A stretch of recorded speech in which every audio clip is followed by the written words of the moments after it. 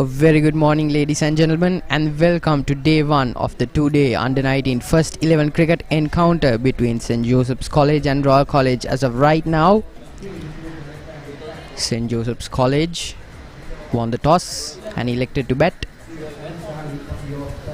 sending Shiran Fonseca and Dinal Anuradha as the openers. Sonal Amarasekaran now bowling his second over.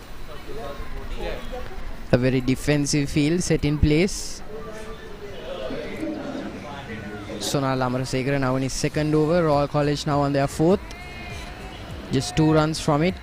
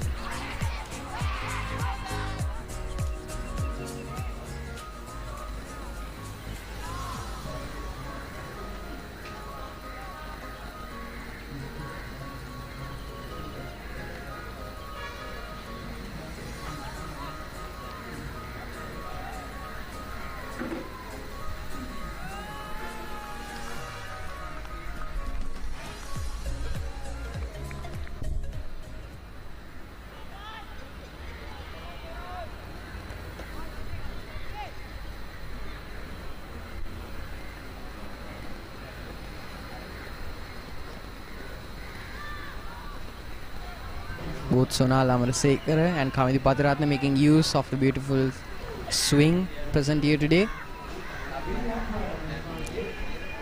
at Dali Road. Beautiful conditions for cricket here. A slightly brownish wicket shows signs of attrition. It might decay during the day, it might not. Sunny conditions, humid, warm weather here at Maradana.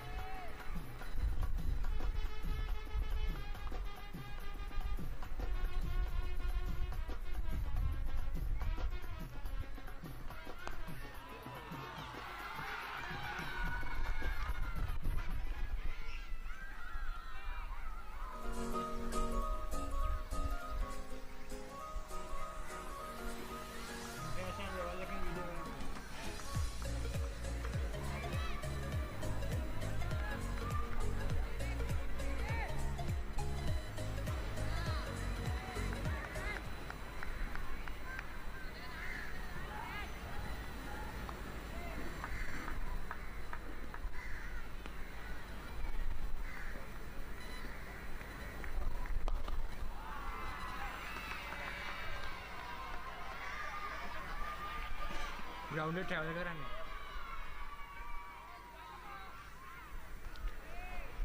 travel කරන්නේ ground. travel කරන්නේ. වැඩි. යනවා දෙනින් ආ.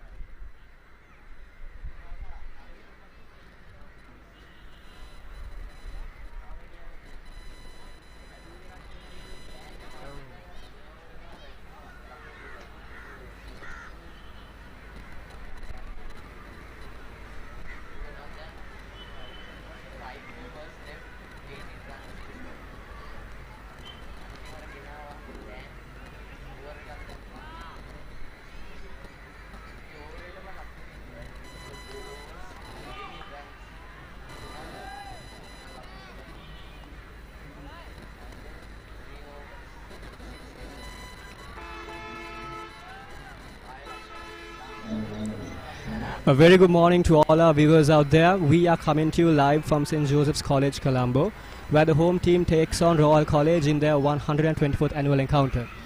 St. Joseph's, winning the toss and electing to bat first, are currently 16 for no loss at the end of 6 overs, with the Royal College paces Dan and Sonal applying a good deal of pressure at the beginning, with extracting pace and bounce as well as swing from the wicket. The openers, well, they go off to a rather sedate and shaky start, but they are currently settling in now as we see them making some attractive shots. Yes, the match which stretches on for 2 days, and the pitch which appears rather greenish, already showing a good deal of action for the bowlers. Master Kamidu Pathigana, the first change for the Royal team, has now come to the bowling crease. St. Joseph 16 for no loss after 6.1 overs.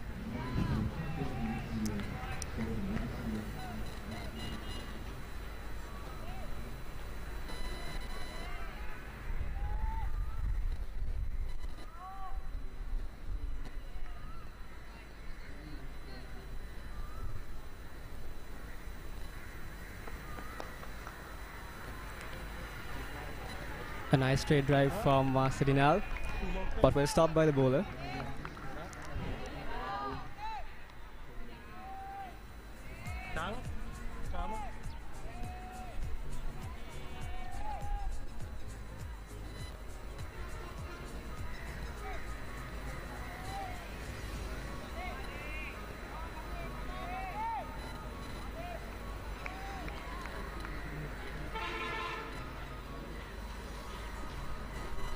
Pathiratna now approaching the bowling crease.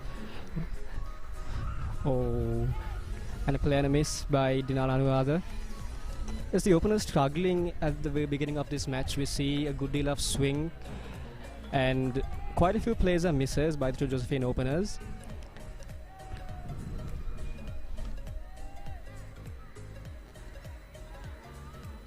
Joining me in the commentary box here is Avin Nabedira. Good morning, Avin. Good morning to you as well, Cheyenne. So we could see at the beginning of the innings both Sheran Fonseca and Dinal Anuradha struggling a bit against the paces. Kavindu Pathiratna bowled the first over of this innings, now bowling his fourth.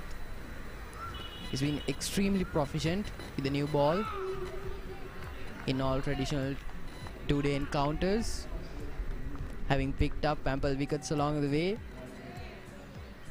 while putting pace on the ball, restricting runs. However, St. Joseph's batsmen now extremely comfortable with run rate over 2.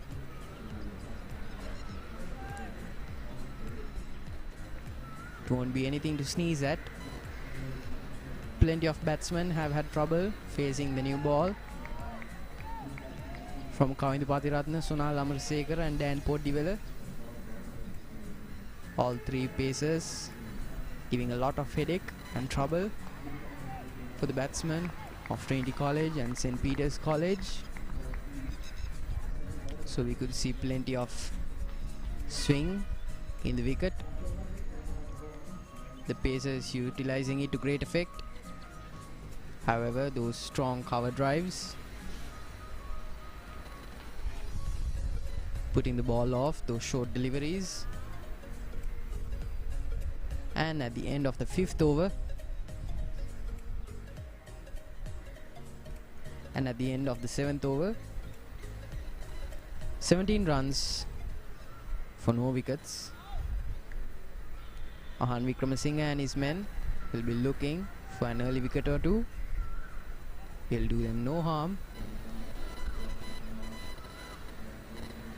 3 slips and a gully, trying to utilize that swing, get the batsman to get caught behind wicket. Sonal Amarsekara back with the ball. That is extremely good bowling.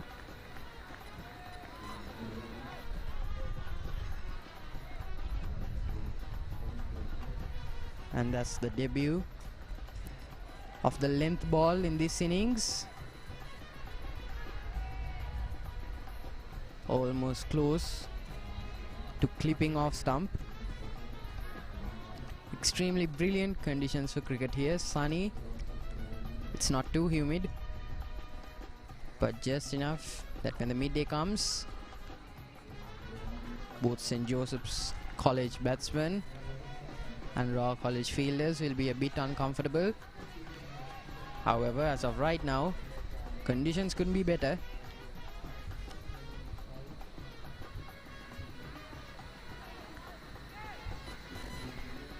So Cheyenne, what do you think about the Josephian batsmen? Are they doing good at the current moment? Do you think their run rate is enough to give them a comfortable lead? I know it's too early to tell, but do you think that this is the beginning of a proficient run scoring partnership? Well, it could be, Arvin. We don't see them appearing to be full of confidence at the moment, but as time goes, they seem to be settling down to the pitch and its discrepancies. Yes, Royal bowlers are bowling really well, it has to be said. They found the right line, the right length, and many a player miss have been found along with 1 or 2 drop catchers. Not drop catchers, I beg your pardon, catchers falling short of the fielder. Sonal Amarsekara at the top of his bowling mark now. He is running in, approaching the crease. He delivers, another more sharp swing by the bowler we see at the moment. Yes, the pitch does appear to have a good covering of green on it, which should support the fast bowlers. And we do see that with all the bowlers who bowl so far extracting quite sharp swing as well as bounce on the pitch. I feel a Josephian batsman should just stay at the wicket right now, gauge its dimensions and take their time, because once they do settle in, it should be quite a good pitch to bat on. Dinal Anuradha shoulders, arms there, straight to the keeper, and 7.3 overs. So Arvin, Royal College coming fresh from a draw with St. Peter's, but with their captain making a turn in the process, they must be full of confidence as they head into this match. Well, definitely, if confidence isn't exuding from Mahan Wickramasinghe and his men, I don't know what will be. Mahan Wickramasinghe in fine form, inspiring many of his teammates along the way to get high scores of their own. Mahan Wickramasinghe in his first match of the season against Trinity College in the 2-day cricket encounter, scoring 210 runs not out. Then in the 1-day fixture against Trinity College, 118 runs. Then 97 runs against Gurukula Vidyalaya and a ton at St. Peter's. So he'll be extremely happy with what they've achieved, but his focus will be on today's result.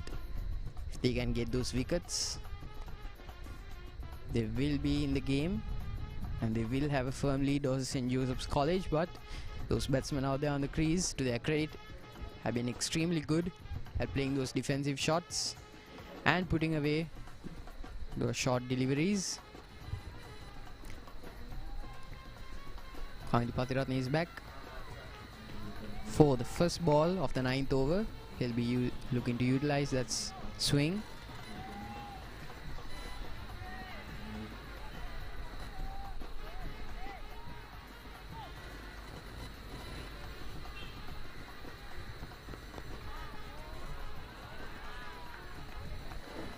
So Kavindu Patiratna bowling from the pool end.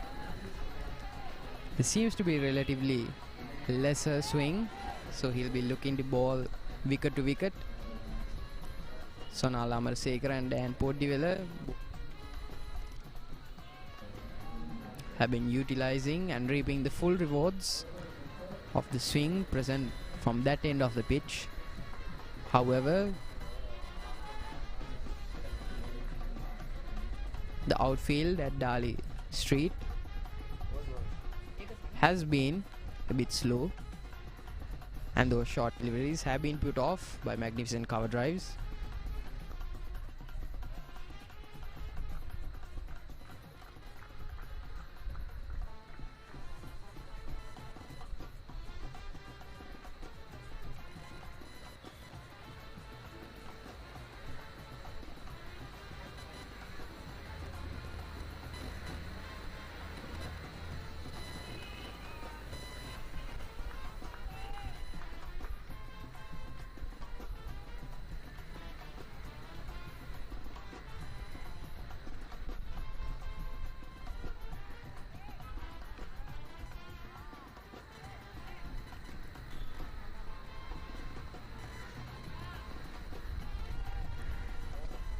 So far, Kavindu Patiratna conceding very few runs. His line and length has been excellent, and those slips behind the batsman will be raring for a catch. That is what Ahan Wickramasinghe will have instructed his bowlers to bowl at.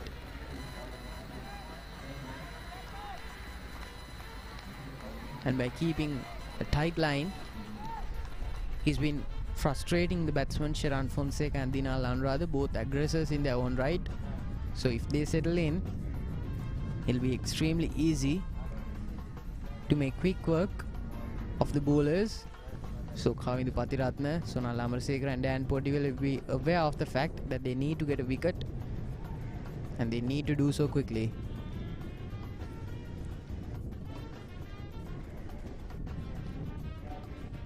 So we saw earlier in the day that Sheran Fonseca in particular hitting those beautiful cover drives and putting off those shorter deliveries, and there hasn't really been any bad bowling per se, just really good batting, some really intelligent batting. Saw the ball stop just in front of the boundary line. Why do you think that could be? What's your reading of the outfield here at Dali Road? Yes, Avin.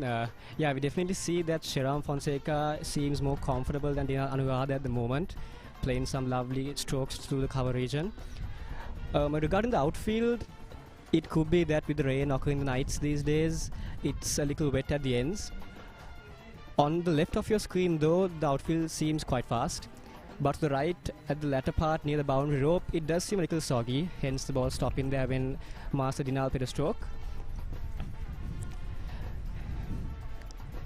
Yes, Kavindu at the top of his bowling mark now. And he's running in, approaching the crease. Oh, another defense attempted attacking stroke by Dinal.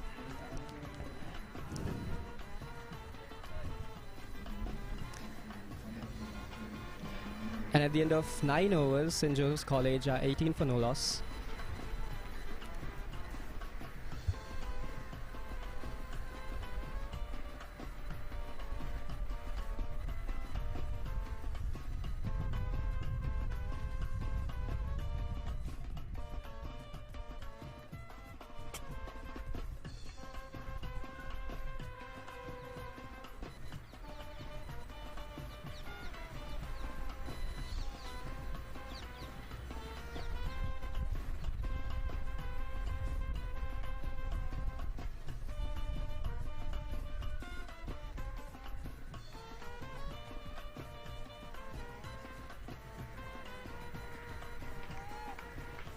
And Sonal Amarsekara at the top of his mark from the pavilion end.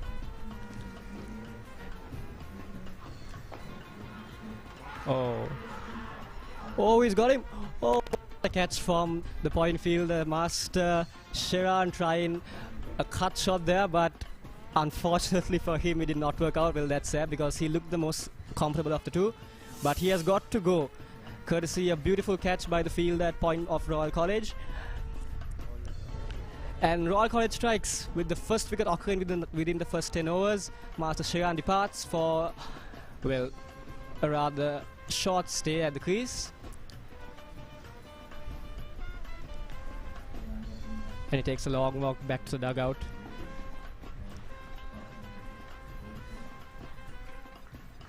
Yes, Royal College reaping just rewards for their persistent bowling in the right areas. And there's no doubt that that was an amazing catch by the field at point. Diving to his right, the ball died on him and he took it extremely neatly. Well done, sir.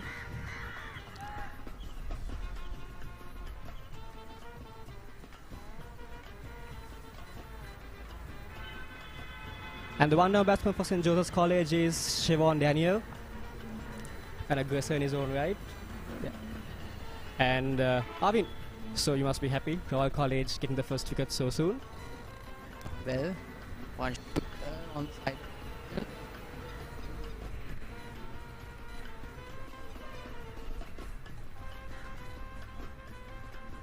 Commentary box.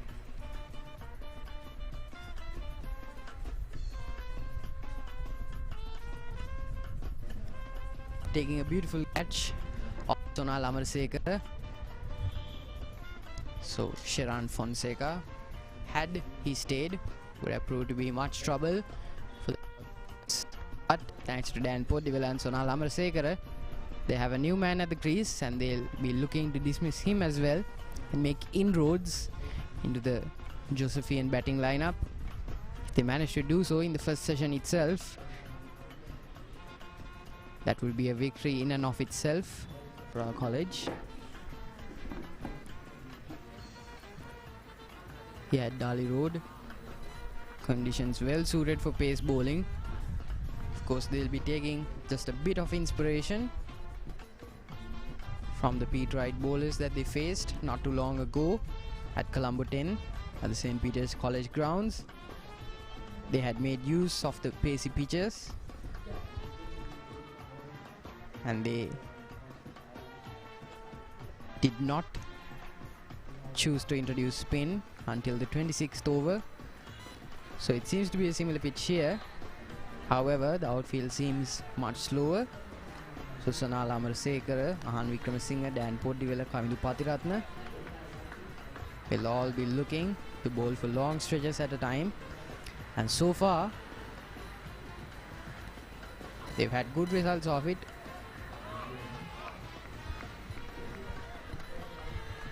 Siobhan Daniel going for a bit of an uppish stroke. All be ruefully aware of the fact that slow outfields, one thing that if they are to build this partnership for the second wicket, they'll have to dig down and put away those short deliveries aggressively and forcefully. However, for the time being, with the tight line, they will have to play those defensive shots. And Siobhan Daniel and Dinal Andrade, however short their time at the crease might be, have been doing that wonderfully.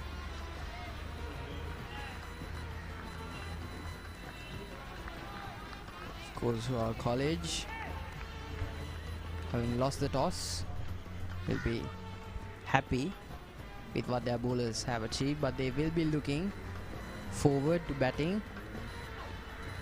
Most of their batsmen, all of their batsmen, in the absolute form of their lives. Dasis Manchanayaka, 81 runs, 26 runs of the second innings at the two-day cricket encounter between Royal College and St. Peter's College. Ahan Wickramasinghe, the aforementioned scores, back-to-back innings.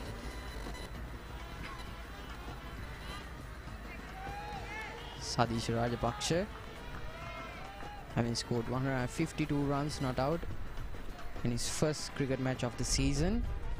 All of them by now seasoned campaigners, so they will be looking to make quick work. However, Siobhan Daniel puts away that ball. Flies off into the boundary. And it's for Siobhan Daniel, and he's off the mark. Not what Sonal Amarasekaran would want.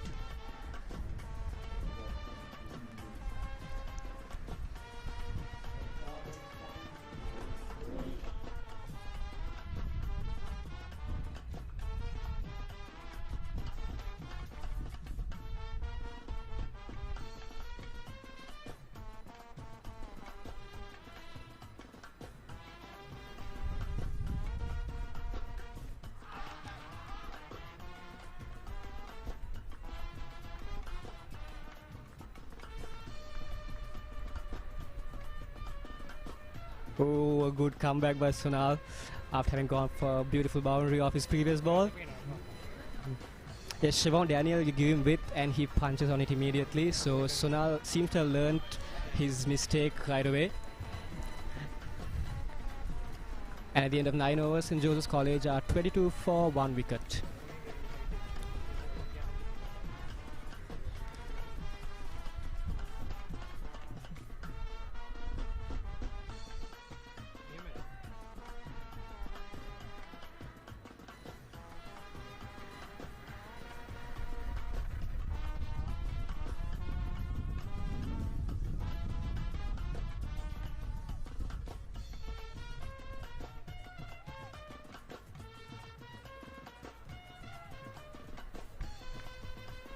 Kavindu Pathiratna continues his spell from the pool side end. Yes, the Josephians losing 1 wicket early. In fact, their top scorer in their previous match versus St. Sebastian's.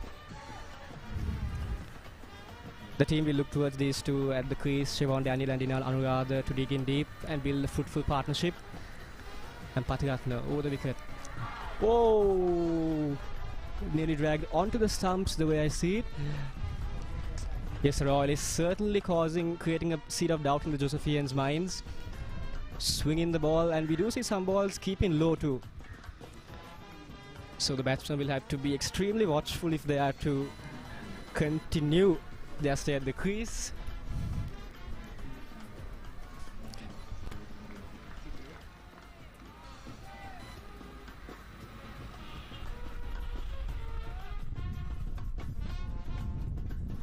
And Pathiratna now running in over the wicket to Siobhan Daniel. Shouldered arms by Daniel.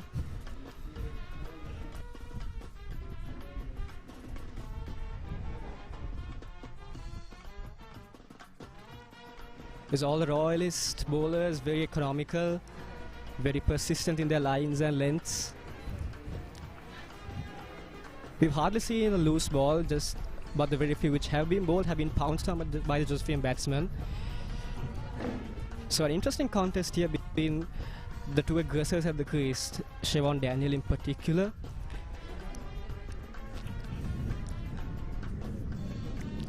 What the team needs from me right now is not an attacking masterpiece, but rather a steady one which will guide them towards a sufficient total. Another ball well left by Daniel.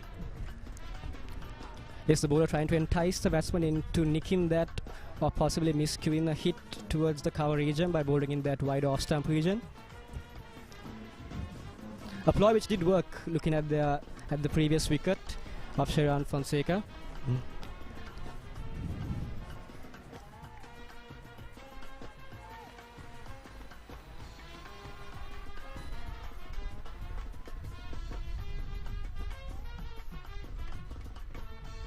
And Pathiratna now off his mark, steaming in.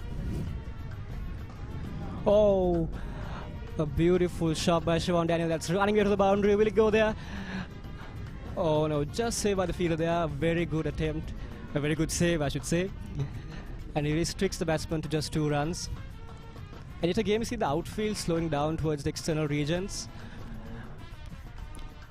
So the batsman will have to run hard, at least in this early part of the morning.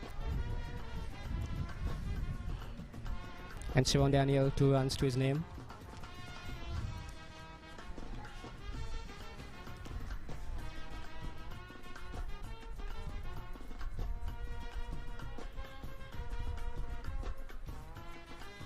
Pathiratna at the crease. Oh, well saved by the Gali fielder.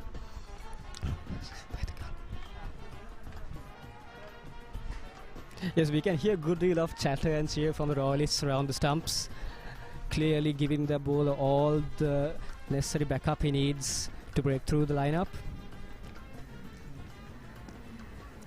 The Josephians will be rather doubtful of the way they go, having been bowled out for 138 and losing their previous match by 2 runs with St Sebastians.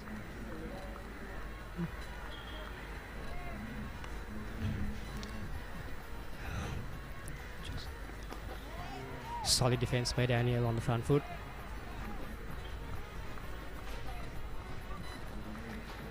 And at the end of over number 11, St Joseph's College are 25 for the loss of 1 wicket.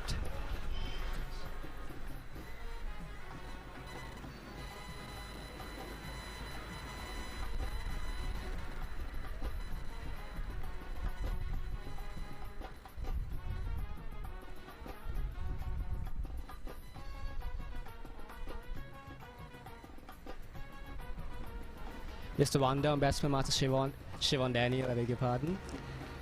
Having quite a good record in the first 11 field. 41 innings, 1,000 runs with a high score of 164. So the onus is on him and his partner Anuradha to carry their team.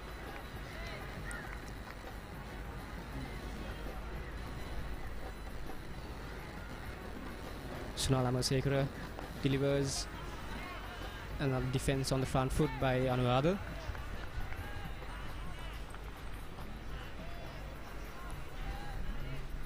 The Royal is certainly not determined not to give away any runs at all.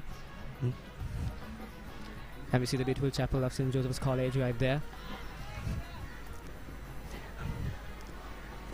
And zooming back into the ground and the action taking place, we see Amasekara at the top of his bowling mark. 3 slips and a gully. Shot. That's a beautiful shot on the off by Dinar Anuradha. On the back foot, punches it into the offside, and that's 4. So Anuradha settling in now, it seems, riding the bounce well and adjusting. So the Josephians are settling down along with him. Yes, that's one of the few bad balls we see which have been bowled by Amarasekara. Going for just 5 runs in his 3 overs. That now increases up to 9. But it still shows you how persistent the Royalist pacers have been so far. But kudos to the Josephians, they've latched on to all the bad deliveries as you saw in the previous ball. That's well left by Anuradha.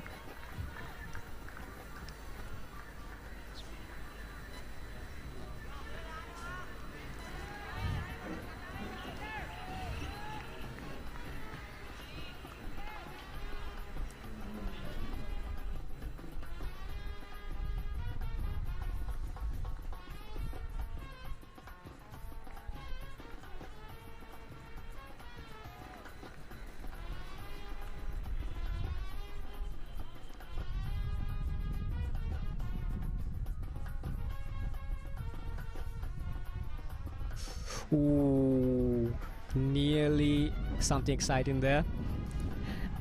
Amasekara continuing his beautiful line and length.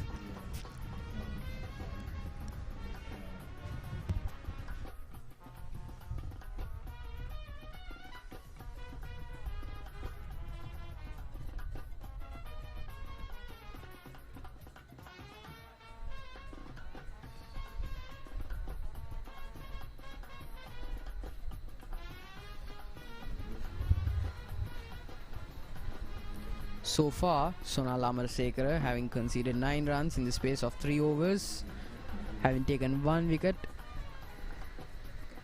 Shiran Fonseca's wicket to be exact. He'll be very happy with what he's achieved so far. He hasn't taken any pace off the ball. He's been consistent. So far, St. Joseph's College have had trouble getting a read on the ball and digging themselves in. However, they have a run rate over 2 runs per over, so they won't be too worried. However, 1 wicket down, they will need to consolidate. They will need to build a firm partnership that the rest of the innings can stand on. Sonal Amarasekaran, however, seems to be a thorn in their side. And that's the end of the 12th over. Shawan Daniel 6 runs, Dinal Anuradha 10. 29 runs for the fall of 1 wicket.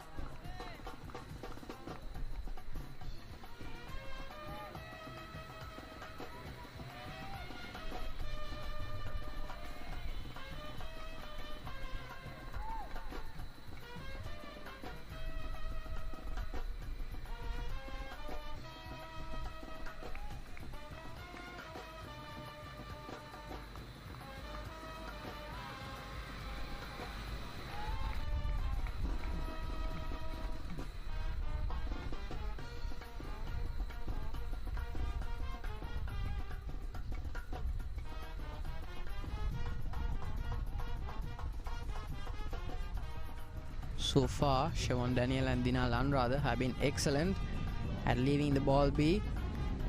Well aware that Kamini Pathiratna will be utilizing the in-swing to full effect, bowling from the pool end. Kamini Pathiratna, now 5 runs in, has been excellent with the fast ball. So he'll be looking to capitalize on the momentum that Royal College have got going on at the moment. He'll be looking to scalp a few wickets of his own.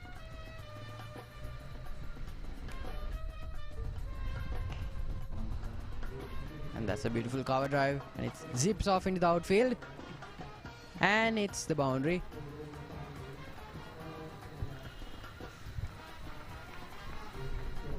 Shan Hera just not able to get to the ball in time.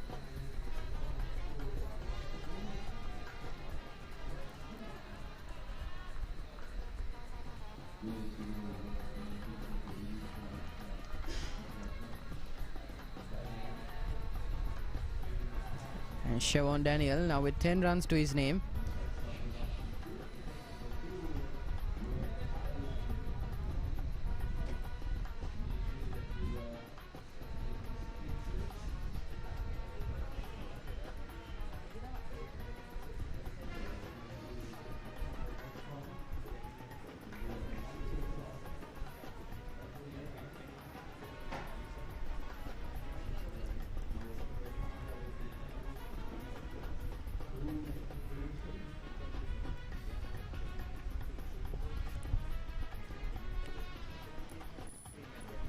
Kamini Pathiratna, he'll be looking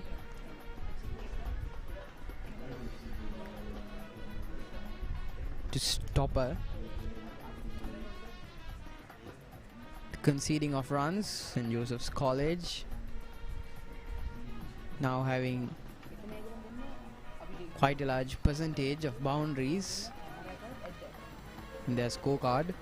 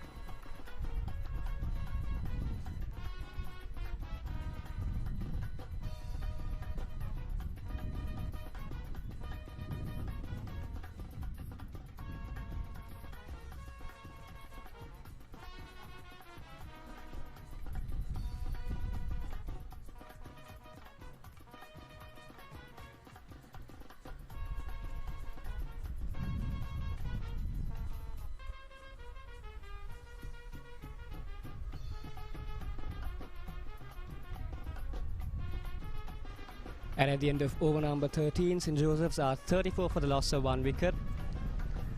Beginning to accelerate now with Daniel aggressing, while Dinal seems to be playing a more anchor role. Well, if this partnership does grow, it will be extremely fortunate for Josephians. Will enable them to surmount a high score and apply pressure back on the Royalists.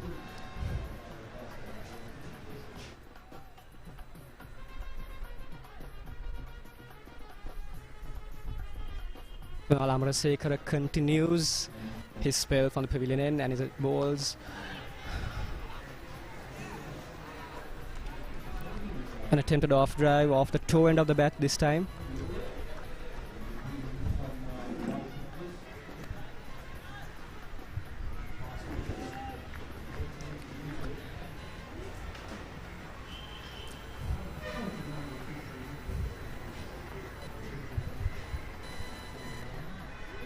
This all around the ground we see the students of St. Joseph's thronged in crowds cheering on their boys.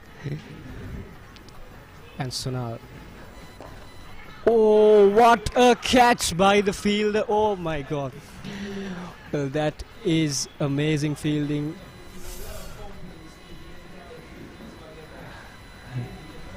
And Daniel departs, attempting a flamboyant stroke there, but amazing reflexes by the fielder. Diving to his right again. And Daniel departs. Well, he seemed to be going well, but sadly he has to leave us. Siobhan Daniel with 10 runs to his name. Dismissed by the fielder. Excellent fielding from Royal College will be Sadish Rajabaksha. Sadish Jayawardena, the new man at the crease. Well, he will be looking not to repeat the same mistakes that cost the Josephian openers so dearly, so early in the morning. However, Royal College will be extremely happy with the fielding that they've got going on.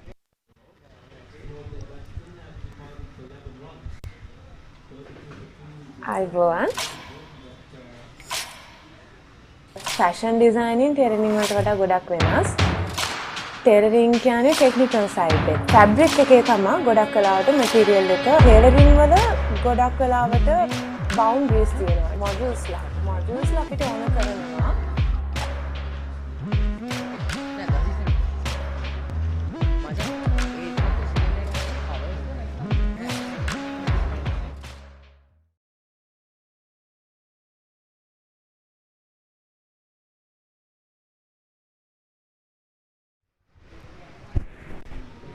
The field that covers, taking the wicket of Siobhan Daniel.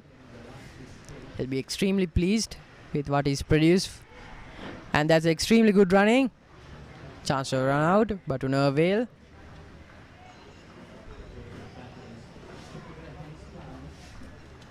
And Sadisha is off the mark.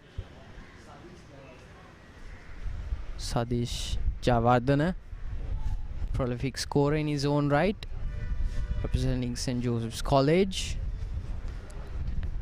He'll be looking to make good on his promise. Still very much within the top order. St. Joseph's can salvage the blunders that they've had to face. Going for this uppish shot. However, Sunal Amarasekara and Kamindu Patiratna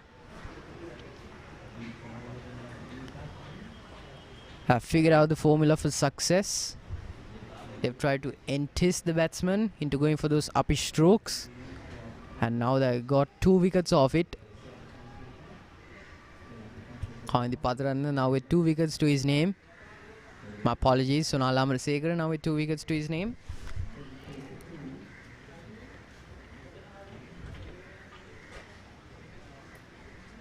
Five runs bowled now.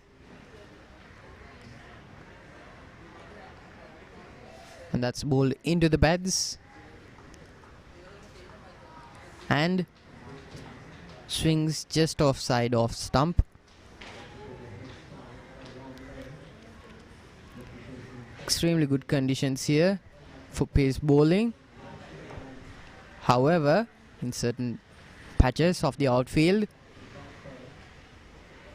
St. Joseph's College have found solace in the fact that even the simplest of strokes yields brilliant results. However, they will have to be careful by placing those shots, and that flies off leg stump. Bit of a outside swing. 6 overs for Sonal Amarasekara. 9 runs conceded. 2 wickets down.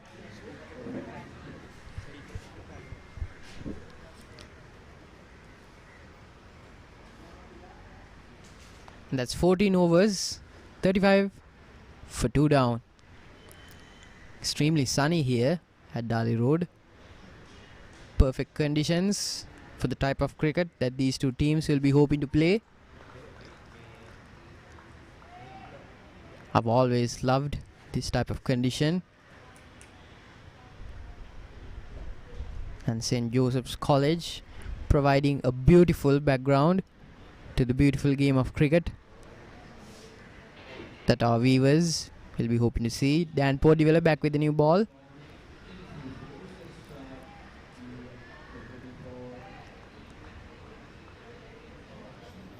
Now bowling his second over. That's a call for a run.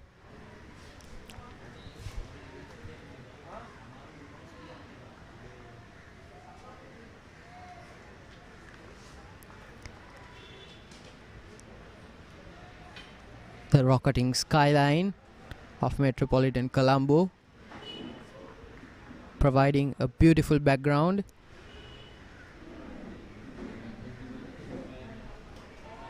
to the battle between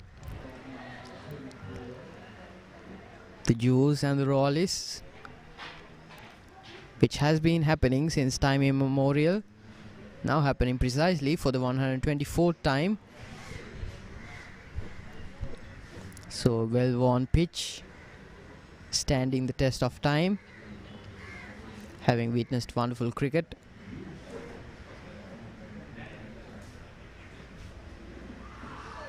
And that's a huge call. Umpires not impressed. There have been quite a substantial number of appeals by Dan Portdeveller and Kamindu Pathiratna, but to no avail.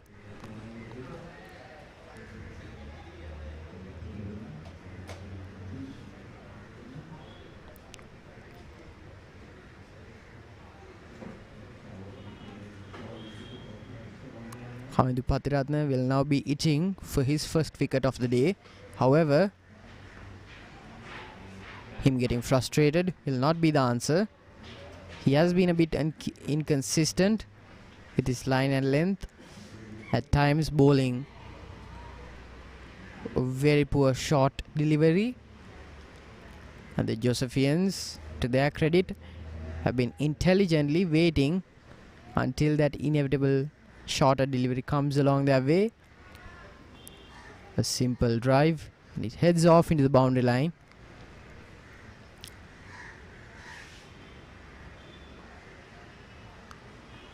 And that's good running between the wickets. Might be 2. But the batsman at the crease stays for 1 run.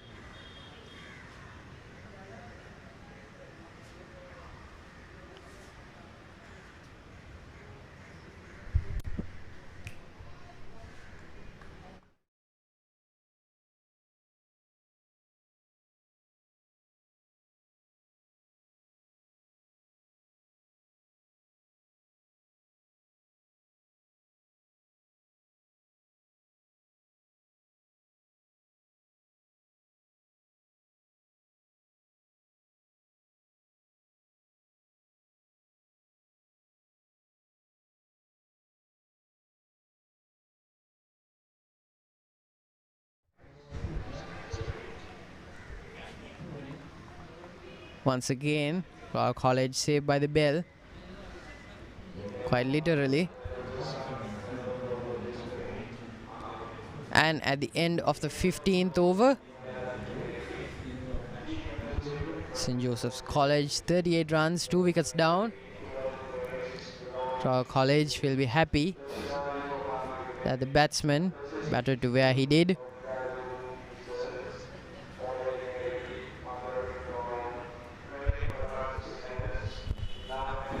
Here's all the players standing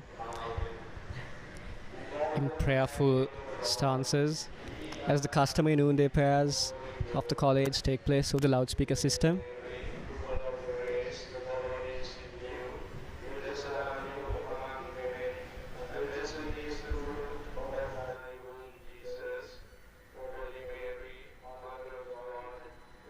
St. Joseph's being a Catholic school, it's centered around its religion, and in a physical sense around its beautiful chapel right at the middle of the college. With all the players turned in rapt attention towards its outer face.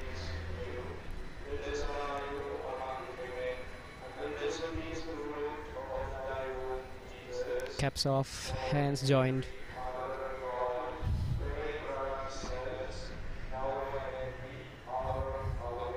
They pay homage to their religion.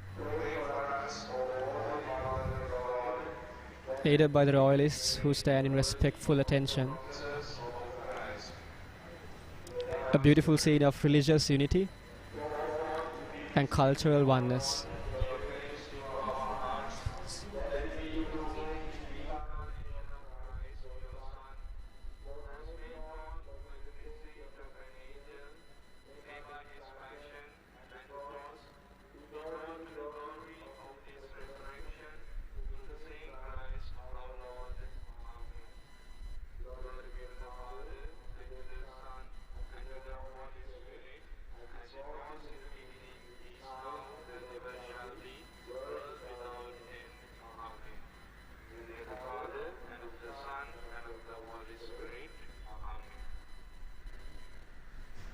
And the prayers ended, the players resumed their playing. Yes, Joseph Fields losing yet another wicket to the same bowler, Sonal Amarasekara, standing at 38 for the loss of 2 wickets now. The Royals have stuck to their lines and lengths, and we see them swinging the ball not one but both ways, with a good deal of bounce in the process.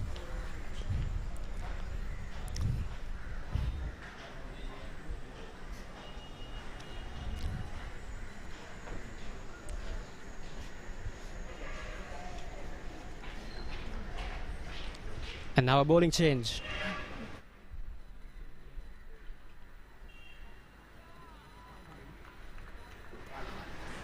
And a spinner enters the bowling lineup now, Gisham Balasurya. Coming over the wicket with his left arm orthodox. A silly point, short leg, slip.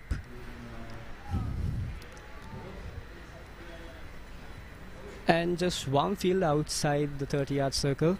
So the Royal is definitely on an attacking mindset as Gishan begins his run-up. At the crease, he delivers. On the off. Into the gap by Sadish Javadana. He claims 1. Yes, the Royalist spinners will look to apply the same deal of pressure which their pacers did before them. And Dinal Anuradha taking his guard.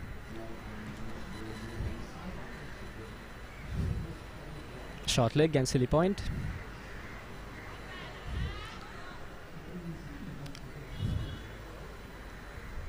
And he bowls. Quick single by Josephian batsman, that's good running.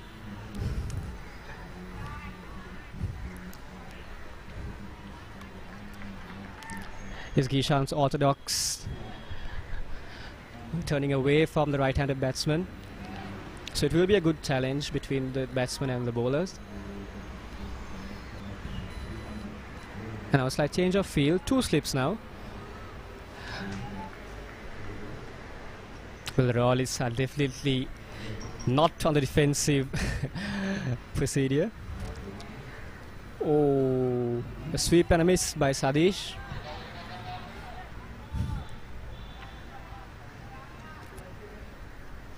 So the batsman just looking to alleviate the pressure they're under right now. They've not seemed too troubled. One or two balls making them uncomfortable, yes, but Dinal in particular seems quite adjusted to the pitch. And now Balasurya.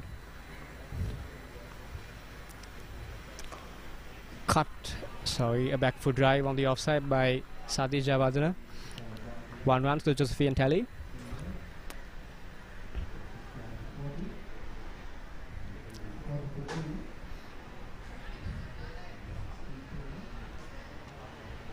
And the short leg is now removed, but the silly point continues. 2 slips in Kishan into his action. Oh, a lovely push on the back foot by Satish Jayawardene. That's running near to the boundary. That's 4 runs to Josephians. Well spotted by Satish. It was short, it was on the stumps, and he rocketed on the back foot and played it very well in the gap for 4.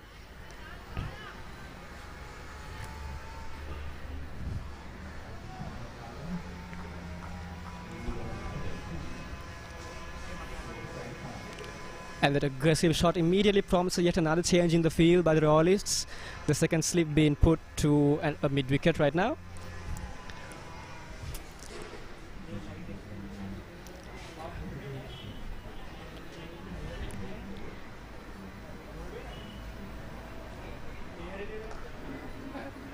Punch into the offside off a back foot drive.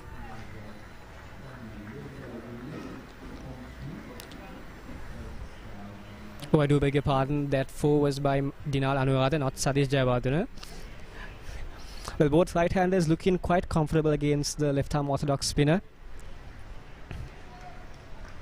And now will it be spin from the other end as well? No, it's a fast bowler. And Dan Pottiwala continues his second spell.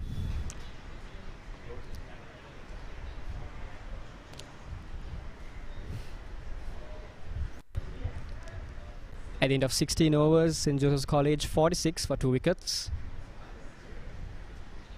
Dinal on 18, Satish on 4. Dinal on strike now, Dan coming right arm over the wicket. And he's running into his action. Oh!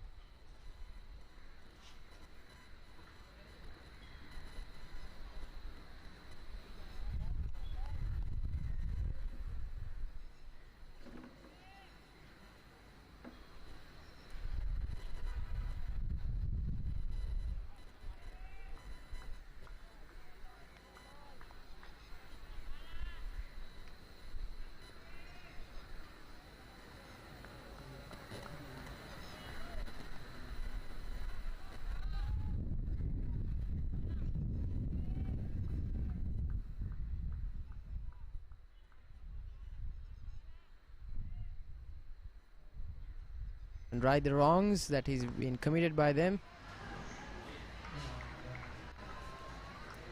It's bowler Fuller, just to mask the fact that there hasn't been too much turn. Continuing his spell.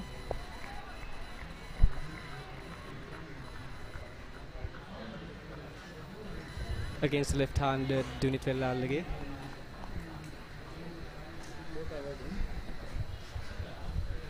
Ishan Balasuriya having Oh. taken 8 wickets. That's a flamboyant shot by Vellalage down the pitch over the bowler's head, and that's 4 runs. That's extra shot selection, something we haven't seen. Used to full effect by the Josephian batsman. Yes, the captain clearly on the attack here, looking to reduce the pressure and the tension he's feeling right now, and making supreme contact with the ball in that case. And we see the mid-on field now falling back a bit.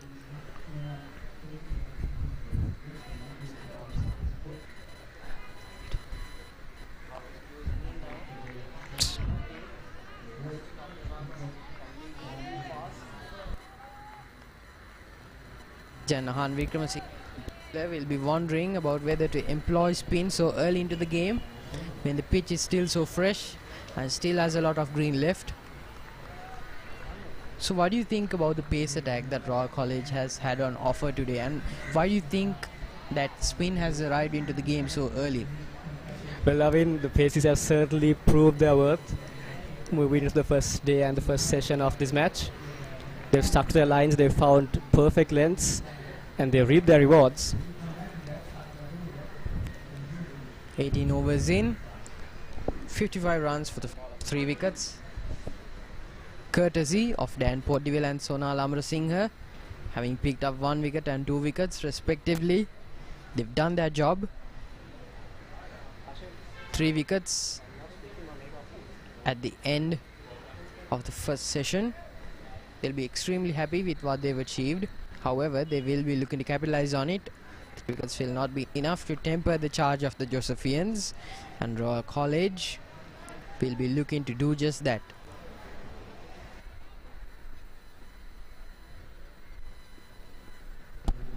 And then off his mark, running up at the crease, delivers. Defending to the pitch by Satish Jayawardena.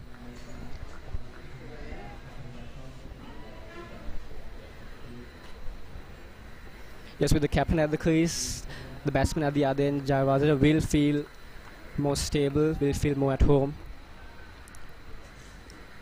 With someone to look up to, someone to guide him, lest the pitch causes problems.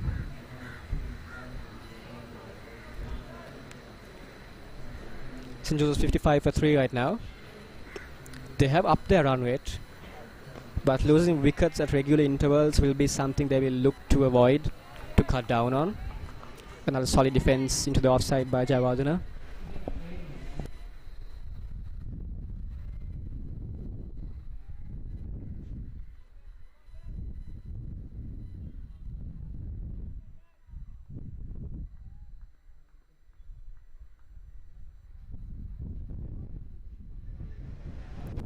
Dan Portdeville has been just a tad bit expensive, but he has delivered on his promise, picking up quick wickets and top order wicket at that. Just a wind, just a bit of wind flying in from the left side of the screen. It will help the swing. Just 2 slips and a gully for Dan Portdeville. So clearly anticipating swing and nicks. And I was at the crease, delivers. Fielded on the off, no run.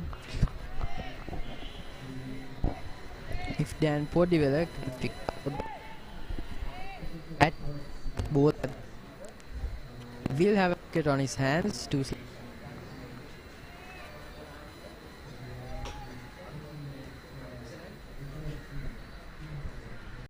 Defending the good balls and rotating the strike of the ones on offer. while the skippers look to be more aggressive, taking on the bowlers. So good combination of batsmanship right now. And a very interesting challenge between the bowlers who are hitting those right lines and lengths.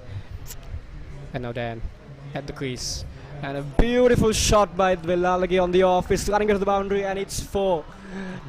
Yes, Villalage clearly on the accelerating peggle right now. Not looking to give away his wicket, but still making the right connections with the right balls. And he has yet another 4 to his tally, taking St. Joseph's to 60 for 3 at the end of 18 overs. And the Josephian skipper has been excellent in doing just that, finding the gap between covers and making that excellent connection.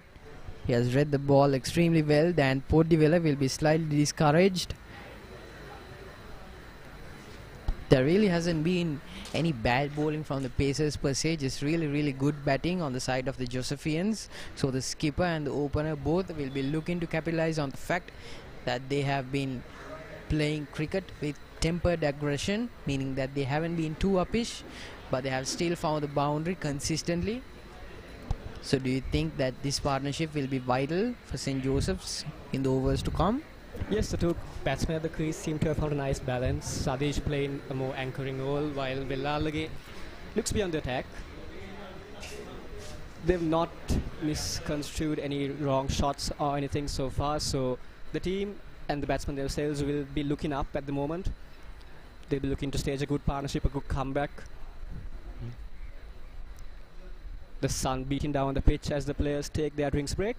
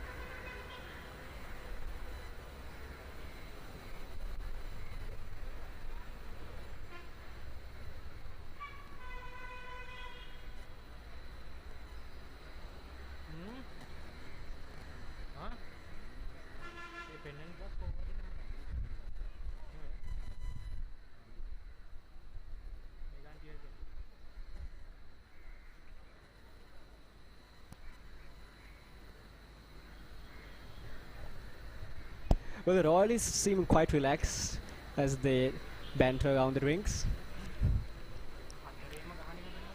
They do harbour quite a good attack of both pace and spin, having the 3 paces and 3 spinners, including the part-timer. And now rings over, they go back to the pitch and resume their duel of bat and ball. 19 overs done, St. Joseph 60 for 3. Balasuriya will continue from the pavilion end with his left arm orthodox.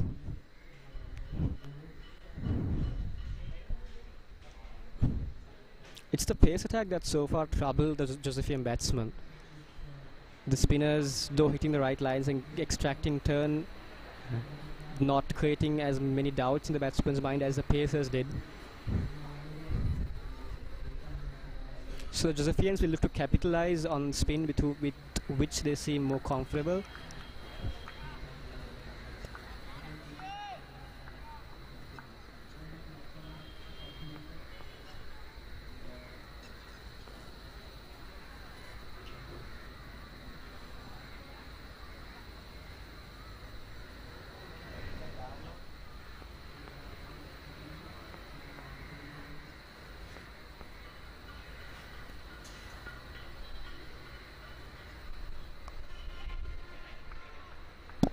Cleared into the offside by Jayawardene.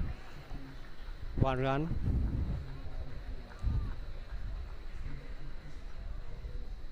Balasuriya bowling on that off stump, second, third off stump line, trying to entice the batsman into a false shot. And out to the left-handed skipper, a short leg, slip. And 2 fielders on the square leg boundary. 1 square off the wicket. Now he's at his mark. He bowls. Here's the captain clearly gunning hard, looking to get twos where there are twos on offer. So the intent of the batsman is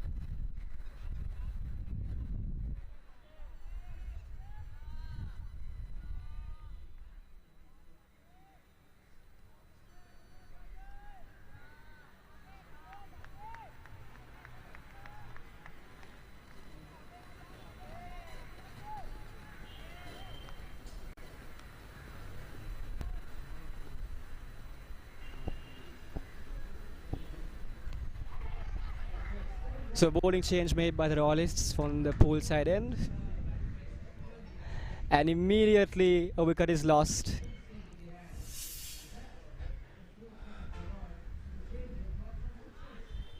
Well, the Royalist captain is certainly having it easy as Sadish Jayawardene departs, while the Josephians lose yet another wicket for the loss at 63.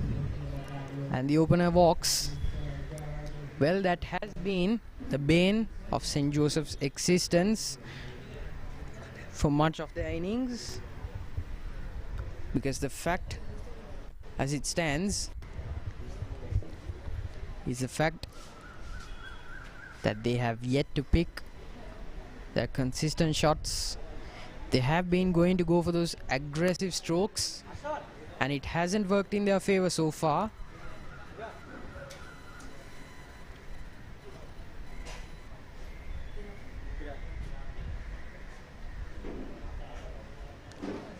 Well, Hiran Jayasundar, the new man in for the Josephians. well, he will be looking not to replicate the same mistakes that the batsmen before him did. They haven't always picked the best shots to stick by. They haven't always trusted their defense. Yes, indeed, Arvin. He'll just look to support his skipper and build up a good total for his team. Well, that certainly is the case. St. Joseph's College, a stalwart of the school cricket game and cricket in general. They produce brilliant cricketers, and these batsmen at the crease are no different. They are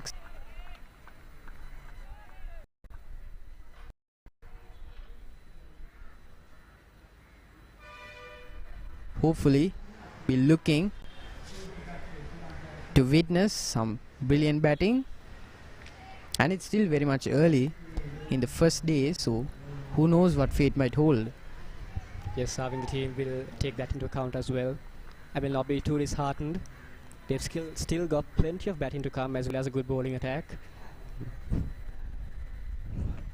And now Pathiratna. Oh, tailing into the batsman, attacking his stumps. Dug out by Velalage in the end.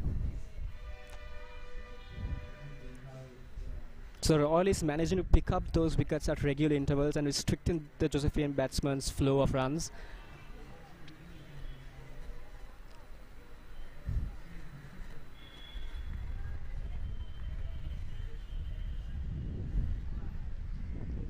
Their bowlers are bowled from both ends,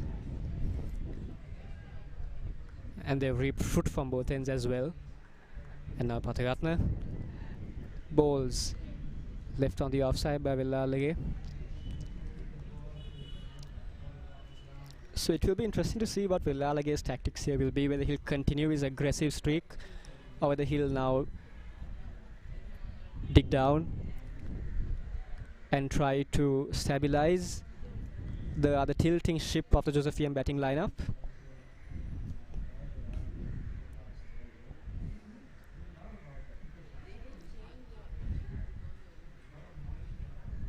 Here comes Pathiratna.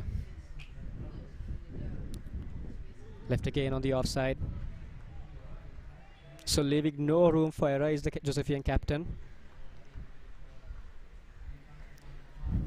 20 overs, 63 for 4.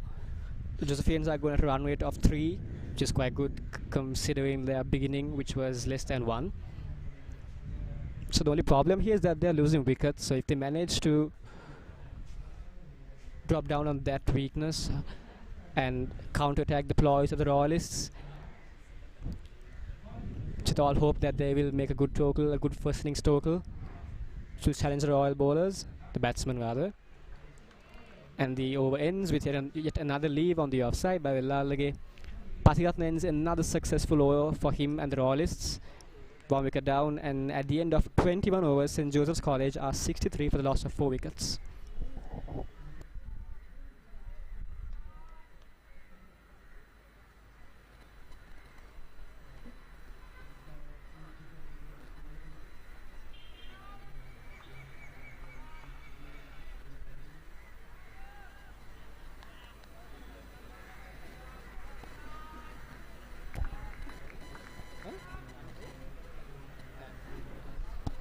Balasuriya continues on the pavilion side end.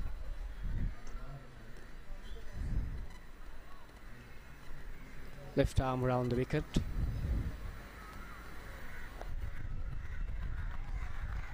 Solidly defended by Velalage.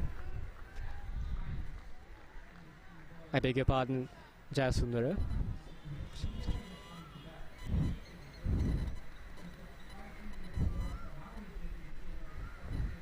And another fielding change. The bowler bringing in the fielder who was on the cover boundary. So looking to cut off any accessible singles and put pressure on the new batsman immediately. One that's cut on the offside by Jayasundara. Piercing the gap, that's running into the boundary. Will it be for? It is for a very good shot by Jayasundara, and that brings 4 to his name and to the team's score. So the batsman clearly not looking to be subordinate to the Royal bowlers' demands. They're looking to attack.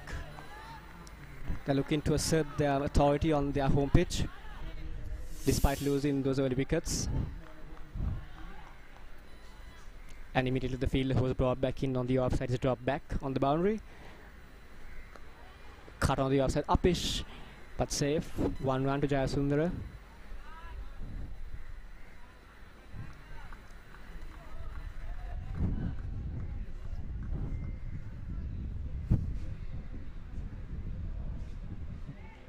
And Villal again now on strike.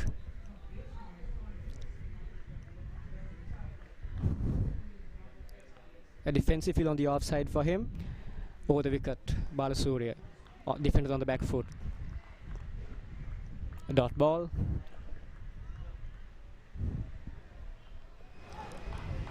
As the match goes on, both St. Joseph's College and Royal College locked in a battle between good bowling and a fine show of batting. To all our viewers watching, we encourage you to bring more viewership into the fold. I'm sure many Josephians and Royalists will be looking forward to watching the showcase of great cricket. Oh, beautiful shot over the offside boundary by Villal again. Well, so far the keeper has been in fine form. Is that a maximum? Well, the umpire's in doubt too, so let's just wait and see. And it's a maximum, the first maximum of the innings for the Josephian team. Brought on by the skipper, Villal again. Down the ground again, clearly attacking the spinner. Not afraid to challenge his spin turn into him and into the wicket. Well, Gishan Balasuriya hasn't been too successful with the spin ball, so Royal College will be looking to retire him into the field more often. But as of 23 overs in, 70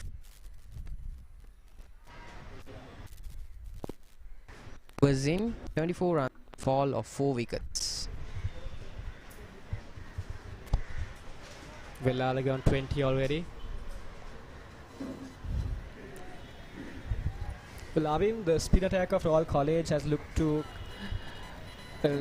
has not exerted the same amount of pressure that Royal faces it before them. So would you attribute this to them not bowling the correct lines and lengths, or rather the Josephian batsman's potential? Well, to their credit, the batsmen have been brilliant. They have read the ball very well. They haven't always gone for the best shots, but their reading of the ball has been immaculate. So I think it's just, you know what I think it is? It might just be the fact that this pitch heavily favors paces, and we haven't seen much turn in spin in this wicket. It's still green. It might decay during the course of the day, and the spinners might gain some more perches at day 2, but as of now the spinners will just have to be on the back burner, and Sadish Rajapaksha, Gishan Balasuriya and Prashant Kalhara will have to give priority over to Kamindu Patiratna, Dan Podiwela and Sonal Amarasekara. And Kamindu Patiratna has consistently been bowling from the pool end, and he has been excellent. 8 overs now. Yes, the slip cordon still being maintained for Patiratna, showing the captain's trust in him and his ability to stick to those lengths and lines and get that swing away. Oh, it's nicked and it's gone. The captain, Jayasundara departs, and Patiratna strikes yet again with his outswing, outswing. Well, speak of the devil and he shall appear. It wasn't 2 seconds ago that you were talking about the slip cordon and the wicketkeeper being in place, and Kamindu Patiratna bowling that consistent length, using that swing. The commentator's curse seems to have fallen on me too. And the batsman is caught behind wicket. And Royal College now 5 wickets in, making very good inroads to the Josephine batting lineup. Time will tell the new batsman Chris will be, but as of now, a considerable weight will be on his shoulders.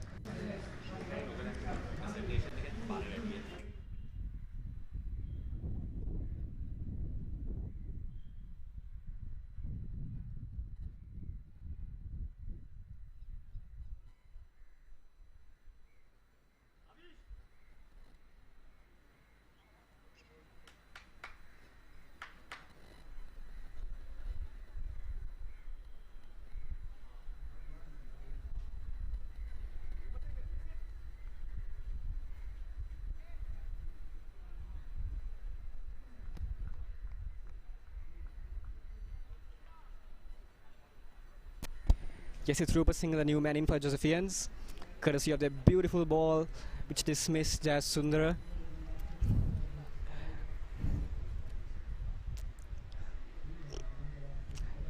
Well, the captain will certainly be pleased by his bowler Patiratna, making that change just after Dan Potivala got that wicket. And Patiratna has already claimed 2 wickets from that end, and now is in first ball, shouldered arms by Yasith Rupasinghe.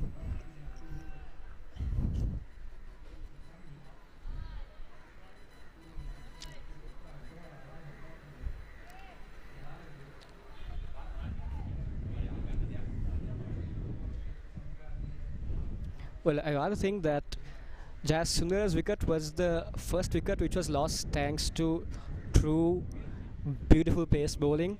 The previous batsmen all getting out on miscued shots, uppish shots, aggressive shots into the fielder's hands when they should have aimed to pierce the gap.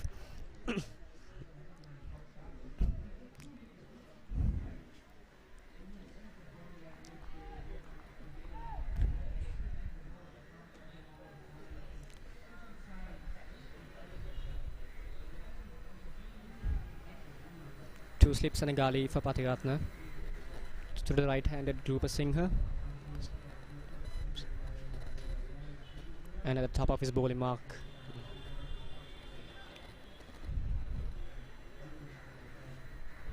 And he's steaming in now, full of confidence. Oh, this ball swinging into the right-hander, defended well on the front foot.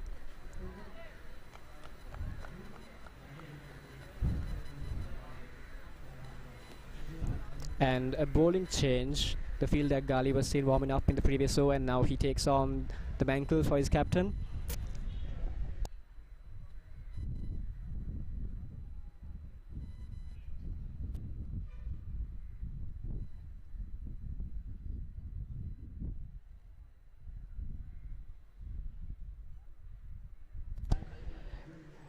Yes, Balasuriya being removed from the pavilion end by his captain and being replaced by yet another spinner, Prashant Kalhara.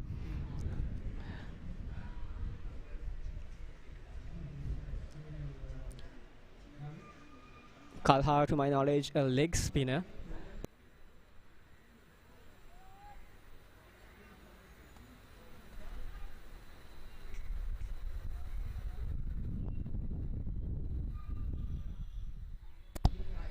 Oh, I beg your pardon, he's an off spinner.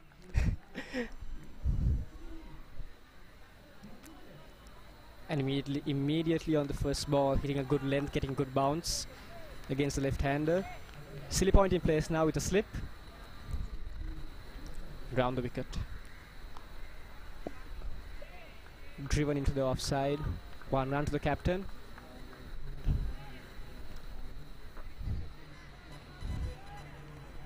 Well, Lalage has looked well balanced so far. He's looked to attack, but he's not played false shots or gone try to hit every ball which is in his arc. He's played sensibly. He's tucked away the suitable balls for singles. He's taken the defensive maneuvers when necessary.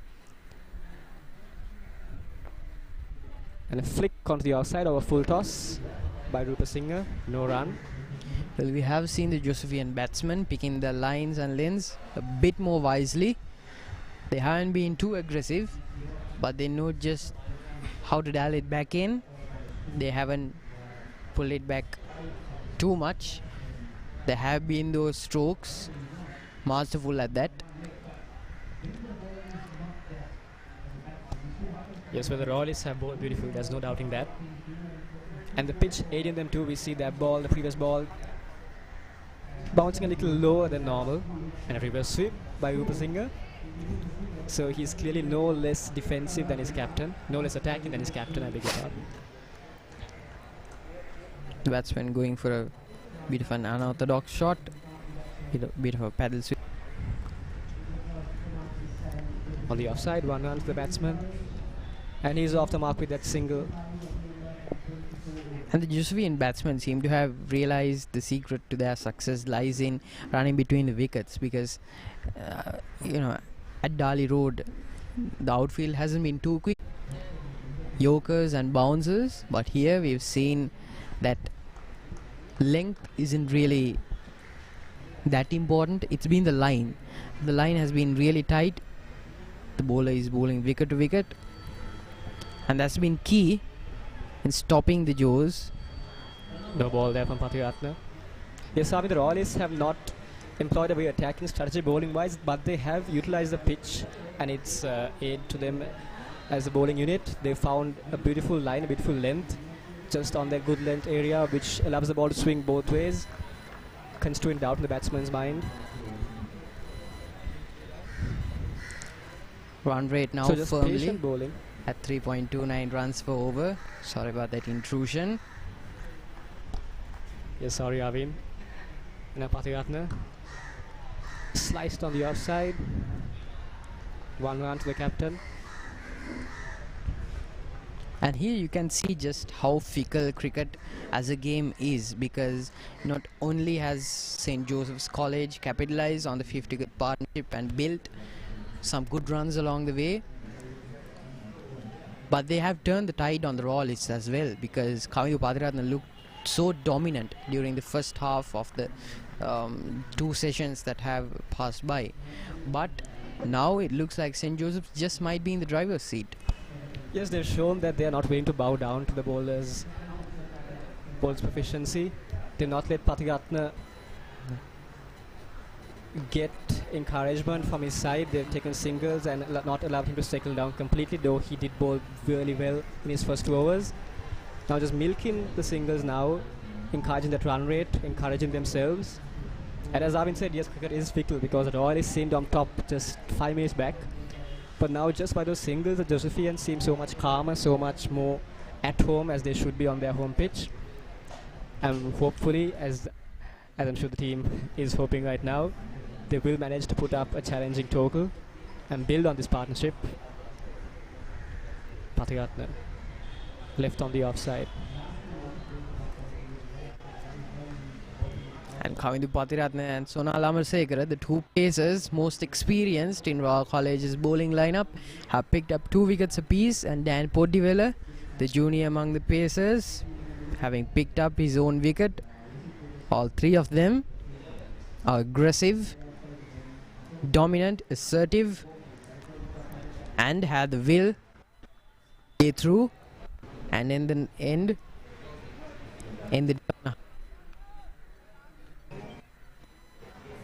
to their credit, the Josephian batsmen have been excellent.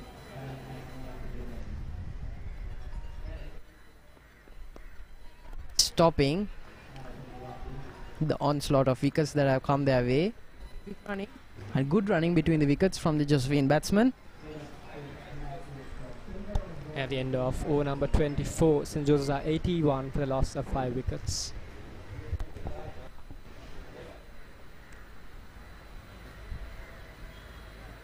I'm sorry, at the end of 25 overs, St. Joseph's 82 for the loss of 5 wickets. Kalhara will resume his spell into his 2nd over now. Right arm off spin round the wicket to the right-handed Rupa Singha.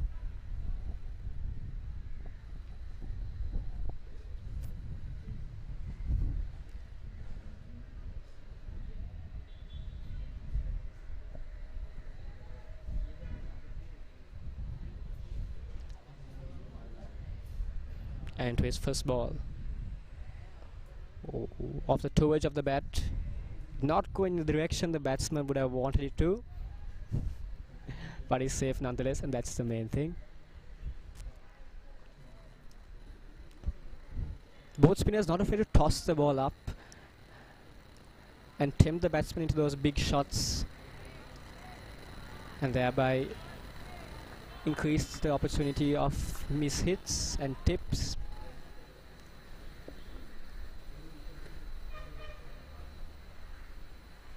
And Kalhara bowls foolish single to mid off, well around by the Josephian batsman.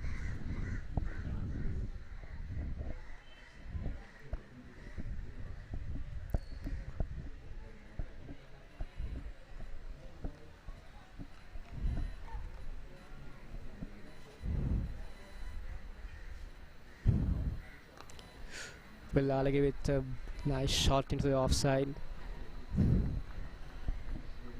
a front foot dive and continues to rotate the strike as he has done so well so far.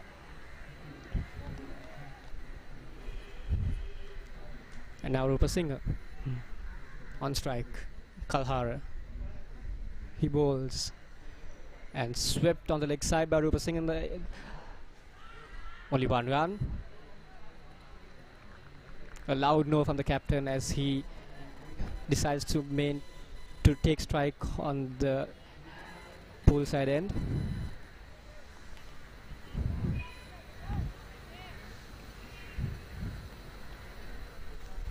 Kalhara.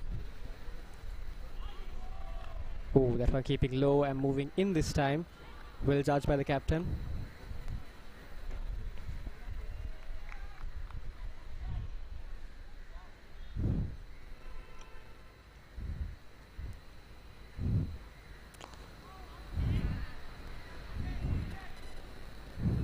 A full toss but no run. And that ends the over for Kalhara at the end of 26 overs.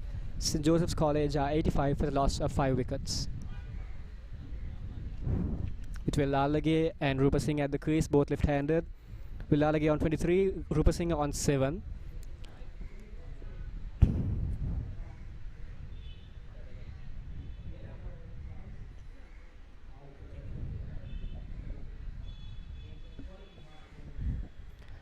And Pathiratna is going to rest by his captain. He bowled well and he's earned his reward. And he's replaced by spinner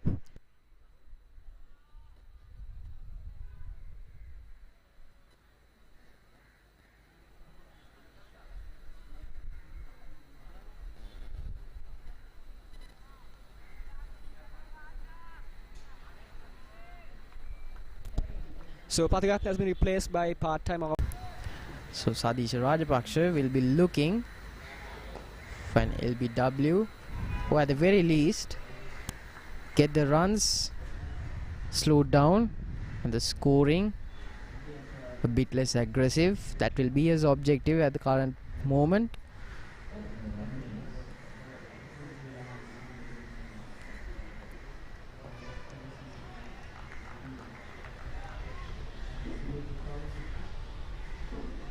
He could be bowling around the wicket. That might be a strategy that might be employed against the right-hander, the left-hander. So Aveen, the pace attack Kalhara is back in action. However, both Prashant Kalhara and Sadish Rajapaksa have impressed me. Yes, I can see a big smile on Aveen's face every time the batsman misses or hits one. So clearly feels he's got the upper hand right now. And it's up to the spinners to enforce that feeling, that dominance. And now Kalhara threw the wicket to Pasingha. A wicket wouldn't hurt either, and Royal College will be looking to capitalize on the momentum that they've gained early during the innings. Good feeling there. Will be looking to capitalize on the fact that they gained 5 wickets. However, they are in danger of losing that advantage. Both batsmen at the crease extremely proficient at reading the ball and getting quick runs off it. Prashant Kalhara now bowling around the wicket.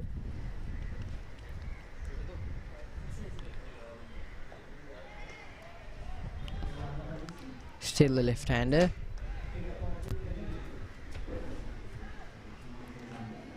Yes, a silly point has been dropped back from as opposed to the previous over. But the slip remains, and so does the cheering spirit which the Royalists have maintained so far in their 27 overs on the field. It's hot, it's sunny, and there's hardly a breeze, but they've made sure that they cheer on their bowlers at every moment, through thick and through thin, and so far it's reap rewards. And now that you do mention it, it has been observed that the silly point has been retreating into the field and has retreated into the field, so the bowler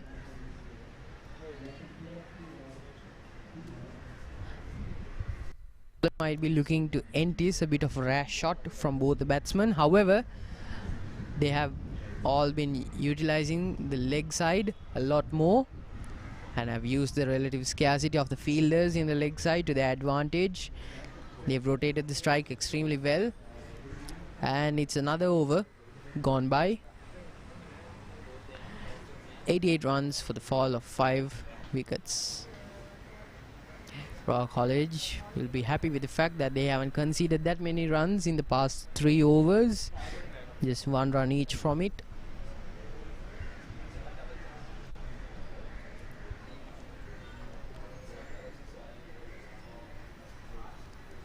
So Shan has the middle order batsman impressed you so far?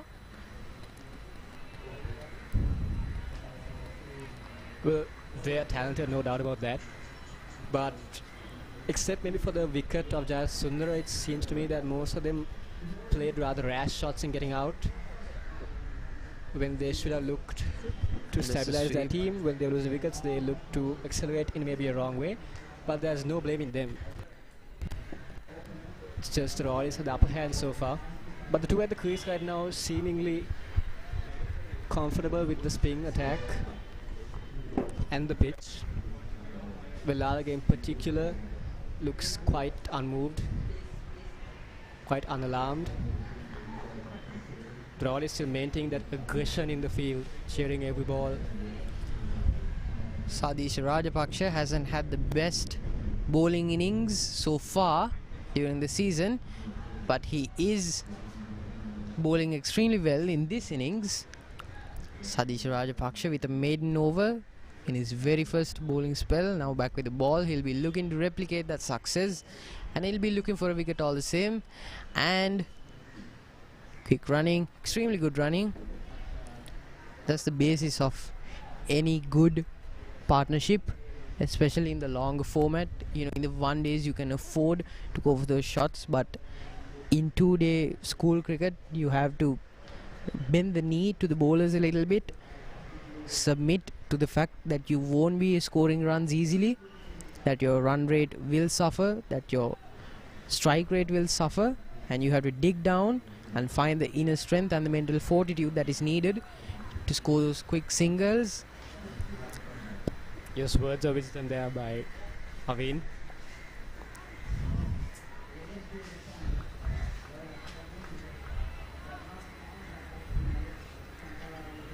Well, And the end of over number 29 sees St. Joseph at 92, loss of 5 wickets. Vellalaga on 25, Rupa Singh on 12.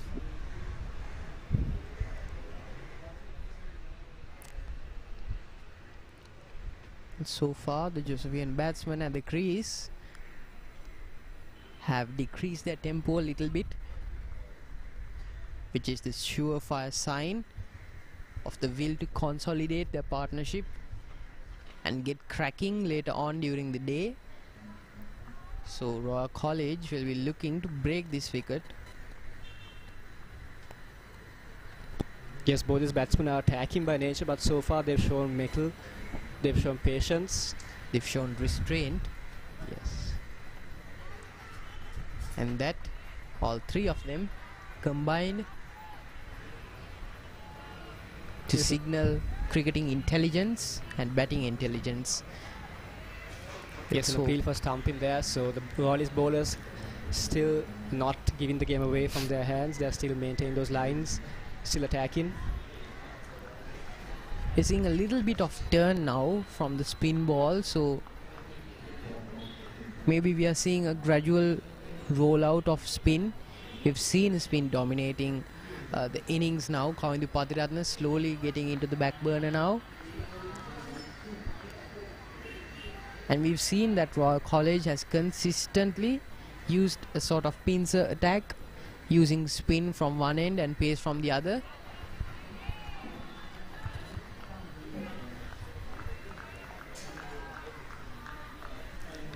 We might see more of that during the day. Prashant Kalara once again bowling around the wicket to the left-hander. Yes, the bowlers have not bowled in any loose areas. They maintain that line with the stumps, not giving the batsman any invitation to make runs except for 1 or 2 loose balls here and there. Oh, just over the batsman's bat at that moment, and Kalara ends his over on a high. 30 overs gone. St. Joseph's 92 for the loss of 5 wickets. So that's just over 3 runs per over.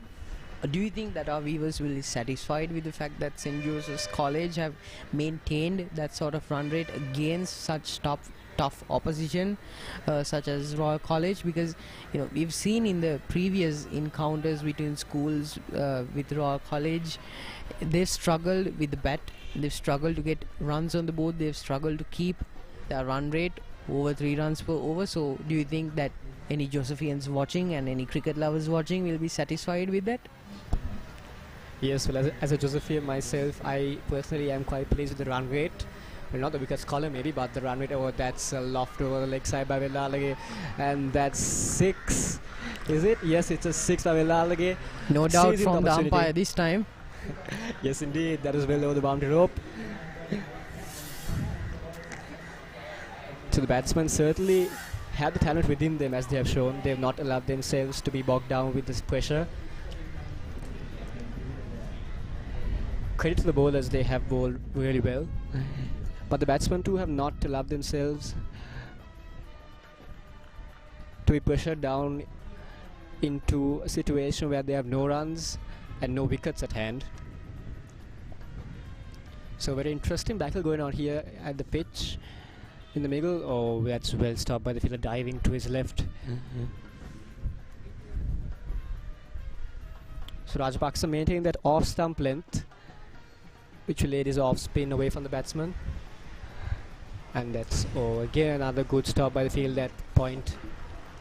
Well, Sadish Rajapaksa and Prashant Kalhara seem to be both strategizing a quick catch in the offside. There's 3 fielders in play within the circle, so both of them will be looking to entice a shot. Quick call for a run. Good keeper doesn't take it, but they will have stopped that quick run from getting inroads into the scorecard. 32 overs gone. St. Joseph's 99 for 5. Is it just me, or has the game started picking up its tempo, as in not the attacking or defensive woes of the Josephian batting innings, but does it seem like that time seems to be moving fast and faster, indicating that more deliveries are going into the scoreboard as dots? Yes, indeed, it has. I mean, both batsman and bowler attacking each other right now. The bowlers going through their overs very quickly. We see 4 overs being bowled in the space of less than 50 minutes right now by the 2 spinners. So neither of them are willing to let their guard down for one moment, for one instant even. They're both focused. Both teams are focused. Prashant Kalhara and Sadish Rajapaksa have been extra careful not to let the batsman settle. They've almost bullied their fielders into returning the ball, reminiscent of a certain bowler from the World Cup winning team of 96. He too was short-tempered and extremely proficient with the spin ball. Fielded again on the off by the Royalists. The Josephian 100 is now up for the loss of 5 wickets from 31 overs. The run rate is very good, but the batsmen at the crease will aim to not give away their wickets. At the moment they look to build, to look to take their team and not themselves to a good position. Velalage on 32 and Rupa Singh on 12. With the Royalists attacking the stumps with every delivery, it's a very challenging battle going on right now. It's at the defense. It's a case of you miss, I hit. And so far both teams have proved equal to the task.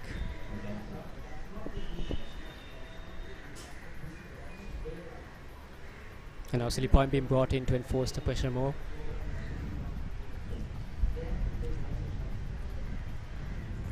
Kalhara through the wicket.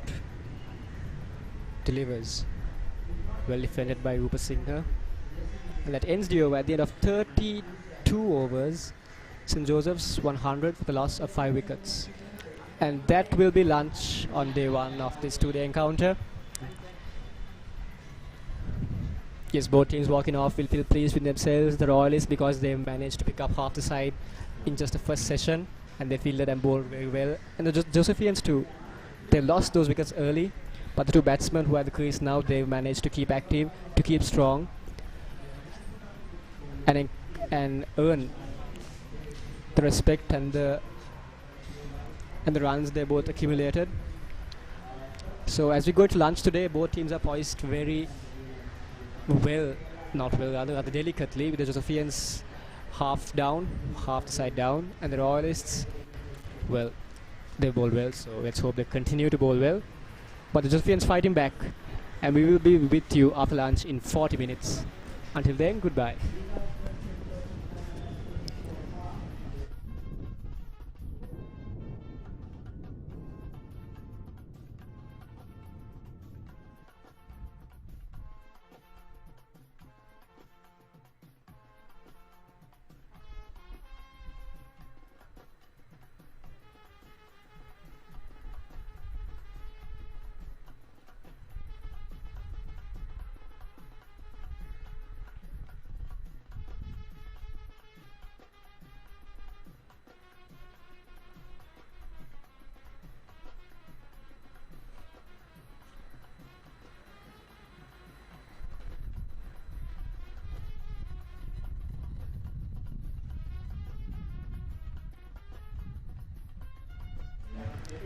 So far, St. Joseph's College, the scorecard not looking too pretty, but they'll be happy with the fact that Dunit and Yasid have been proficient in facing the deliveries that they have faced. Sheran Fonseca, 11 runs of 18 deliveries. However, Royal College will be extremely pleased with their bowlers coming to Ratna, bowling 10 overs with 3 maidens to his name, conceding 20 runs, having picked up 2 wickets at an economy of 2 runs per over. Sonal Amarasekara, 6 overs, 2 maidens, 10 runs, 2 wickets apiece, 1.67 runs per over. Dan Podivella, having picked up a wicket of his own, quite expensive, 4 overs to his name, 22 runs conceded. Gishan Balasurian, not too proficient with the spin ball, 26 runs. And Royal College will go into lunch extremely happy with what their bowlers have achieved.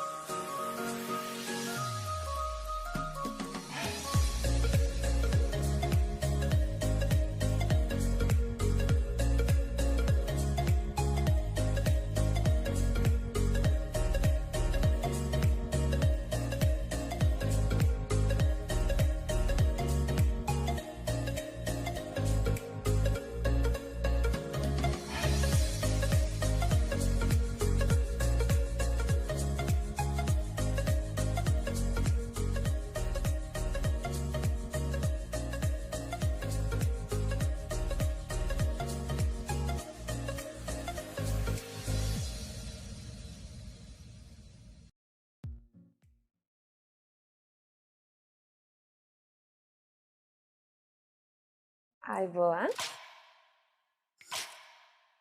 Fashion designing ටෙරනින් වලට වඩා ගොඩක් වෙනස්. ටෙරරින් කියන්නේ technical side එක. Fabric එකේ තමයි ගොඩක් වෙලාවට මැටීරියල් එක. ටෙරරින් වල ගොඩක් වෙලාවට බවුන්ඩරිස් තියෙනවා. මොඩියුල්ස්ලා අපිට ඕන කරනවා.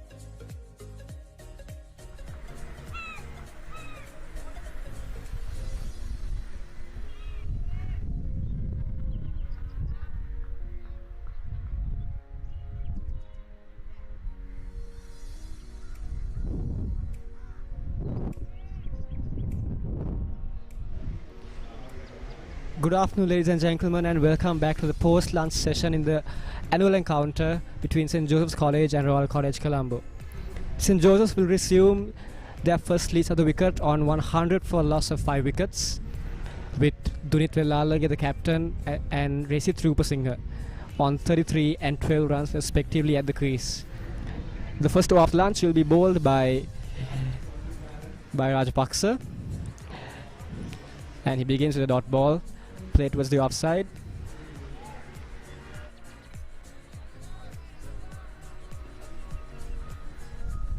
Yes, Sadisha Rajapaksa beginning the first two after lunch, the session after lunch, and he delivers. Defended on the front foot by Vellalage. Yes, St. Joseph's losing wickets early with the Royalist opening bowlers taking 2 wickets apiece. And their first change. Oh, that's edged and that's dropped, I think. Well, Rajapaksa already causing problems for the Josephine batsman. That one landing on line with the stumps and turning sharply.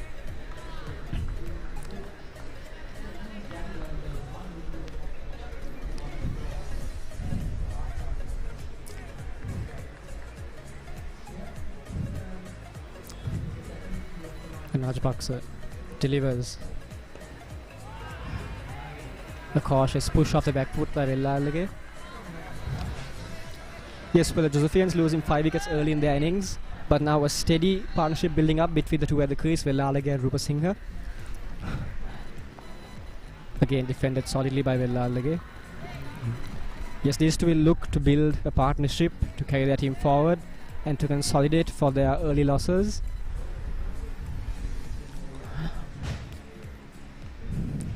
And the final ball, the over is greeted with a massive 6 of mid-wicket by Vellalage. Oh, the fielder said, well, there's no fielder there, but the umpire said, and that's into the chapel face for 6. So on a positive note there, Vellalage straight away lofted in the ball over the non-occupied mid-wicket area. Over the rope, 6 runs. Takes him to 35.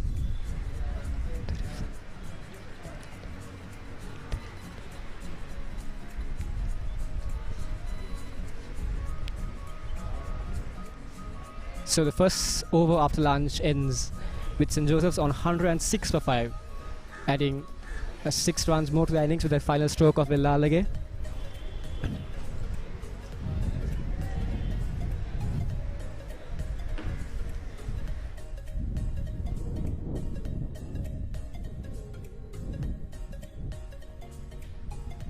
Pushank Kalhara will take over from the pavilion end. Right arm through the wicket to Rupasinghe.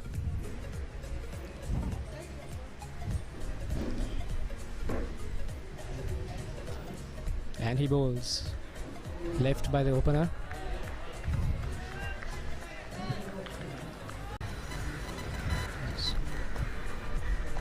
On the offside, defended well.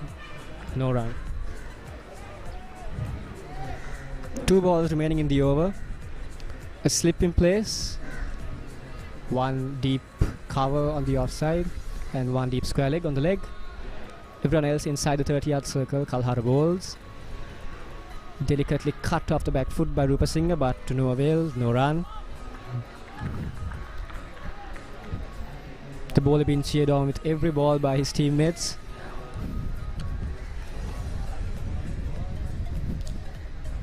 And Kalhara in the final ball. Left by the batsman. So that ends over number 34 for the Josephians. They remain on 106 for 5.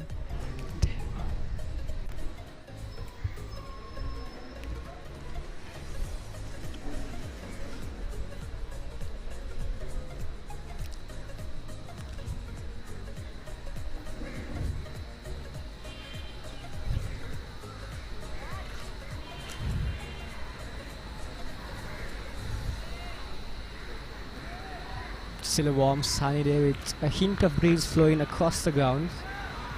So perfect conditions to play, to bat, to bowl.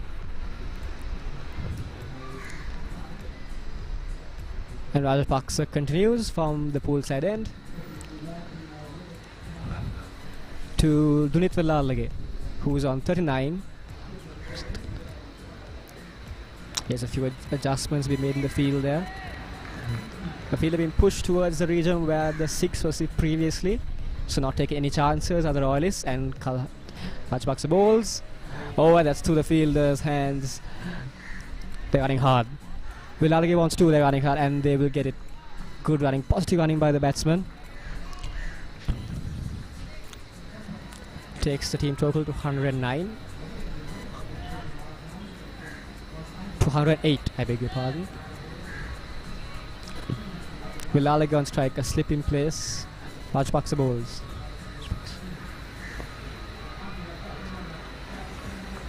Glanced into the leg side for 1 run.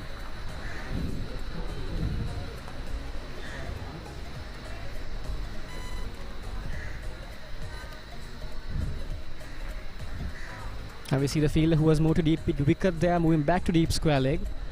So they're clearly defending themselves against Villalage's strengths. We are yet to see Upasinghe make too many an attack in shot. He's played a very balanced, sedate role so far. But that's just what the team needs. Someone steady to anchor the sheet.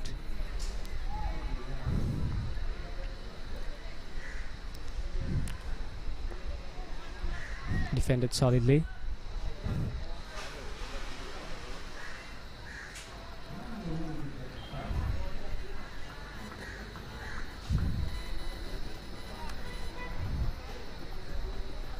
Upasinghe on 12 runs. And Kalhara bowls on the offside, and that's nudged gently past the slips. Oh, that's a miscut. Oh, will it be out? Oh, well, Villalage wanted a run there, but Upasinghe didn't want it. And nearly another confusion, nearly another wicket there. But luck was on the Josephian side. They remain safe. They remain on 5 wickets. No harm done. And Rajapaksa, last ball of his over. That one coming in with the arm. Defended well.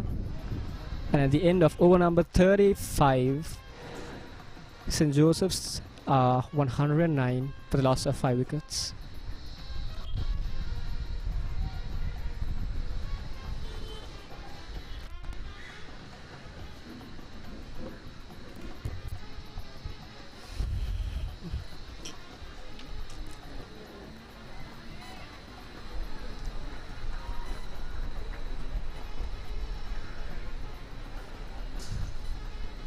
Kalhara to continue from the pool side end through the wicket.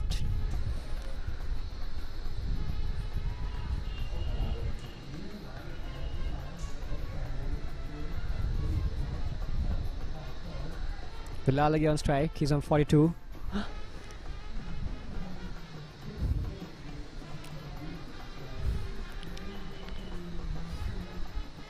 And Kalhara begins, he's on up, he bowls. Oh, and that's swept well, and that's swept high by Villalage. That's going up, it's going up. It lands safe, and it's a boundary for Villalage. So clearly on aggressive notion, Villalage today after lunch.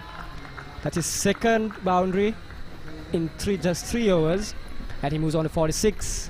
While the Josephian total enters 110 for the loss of 5 wickets.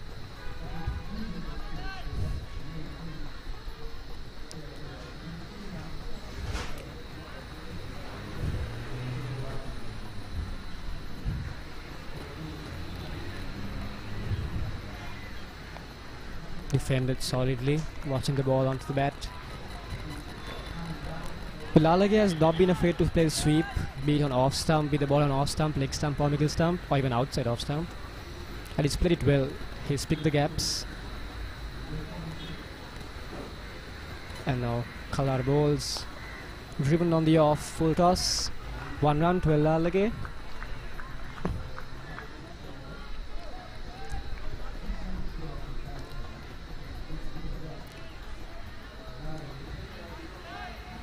Upasinghe on strike now.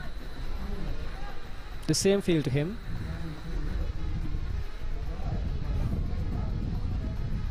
And Kalhara bowls. And Rupa Singh tries to sweep 2 and it's going up. It's up. Will it fall safe? It does fall safe. Will it reach the boundary? It does not reach the boundary. It stops in the field there. But 2 runs achieved by the Josephian batsman there.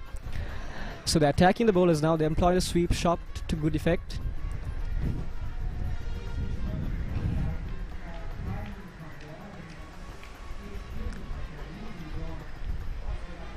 Two more runs to the tally. And Kalhara bowls. Flighted. Flicked on the leg side. It will be 1 run. Or it will be 2. Good running by the batsman. They are very positive in that intent. In his field there by the fielder means 2 more runs to total. 2 more runs to Rupa Singh.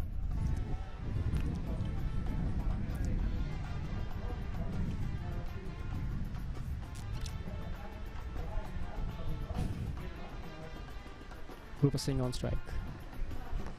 Defended. No run. A dot ball to end over number 37 for the home team. St. Joseph's at the end of 36 overs, at the end of 37 overs rather, 118 for the loss of 5 wickets.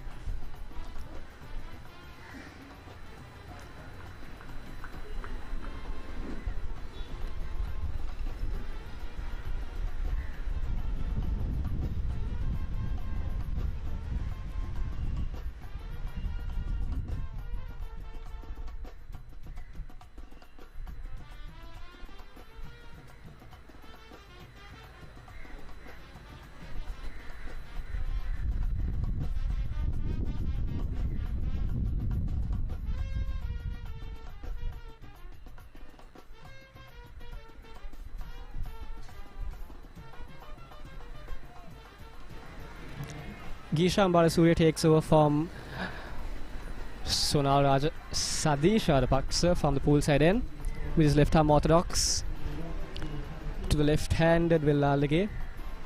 Villalage on 47 now. And Balasuriya into his first ball, into his second spell. Oh, edged and dropped.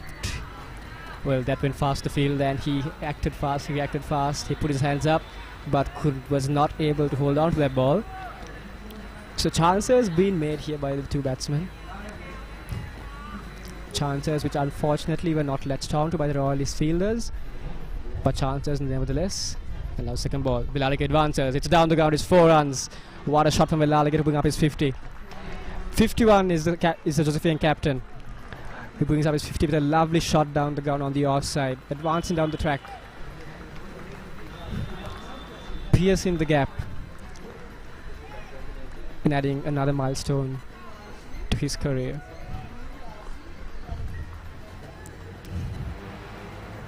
So the Josephian batsman not allowing either of the Royal bowlers to settle down.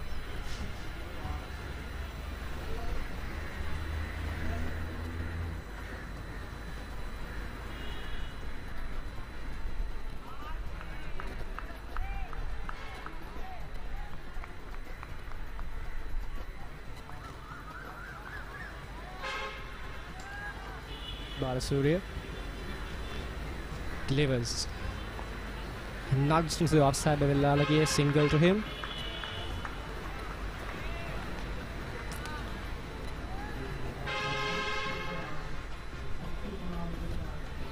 Royal College started the day very well with their pace attack, their 3-pronged attack, taking 5 wickets in just a few hours, within the space of 2 hours.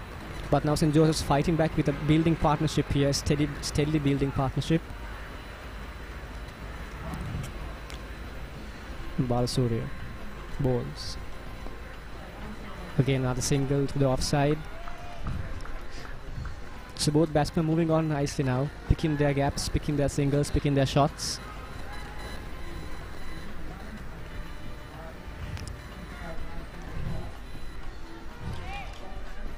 Final ball of the over. Balasuriya coming up. Bowls. A reversal there by the captain. Does not come off perfectly, but no harm done. 1 run to the tally. Was that a bite or did he edge it? No, it's off the bat. So that ends over number 38 for the Josephians. They stand at 125 for the loss of 5 wickets.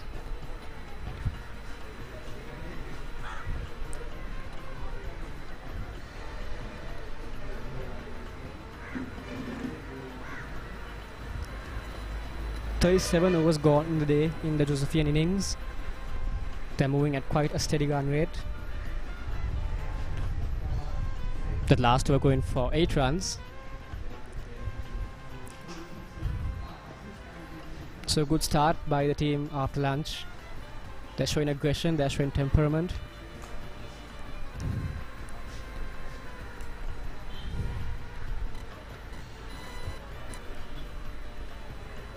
Kalhar to continue from the pavilion end. Will Lalage batting without a helmet now. Kalhar through the wicket to the left-hander. A slip in place. Nicely driven to the offside. No run, but good connection by the Josephian skipper.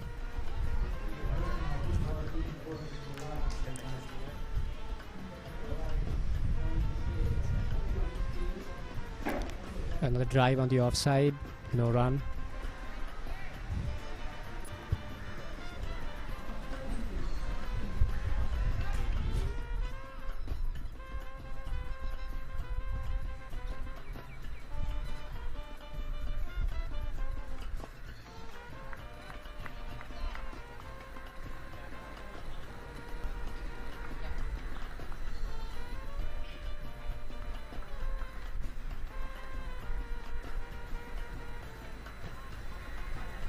Kalhara into his 8th over now, with 2 maidens and giving away 15 runs.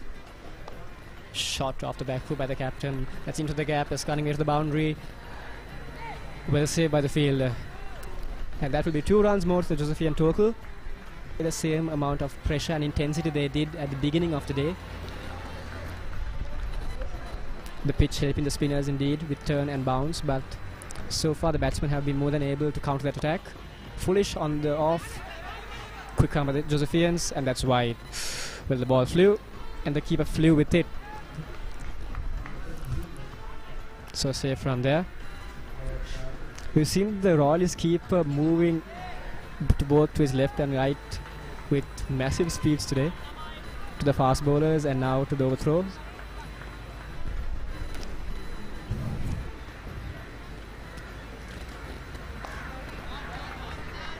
Defended by Rupa Singha.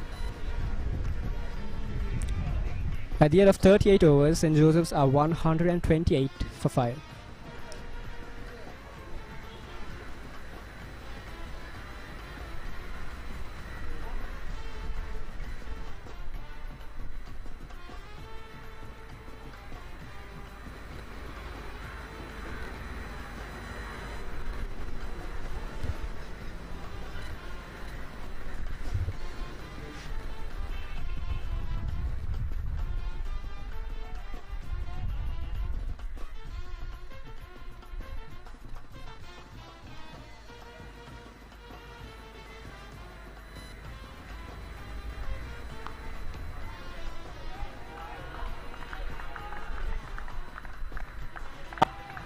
So far, and that's a beautiful shot over the fielder's head. That was the fielder deep there waiting for the catch, but well, there was nothing he could do as the ball just sailed over him.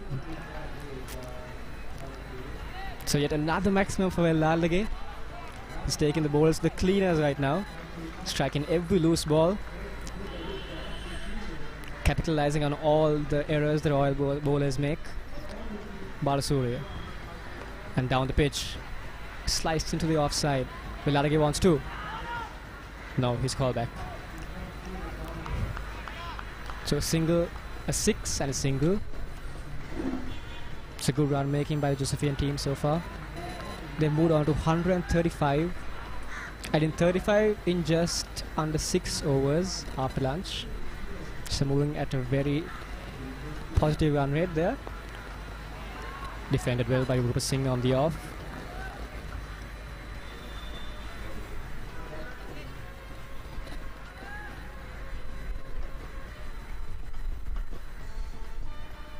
Surya. Yes, it takes on him now, and that's into leg side. Oh, that's just one run. Lofted that time. Rupa Singha going for the big one.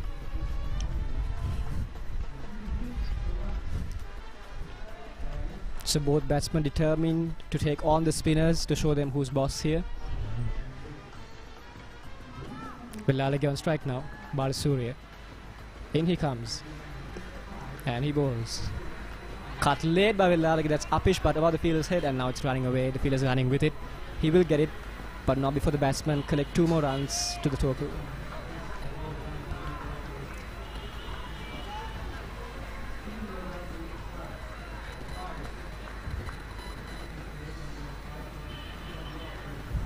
Yes, a short leg and a slip in place for Vellalige, but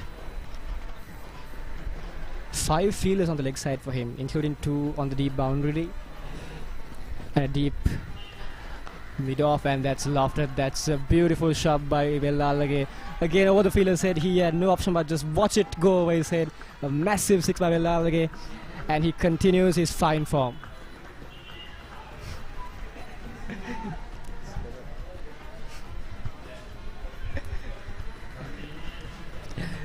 Yes, Vellalige making fine connections with his bat. 2 sixes in the same over for him. He's moved on to 71 already, having reached his 50 not just under 10 minutes back. And the aggression in the Josephian batting immediately prompt.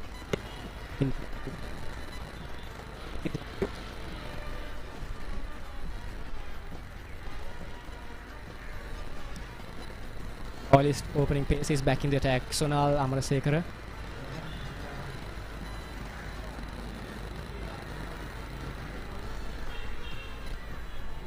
Amarasekara 6 overs, 2 maidens, 10 runs with 2.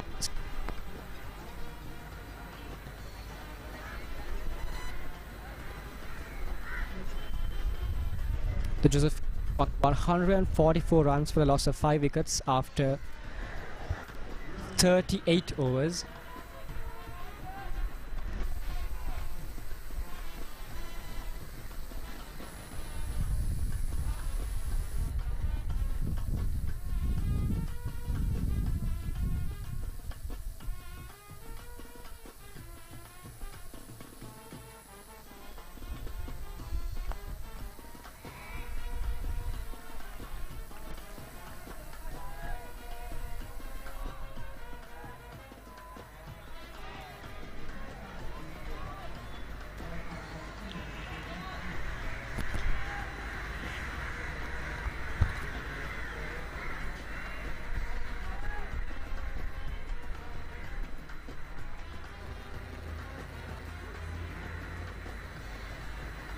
And Amarasekara. He bowls. Shortish. Oh! And it's taken by the fielder. What a... Well, oh no, there's a bit of doubt here. The umpire is unsure. Did it carry? It didn't carry, did it? Well, the bowler has his face in his hands and is walking back. So just falling short of the fielder maybe, or maybe just spilling out of his hands as he dropped down. So very, very fortunate indeed, Rupa Singha there. It was a good ball. He bounced on him, it came into his body, tried to cut it. And just died on the fielder at gully. So Amarasekara unlucky there. Rupa Singha will remain not out. A very attacking field on the offside here for Rupa Singha. Wideish slips and gullies, and Amarasekara now. Shot off the bat on the offside, no run. A big screech from the bowler there to the field that mid-off to stop it, to not give any guns. So he's clearly frustrated that he missed the opportunity to get a wicket in the previous ball.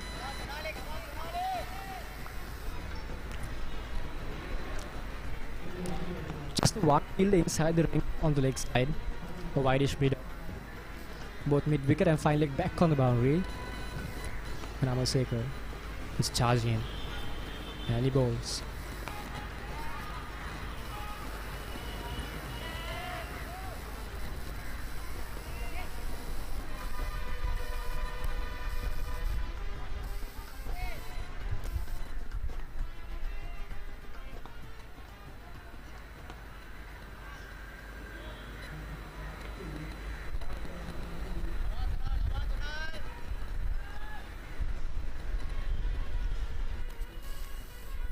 field for him, attacking on the offside, defensive on the leg side. And Amarsekara, he's walking in, he's running in. And he bowls on the offside, cutting in with the swing. Well left by Vellalage.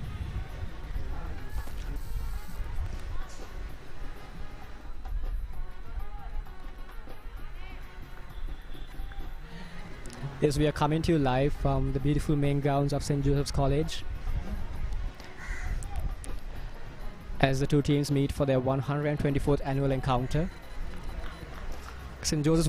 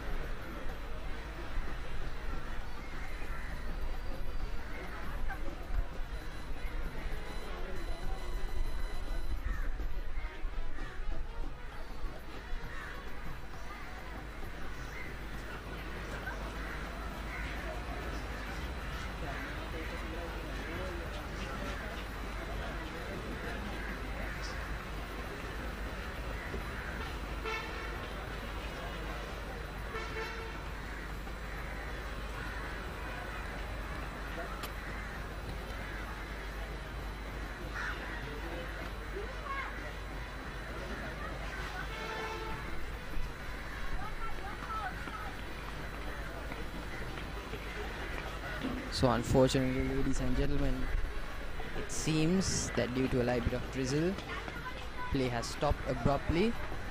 However, it is well timed, serving almost as sort of a strategic timeout for both teams. They'll be looking to lick their wounds, rejuvenate. St. Joseph's College, while aggressive, have lost 6 wickets now within the course of the first day itself. Royal College will be looking to dismiss the other low order batsmen in quick succession. Sonal Amarsekara and Prashant Kalhara, clearly the more dominant of the bowlers, having picked up 2 wickets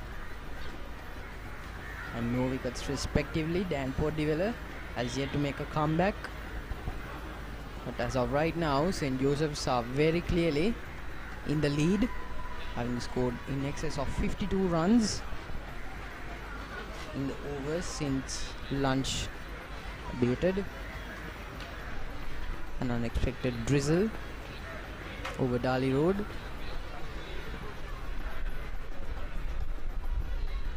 So what are your thoughts on how St. Joseph's have played their cricket?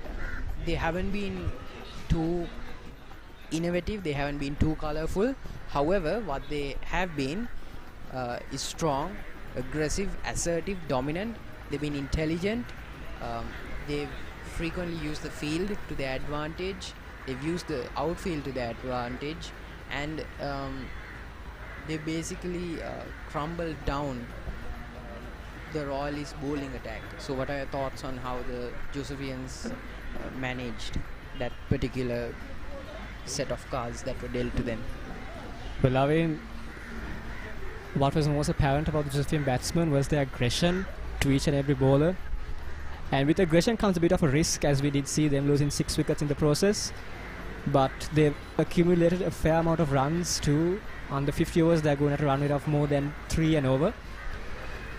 So I like the intent from the batsmen. I like the fact that they're not ready to let the Royal bowlers dictate terms for them. But it doesn't.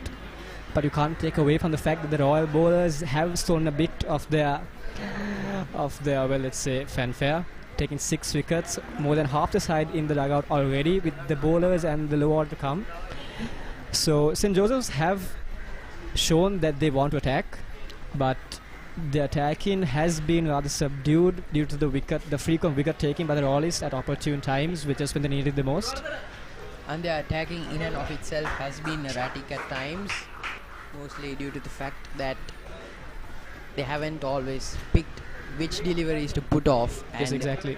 I think 5 of the wickets were all due to false shots. Missed times, just 1 wicket been of a truly good delivery. I think that was Hiran Jayasundara. Because we could see that foundations were being laid for extremely lucrative partnerships during the course of the morning session and the after lunch session before rain stopped play. So the only fruitful partnership to come out of it was between, I think, Fourth Man Down and Velalage and Rupasinghe. So that partnership was extreme to the metal. A very good catch on the boundary ropes. So with Velalage on, but his replacement Shanuka De Silva is a more than able partner for Rupasinghe. So it will be quite a nice contest now between the lower order of the Josephian team and the Royalist bowlers. And the Royalist bowlers have been bringing their very best into the attack, but always not productively. You could see that Sadish Rajapaksha, Gishan Balasuriya were quite expensive in their bowling spells, each giving away 49 runs and 22 runs respectively. So they were one of the more expensive bowlers in the Royal outfit, but make no mistake, they are all proficient killers. You know, they're out there for the taking, and their only intention is reducing the run rate, you know, making sure that the Royal batsmen have something to fall on should push come to shove, and take wickets along the way. So something I noticed in the Josephian batting lineup was that they didn't trust their defense enough. They didn't try to dig themselves in for the majority of the innings. For the most part, they seemed perfectly content to go for those boundaries, to go for those maximums, and it didn't always work in their favor. In fact, 5 of the wickets that went in the Royal College bowlers' way were misfires, and they were given to them by the Josephian batsmen. Yes, precisely. So do you think that they didn't trust their defense enough? Because I saw that quite a few of them grew quite tired and frustrated with the defensive shots that they were playing, and as soon as they went for the attacking shot, they were dismissed swiftly and precisely by the bowlers. So I think that in any batsman, an offensive shot is an extension of the defense. You know, a defense implies that he is stable and confident in his abilities to put away the odd ball, and is confident enough in his prowess that he knows he will stick it out, and it will not, all that time spent at the crease will not be in vain. So do you think that St. Joseph's college batsmen were a little lacking in that respect? Yes, they were. I mean, I feel they kind of lost the balance between aggression and stability. Some of them getting carried away with the moment, going for shots which were perhaps not the most opportune shots at the moment, especially when they were losing wickets early and rapidly. Well, the 6-wicket partnership, however, was a very good balance between aggression as well as defensive tactics. both batsmen hitting on those deliveries but making sure to keep the attacking deliveries out and away from their wicket, treasuring their wicket. Unfortunately, Vellali was dismissed just before the rain interrupted proceedings. But the responsibility is now fully on Rupa Singh and De Silva, being perhaps the last of the properly recognized batsmen for the Josephine lineup. It's up to them to carry the team forward to get them to a respectable total, a total which will enable their bowlers to bowl with confidence and aggression the way the Royalists did. It's not that the pitch in itself is, I feel it's supporting both sides, because though we've seen the ball swing and move and bounce, we've all seen it come onto the bat quite nicely on quite a few occasions. During the course of the day, the swing has just receded a little bit. Yes, exactly. And I think that's, the Royal bowlers have just failed to recognize that and started to bowl the shorter deliveries, allowing the Josephian batsmen put them away with ease. So I think the pitch is starting to attrition a little bit, which is why we are seeing the advent of spinners and inclusion of more spinning overs into the innings. So I think that for the Josephian batsmen, the biggest challenge will be with 4 wickets in hand. They are not exactly lying on a bed of roses here, but they have a commendable total and a respectable total at that, helped along by their skipper. So I think the biggest challenge for them will be to keep the run rate ticking, to keep scores on the board, to make sure that the wickets stay at 6 and give their bowlers something to bowl at.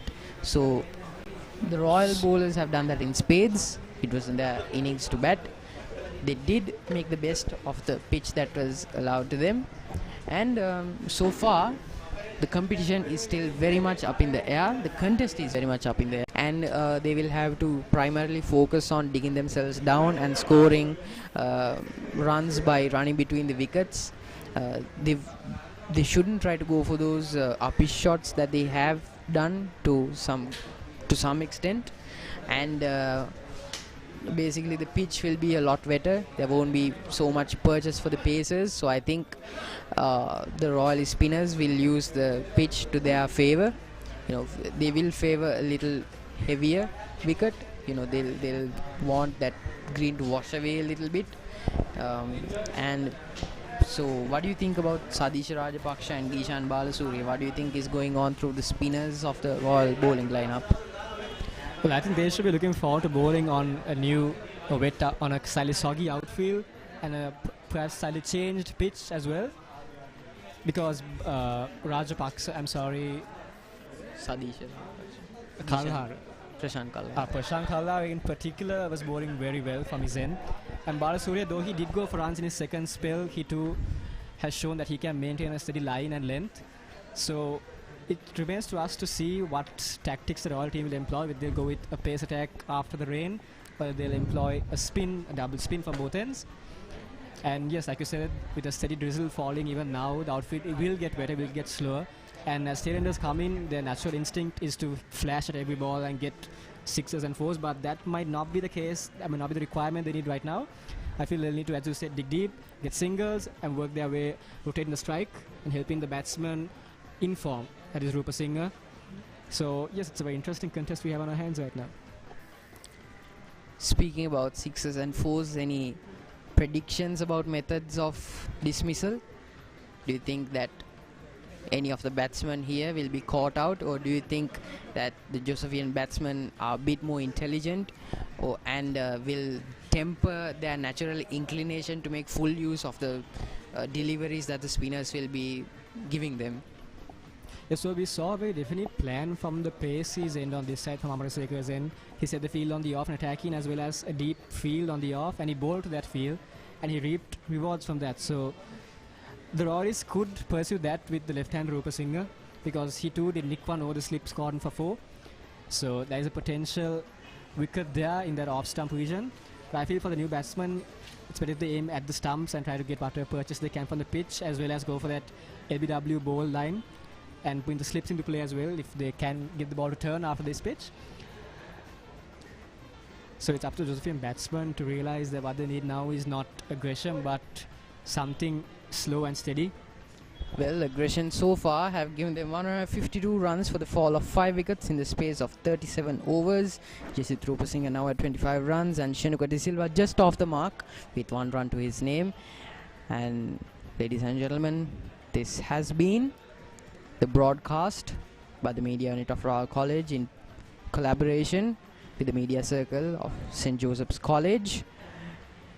The first day of the two-day under-19 first 11 cricket encounter between St. Joseph's College and Royal College, and we'll see you on the other side.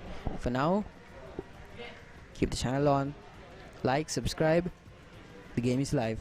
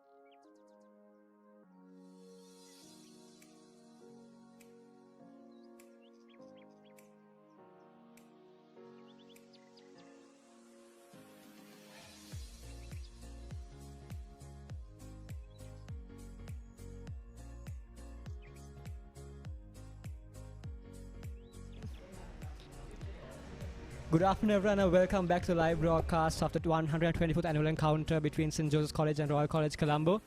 We were hit by a slight bout of rain back about for an hour, but we are back in action with both teams looking for blood. St. Joseph's will resume on 152 for the loss of 6 wickets. Royal College picking up that last time wicket of the Josephian skipper, courtesy of Sonal Amarasekara. The new man at the crease is Shenuka De Silva, and the bowling attack will resume with the opening over bowled by Seems to be Prashant Kalhara at the crease. So our predictions were correct, it seems. More spin. Yes, indeed, Arvin. We have a new future career that way, it seems. So a silly point, slip in place, and Balasuriya with the new ball, with the old ball rather. Joining us in the commentary box here is Tiven Vitanage, a fellow Josephian. So Tiven, how do you feel the match is progressing so far? It's all going well for both the teams. We can see a lovely drive from Shenuka De Silva, taking his 3rd run.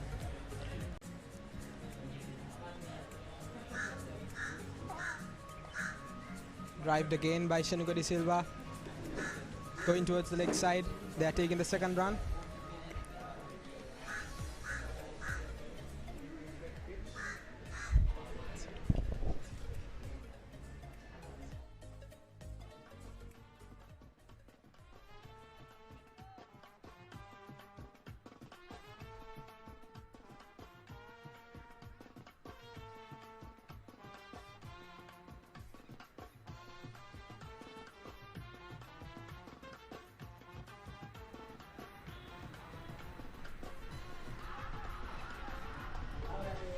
The ball seems to be driving to the leg side, missing the stumps.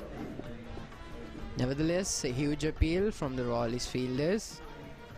It's intent like that we want to see from Gishan Balasuriya, regardless of result. If you have intent, dedication and persistence, results will follow.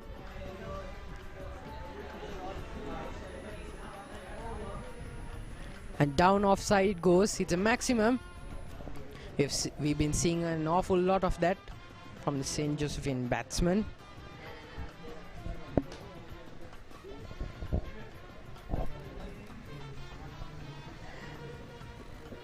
Eleven runs now for Shenuka De Silva.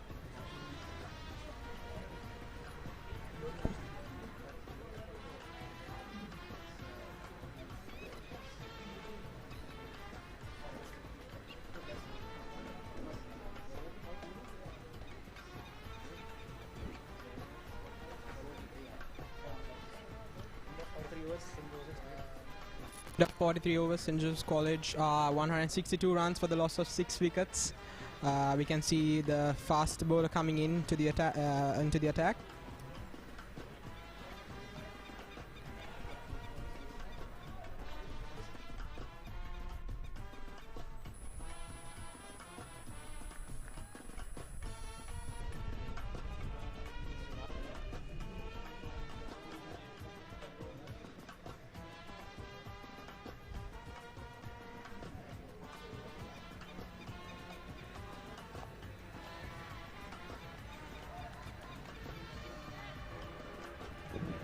Yasit Rupasinghe defending the first ball of the over.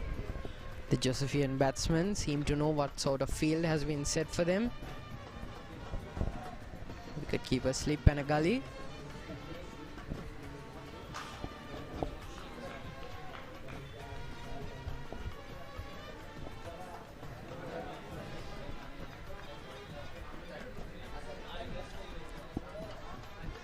Sonal Amarasekara bowling a bit wider. It's a swing and a miss by Yasit Rupasinghe. The fast ball coming from Sonal, bit wider. Kavindu Patiratne, his compatriot, egging him on.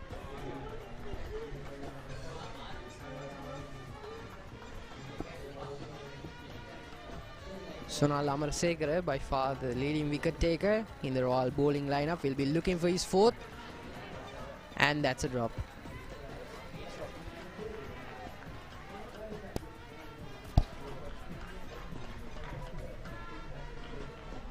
The shot was hit firmly to score their runs. So even though there is a maximum in the cards, they have opted to exploit the field to their advantage. There have been significant gaps that have been relatively difficult to exploit, but the Josephian batsmen, talented as they are, have been able to exploit them with relative ease. Now a slip and a gully once more. Just two fielders in the leg side. A mid-on and fine leg. So Sonal Amarsekara might be looking to entice a bit of a shot. Maybe a sweep.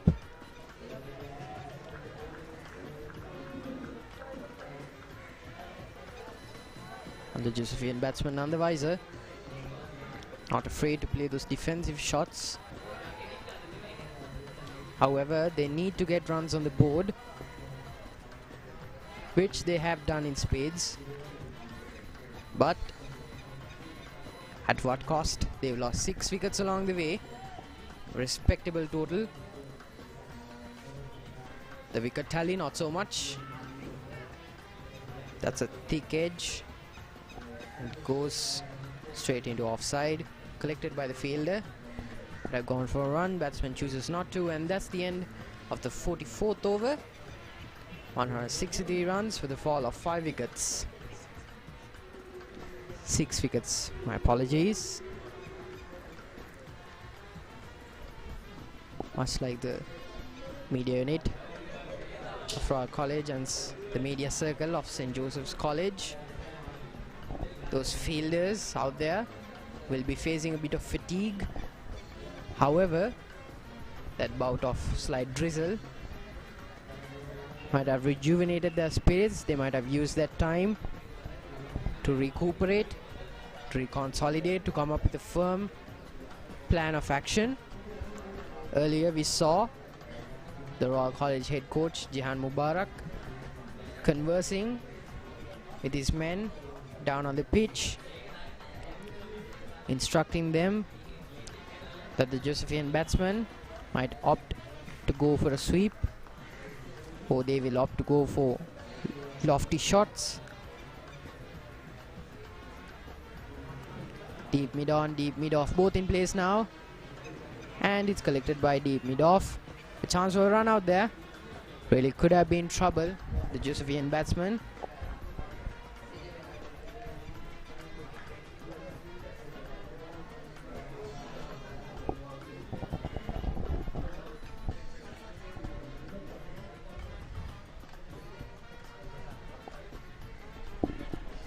That was And he's right to taken. the offside, and Yasit Rupasinghe is gone.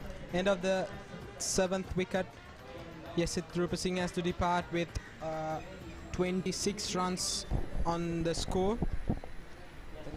We can see falling wickets again for the Josephian team.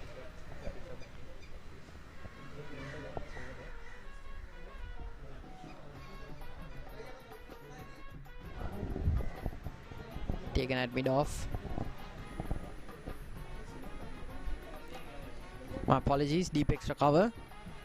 So the field setting of Royal College has been par excellence. It has always been that way, whether their bowlers have bowled optimally or not. So kudos. 7 runs down now. St. Joseph's College now in a bit of trouble.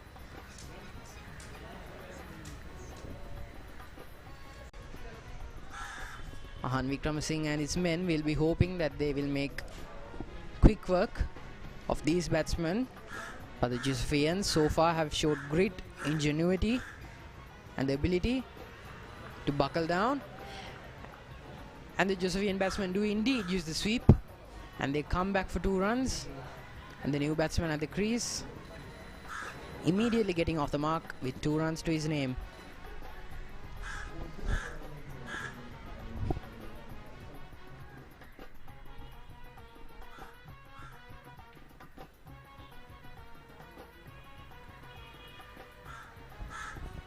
Mithila Tinura will be looking to score plenty of runs without giving away his wicket. During the middle orders, even though they've lost wickets at a consistent pace, they've given the wicket much more weight to it. They've added much more runs. They've upped their run rate.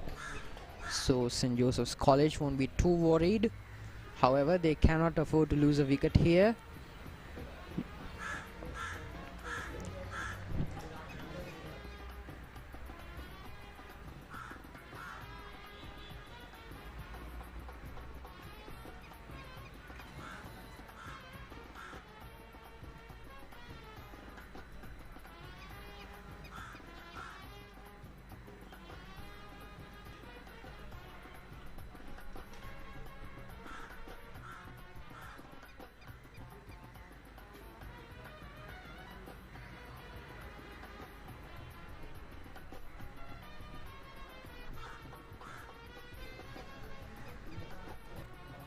End of the 45th over, the Josephians are 165 runs for the loss of 7 wickets. We can see the fast bowler again in. Shanuka De Silva facing Sonal Amarasinghe.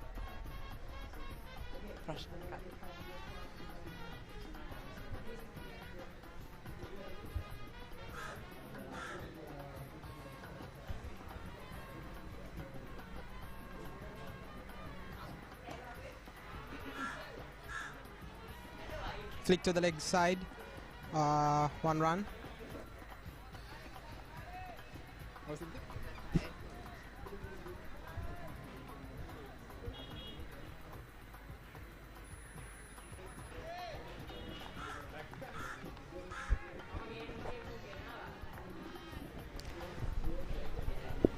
Mithila on strike, facing Amarasekara.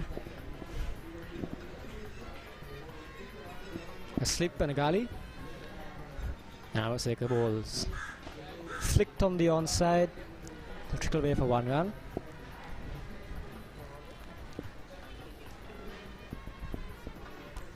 Well, the Josephian batsmen, despite losing wickets regularly, seem unconcerned, if you could put it that way. Despite the nearing end of their innings, it would seem, they do not seem at all frustrated. They seem to be going about their own way. They do not seem afraid to take on the bowlers when it's necessary. Rotate and strike, even against the strike bowlers, so that's very encouraging to see. And that's tried an attempted slice on the offside by Shanuka De Silva. No run.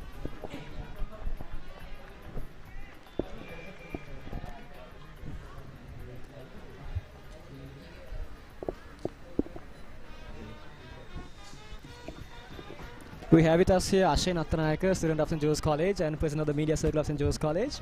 From a student's point of view, Ashain, from a spectator's point of view, are you enjoying the match so far? Is it interesting, or do you rather it went in a different way? Well, speaking about the match is pretty interesting, to be honest. The encounter that we all been waiting for this entire season, playing for the 124th consecutive time. A special match. This match was played even during the period of war. That is something that we should consider as like a prestige encounter between the two prestige schools. Speaking about the matches, from match point of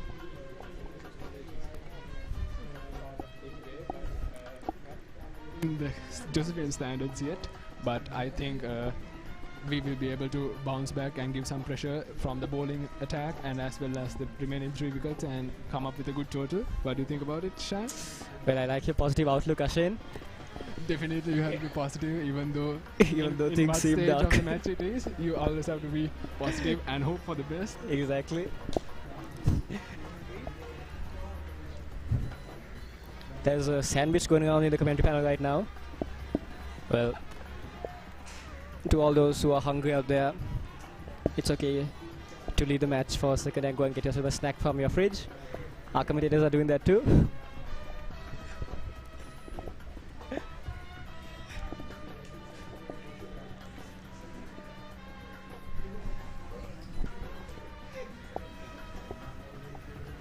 Like Ashain said, this match being played even during times of war.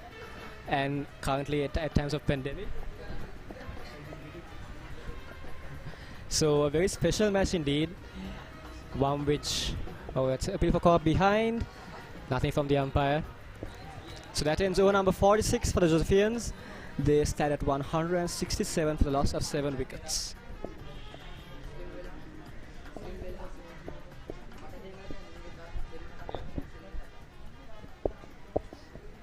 Yes, we are witnessing this match from the pavilion of St. Joseph's College.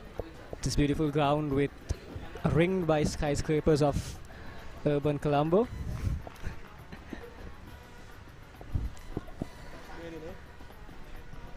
Yes, as Stevens reminds me of the Berry Lake on the extreme right. Sadly unavailable for viewers' pleasure. And the bowling on the pool side then will be continued by that's Rajpaksa, I feel. Dot ball to begin with.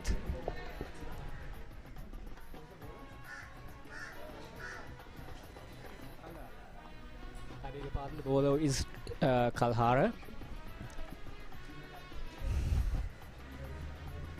Mithilthenu on strike. Tucks into the leg side and comfortable single there for the two batsmen.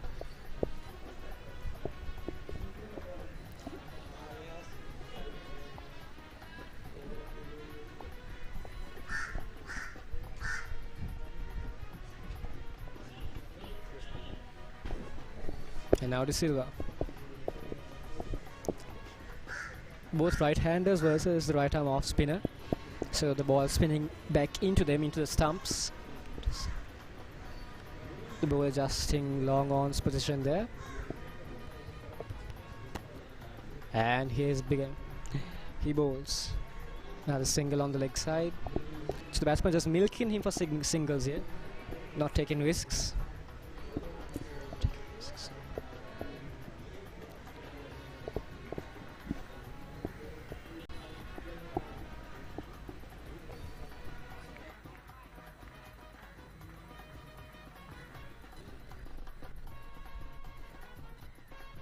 And at the end of over 47, St. Joseph's College is 169 for the loss of 7 wickets.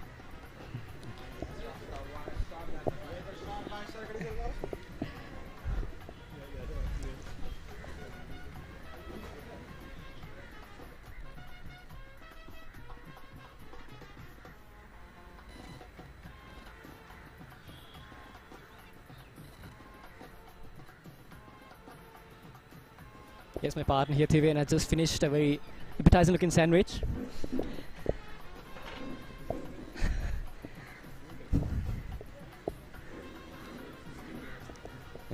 And now changing bowling from the pavilion end. The mantle has been taken over by Kamindu Pathirana. The man who took 2 timely wickets for the captain. Pathiratna, I beg your pardon. And Pathiratna is bowling in. Straight away on the money, hit the toe end of the bat there. A slip, a gully, and 2 fielders close in on the 30-yard circle on the offside. Just a deep point on the offside, but they continue with the deep fine leg and square leg for the right-handed batsman.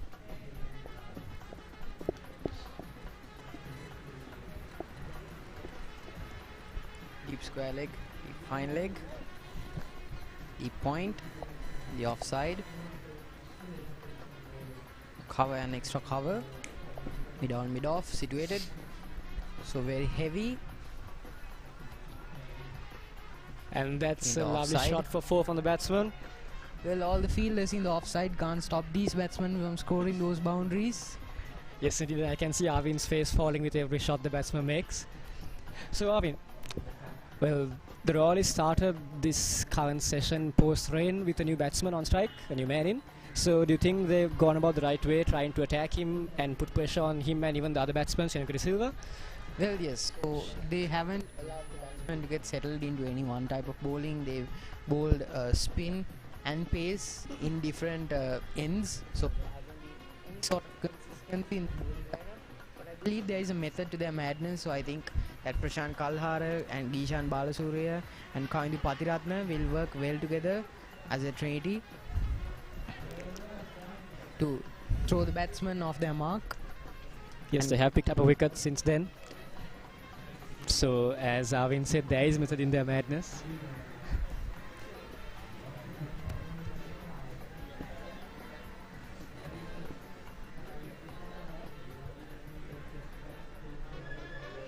Of course, some of the predictions of our viewership coming true. The 7 We see, I think that's 2 gullies now on the off. And Pati on the balls, and that's over the 2 gullies heads, and that's another 4 for Shanuka De Silva. Well, fielders might be here, they might be there, but he will just hit over them, he doesn't care. So runs coming steadily for the Josephians right now. Patiratna and Nahan Vikramasinghe might see to it that there is a third man situated, because the batsman on crease has been absolutely prolific and extremely productive and ruthlessly efficient in that area. Yes.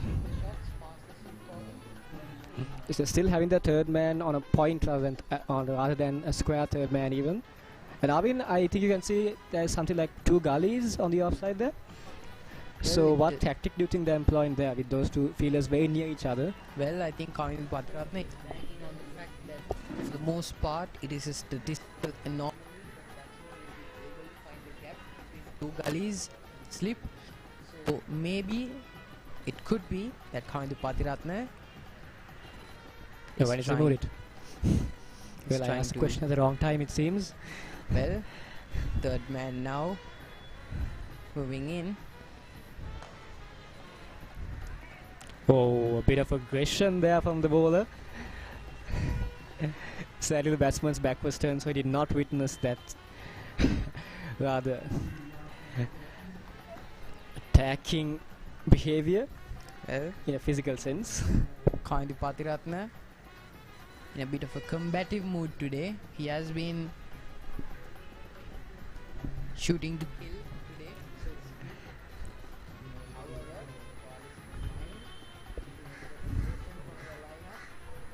they are extremely warranted.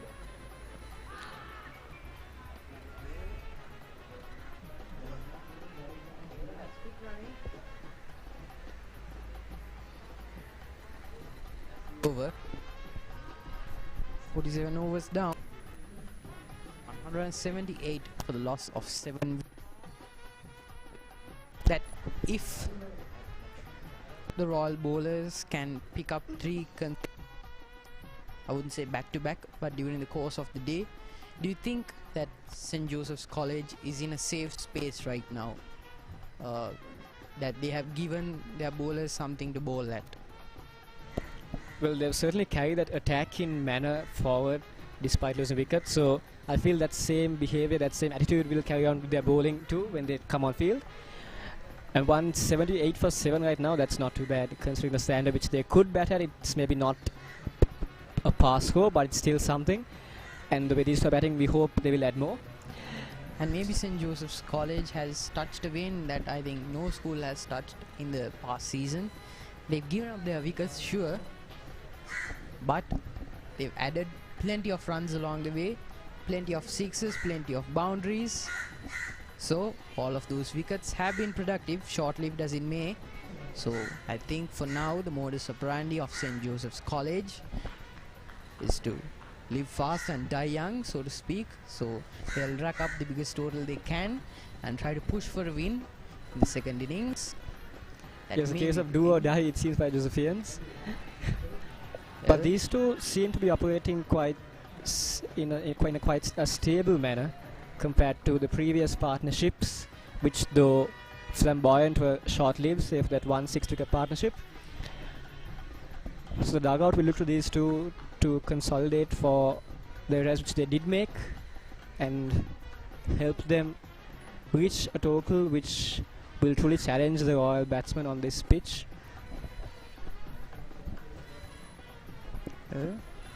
These two batsmen will be optimistic in that the new bowler Sadisha Rajapaksha has conceded 59 runs in the course of 5 innings. That has been some extremely expensive overs. So I think Sadish Rajapaksha has had a forgettable outing with the ball. So he will be looking to rectify his mistake with a few tail end wickets. Those seem inevitable at this point. However, St. Joseph's College are fighters. They will try to prolong the inevitable for as long as possible and try to get runs on the board. They have done so quite successfully. A single down to long on.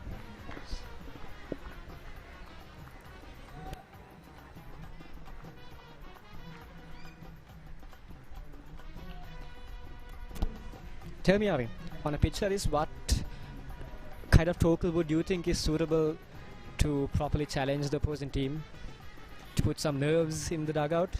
Well, I'd say at the beginning of the day, maybe a score in excess of 200 runs would be just enough to get the opposition thinking. However, with a slightly slower pitch now and a much soggy outfield, I'd say that St. Joseph's College have already surpassed the 180 run mark. So I think that even if they were all done and dusted for 181, I don't think they'd be too worried. They've given their bowlers something to bowl at, and St. Joseph's College have bowled extremely well. Yes, the players walking off for a well-deserved tea break now. The two batsmen fist bumping each other before they leave the field, so they are clearly quite pleased with themselves. They've been extremely productive and extremely entertaining as well. So even though it is school cricket, they played in the caliber of a T20 international, something that you don't see very often, but it has been refreshing to see, and our viewers are all the better for it. Yes, indeed. Jahan Wickramasinghe's men were walking towards the locker rooms. They'll be hoping that they can get those 3 wickets before more time elapses. Capable bowlers, all of them. Gishan Balasuriya, Prashant Kalhara, Sadish Rajapaksha. The spinners and the pacers consisting of Kamindu Patiratna, Sonal Amarsekara and Dan Podivela. So these 6 bowlers will hopefully try to get the 3 remaining wickets and try to get out to bat as soon as possible, because they will be trying to reach the respectable figures that St. Joseph's College has laid in front of them. So out to tea, ladies and gentlemen. As it stands, the score is now 185 runs for the fall of 7 wickets.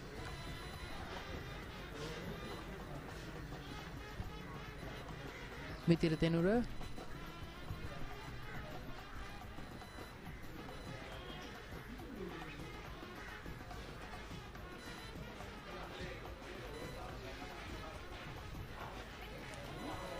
Yasid 28 of 71 and Shenuka 23 of 24 with a strike rate nearing 99. So they've been extremely entertaining, they've been extremely productive, and they've added figures that their team can be proud of, 28 and 23 runs respectively. So as it stands, St. Joseph's College in the space of 49 overs, 181 runs for the fall of 7 wickets. They'll be looking to play fast and loose with their wickets now. They've gotten to that point where they can feel safe getting all out. So they'll be trying to go for those quick runs now. And judging by the batting displayed by the 2 batsmen on the crease, that's what they're doing and keep doing. So ladies and gentlemen, this is the tea break. We hope you'll be joining us back for the rest of day 1 and the final and 3rd session of day 1 of the under-19 first 11 two-day cricket encounter between St. Joseph's College and Royal College, Colombo. See you on the other side.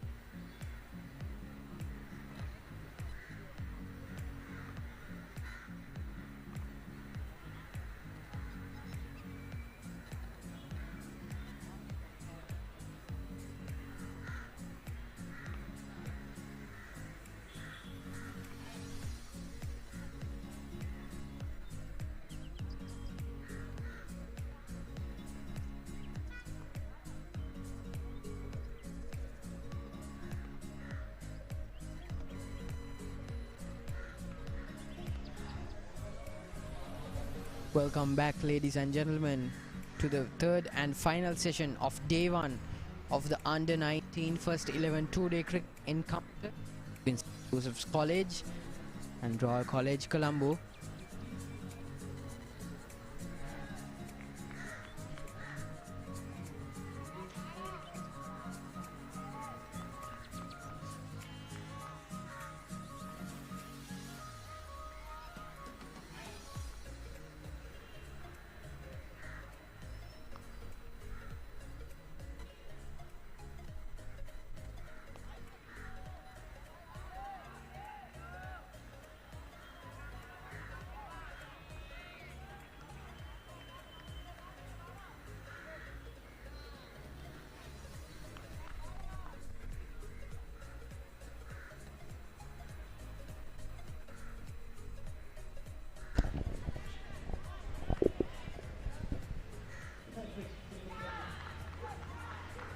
Welcome, ladies and gentlemen, to the third and final session after tea.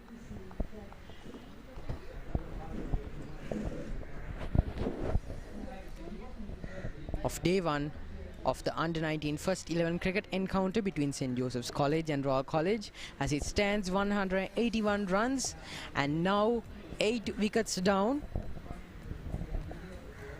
Mithila Thenura and Shenuka De Silva produced an extremely productive knock. However, they did try to go for that shot down leg side, down offside, and they've been dismissed by mid-off, no less. Now 8 wickets down. St. Joseph's College will try to go all out, which is what they have been doing all this time.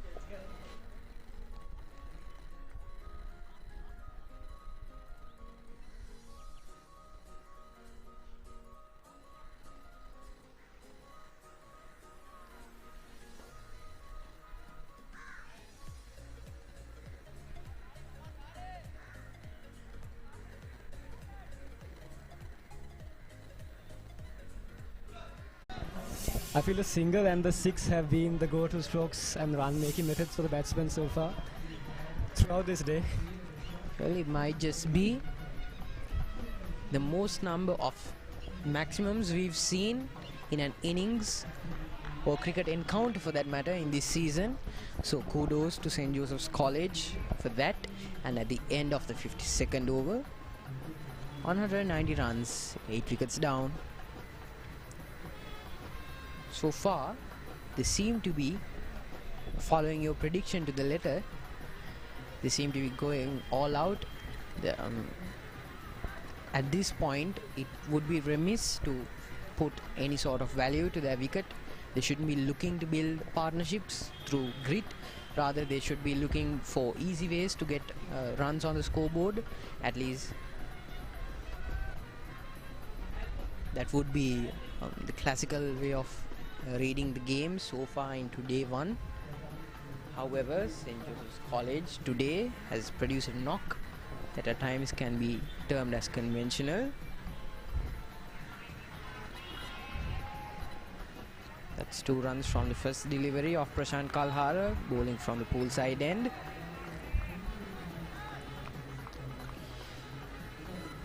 Abhin, so if you were captain of this team, of the St. Joseph's team, of the batting team, what would your commands the two men at the crease be? Just go and hit out, get as many runs as you can. It's okay if you get out, and give us, so we have a little time at the end of the day to bowl towards the Royal openers and get that additional pressure on them. Just a few minutes more, a few overs, but with the loss of 1 or 2 wickets even will be a victory for us today. Or would you rather they played solidly, they defended and they didn't give away their wicket and batted on till tomorrow? Well, from the aggression that they displayed all throughout the innings, I'd say that St. Joseph's College today are looking for a win, not a draw to this cricket encounter. So I would say that for the most part, the instructions, if I would be captain, is to go at it. Just bat with reckless abandon. Well, not reckless, but certainly abandon. Yes, well, because these batsmen at the crease should be allowed to spread their wings a little, as it were, because 8 wickets down, there's really no point in trying to build a solid partnership.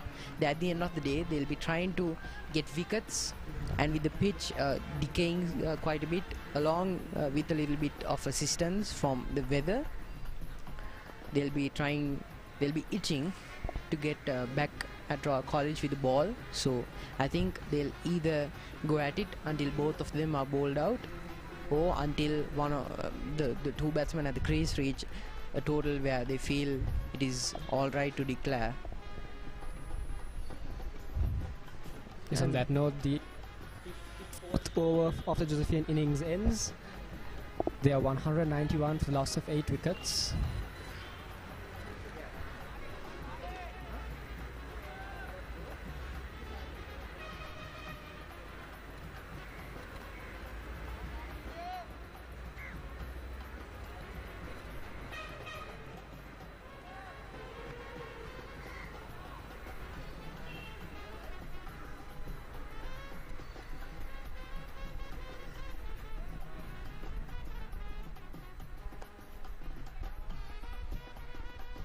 So Dishan Balasuri into the attack.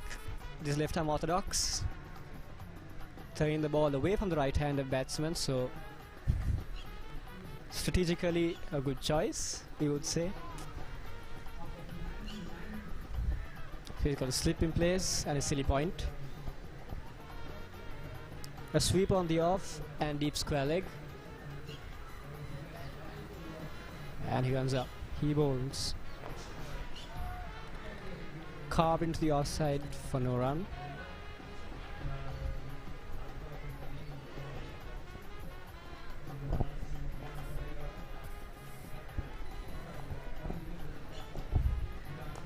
Advancing on the track, solid defense back to the bowler.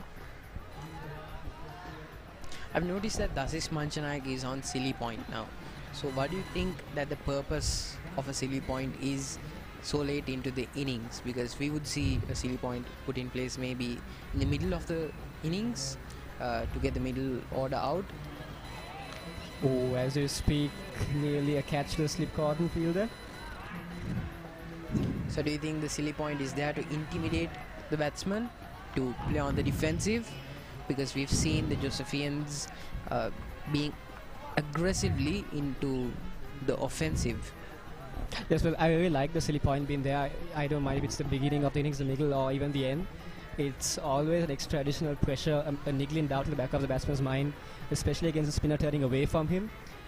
Like, if I play this, will it go to his hands? And that makes you play risky shots at times. Yes, he's been removed for now, I see, I think against Mitra Tenura. Well, not many fielders riding the boundary.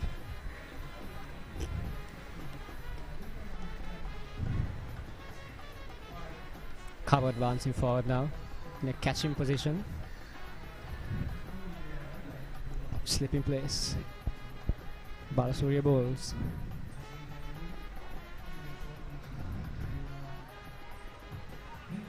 No run. And at the end of 54 overs, St. Joseph's are 193 for the loss of 8 wickets.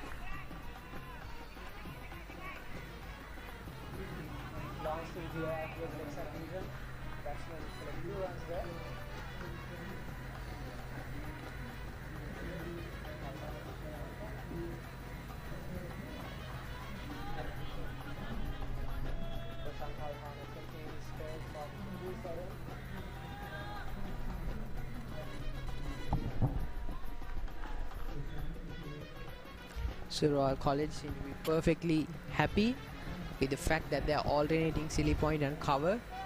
So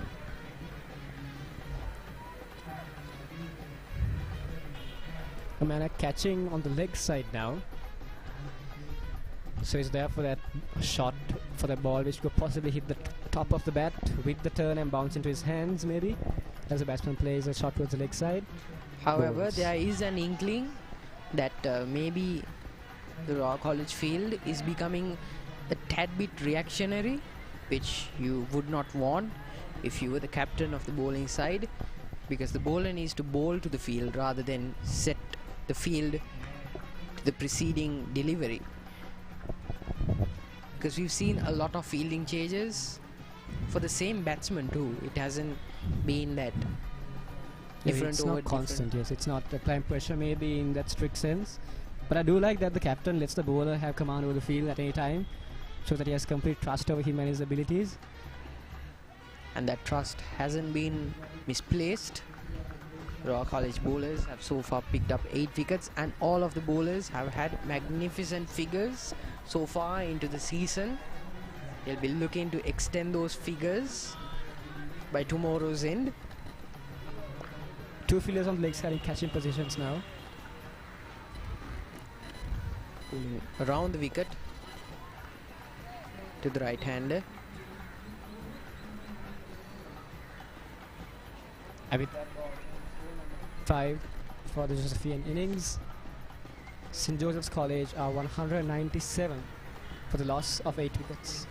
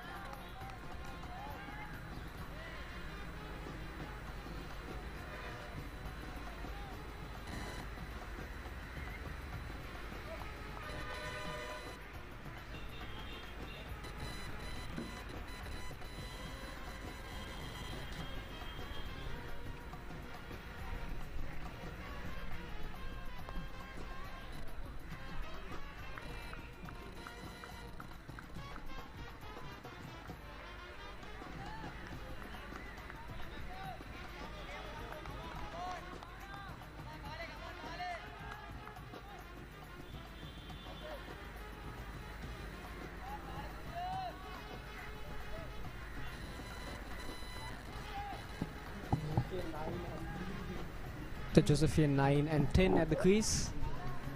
Just 2 runs under their 200 score for the team total. 8 wickets down. Gishan Balasuriya now looking to provide Royal College with the 9th. 2 slips in place now. Advance now the track, he plays it straight. Fielder down there, so just 1 run for batsman.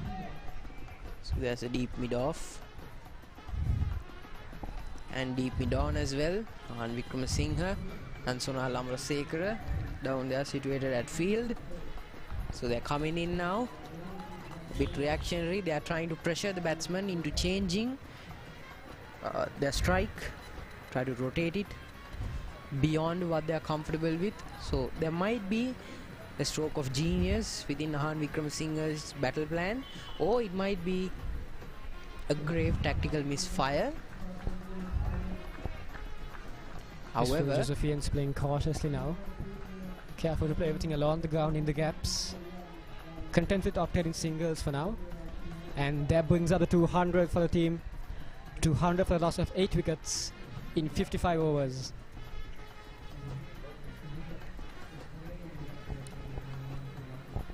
Two slips in place again. Kishan Balasuri with the ball.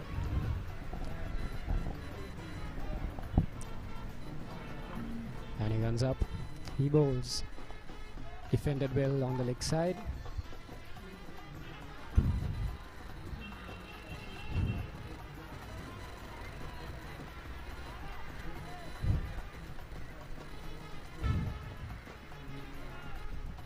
He comes up for next delivery. He bowls again, defended well.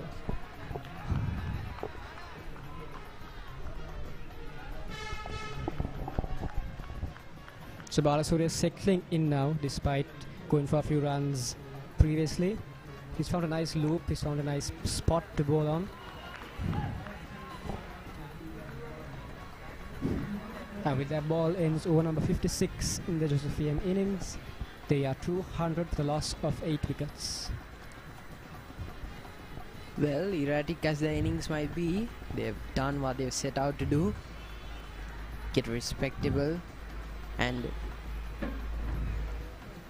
fairly difficult score to attain on a pacer's pitch in the morning that quickly turned into a bit of a spinner's pitch, assisted by a bit of drizzle. Almost exclusively spin in play now. No pace for the past 10 overs or so after tea.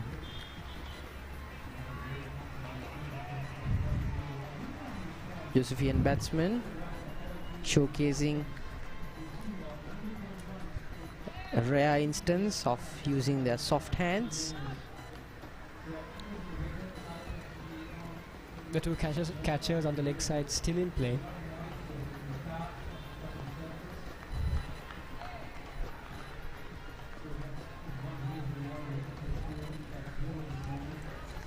Nine-wicket partnership now 20 runs, so they've clearly not let them.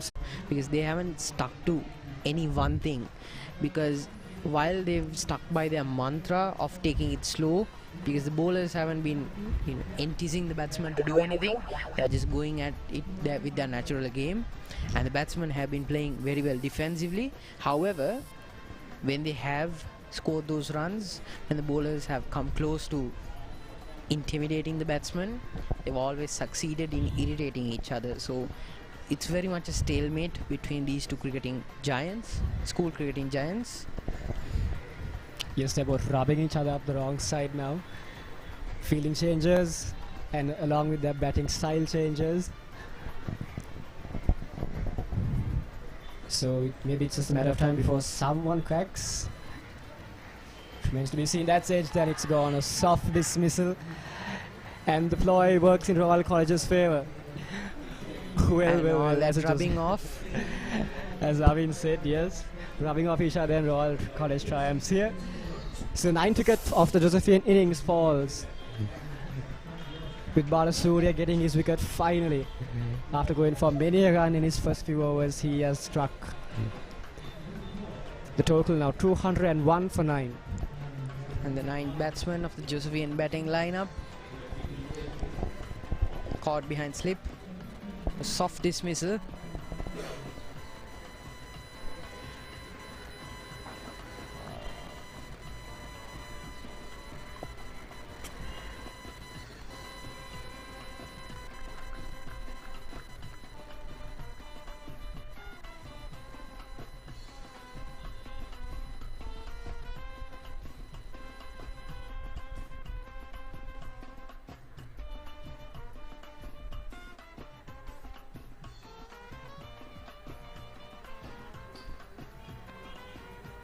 Mithya Thengu, the man dismissed by the bowling of Gisham Balasuriya.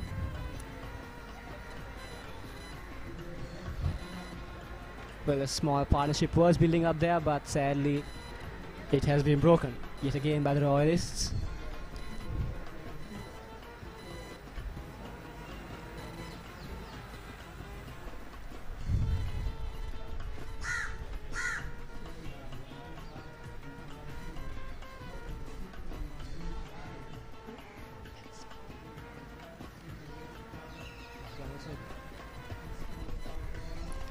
The new batsman, the last man for St. Joseph's College, is Lahiru Amarsekara. Now Royal College on the attack. Silly point, 2 slips. Oh, where did that ball go? Well, the pressure is certainly on now. Balasuriya has found a nice length and he's bowling with that lovely loop, turning the ball away from the batsman. So, second ball again. Pill on the ground this time, but you can see the fielders around the batsman. They are clearly excited. They're hungry for another wicket to clean up the Josephian innings. The Now question is, rounding when up will the that wicket come? batsman. Silly point. 2 Defended well. slips. They're riling him up.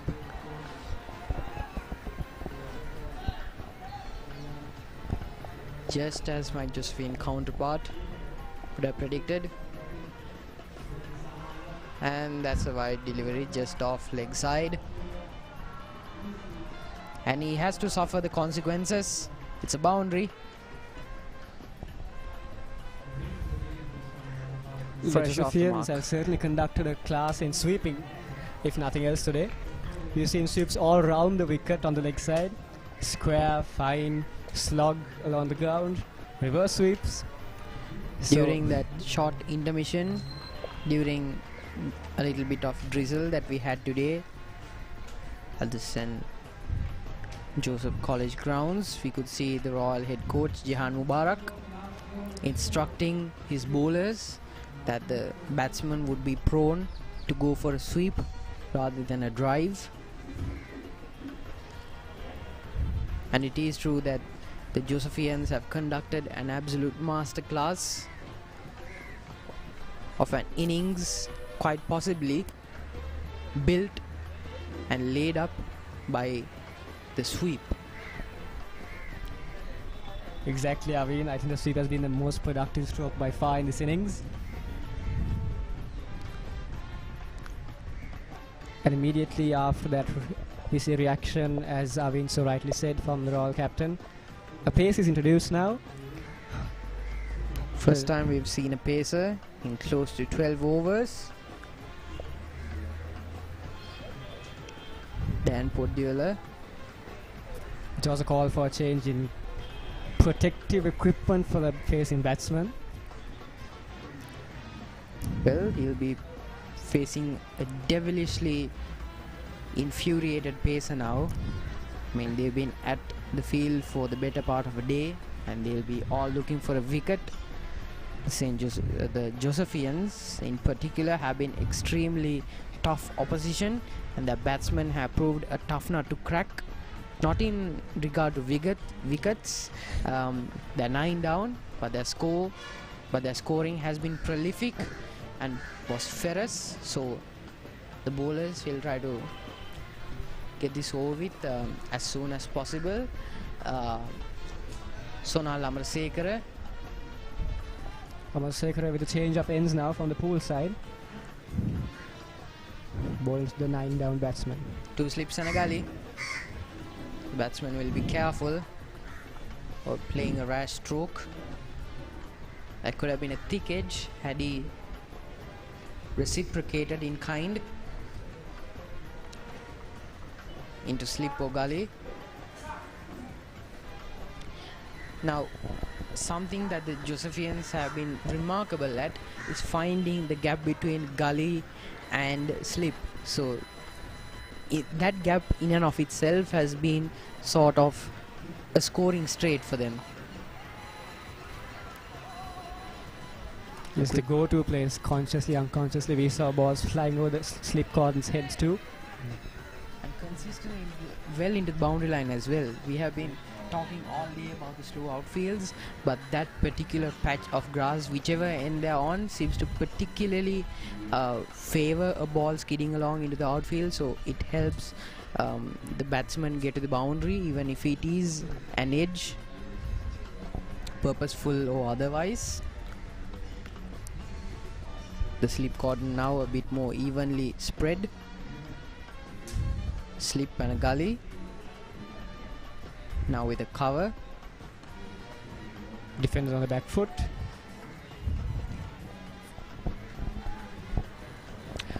I mean, we see 2 boundary riders currently, one on the off, one on the leg. Would you rather they all come inside 30-yard circle and apply the additional pressure on the batsman's conscious mind? Well, right now Wahan Wickramasinghe will be vying to get cracking on with the bat before the end of day's play. So I think that he will be thinking about calling back his fielders. A single on the leg side there for the team by signal by the umpire. However, Dasis Manchanaka does serve a singular and specialized purpose my apologies, Dan Podivela, who is now at fine leg.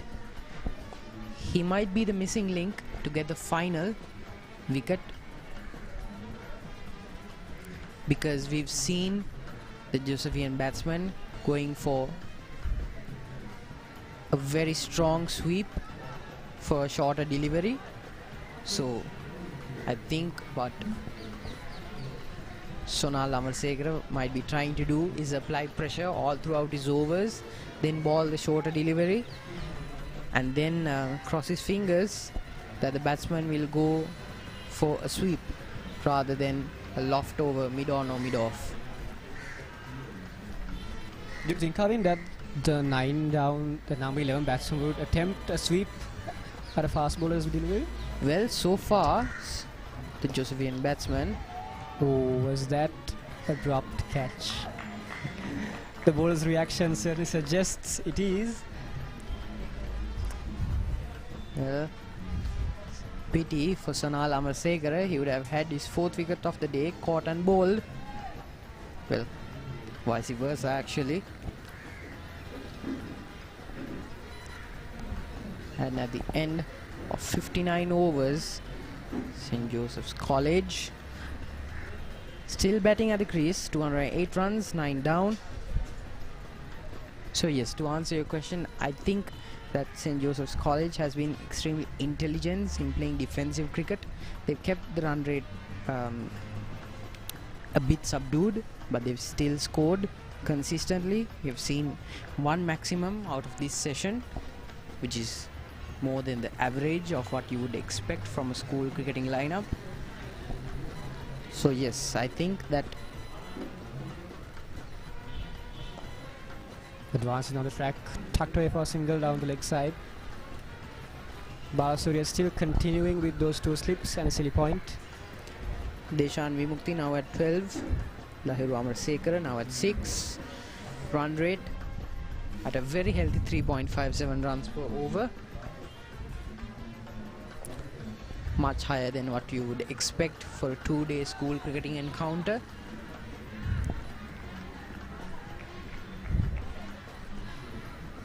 Have they not thrown their wickets away? Do you think that this sort of batting that they've got going on, not defensive, but they've batted with wanton aggression, so had they not thrown their wickets away, or had they not been so unfortunate as to lose their top order so early, do you think that St. Joseph's College would have a much easier mindset?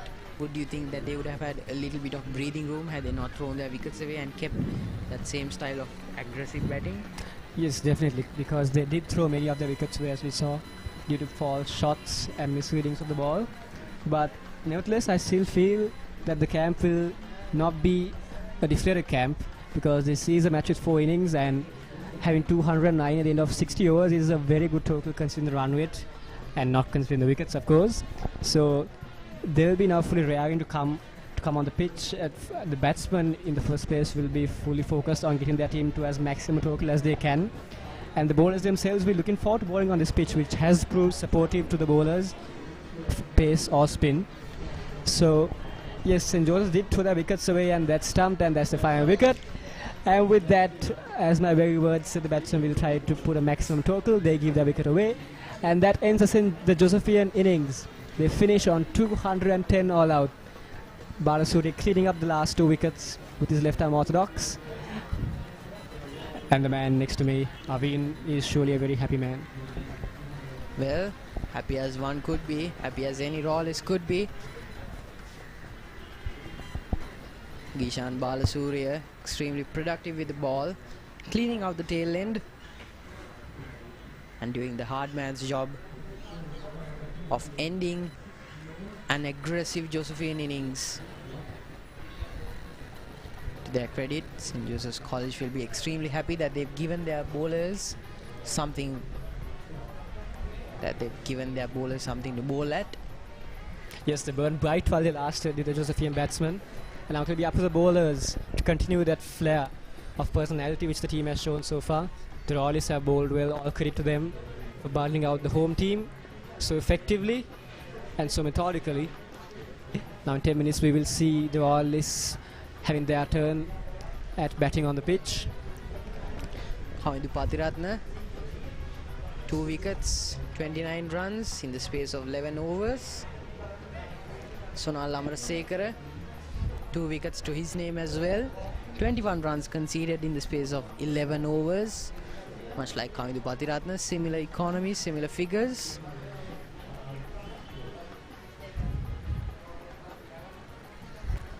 Prashant Kalhara, 1 wicket to his name, and Gishan Balasuriya continuing his good run of form, 3 wickets to his name.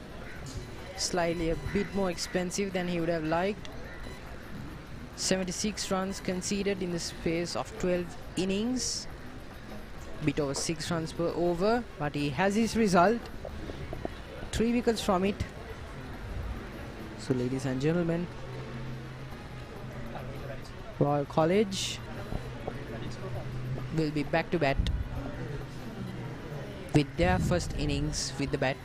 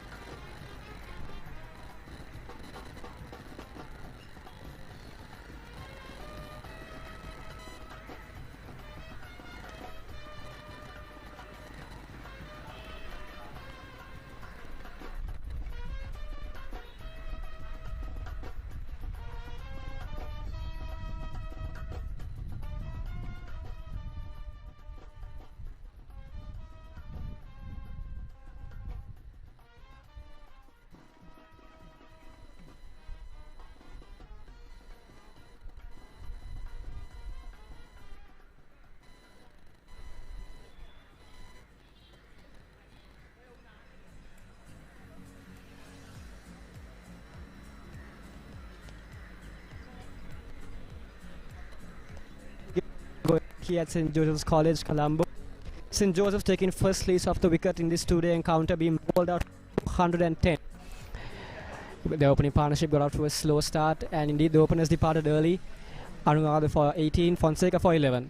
Daniel came and he went 11 to Sadiq Javadana and Anuradha did seem to be settling down in a partnership, but they two were out.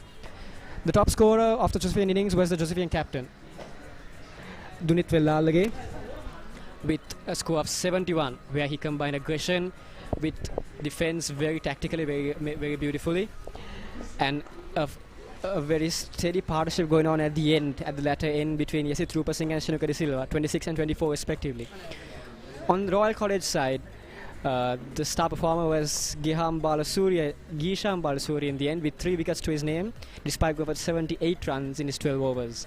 He was followed up by the openers very effectively, with Sonal Amarasekara taking 3 wickets for his name for 21 runs, Kavindu Patiratna having 2 for 29, Dan Podivel 1 for 22, and Sadisha Rajapaksa going wicketless. They were also accompanied by Prashant Kallar, who bowled and applied pressure very effectively. He took 1 wicket for his 32 runs. And thus we saw the end of the Josephian innings, 210 all out with a first innings lead of that same score. And now we see the team taking the field again, the Josephians on field, while the Royal batsmen are yet to come out. With 2 hours to go in the day, this promises to be an exciting session. Please do stay with us as we bring you the live footage of this match. And of course, as the day winds down, a huge thank you to the media circle of St. Joseph's College and the commentators and the support that they have provided to make this event a success. Isivara Disanayaka and Ashane Gamage back to bat. There have been some prolific opening innings from the Royal College openers.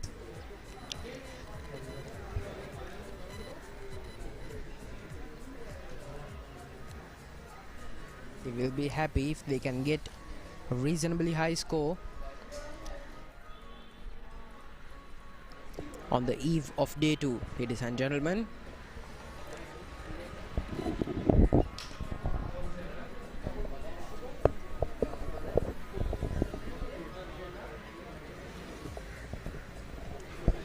Back to bowl is St. Joseph's College. 2 slips and a gully.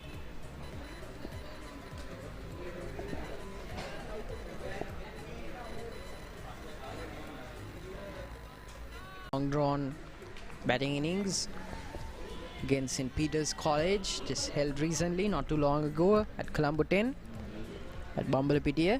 He will be looking to replicate that feat at Maradana as well. Let's see if he does. Isivara Disanayaka.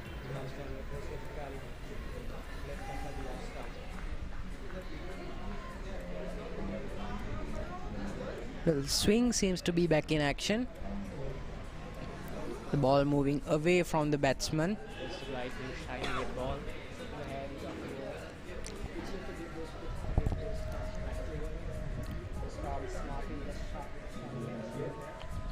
Isivara Disanayaka and Ashane Gamage should be careful.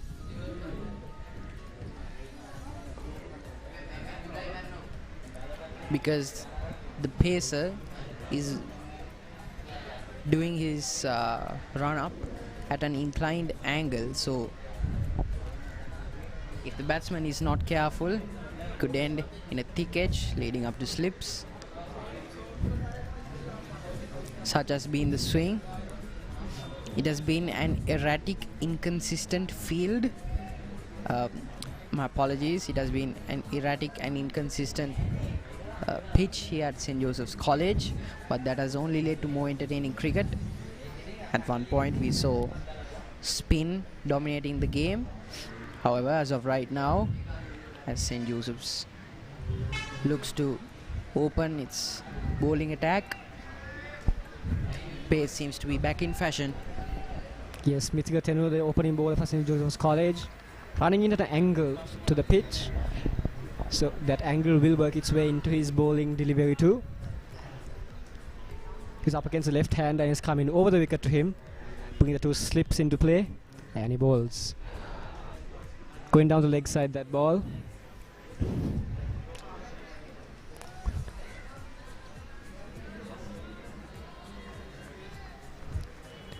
Two slips and a gully. A rather deep point. Cover, mid off, mid on, mid wicket. And a fine leg for the opening bowler. And he's running in now. The new ball in his hands. And he bowls. Oh, that one moving away from the left hand this time. Nearly nicking the bat as it passes its way into the keeper's gloves.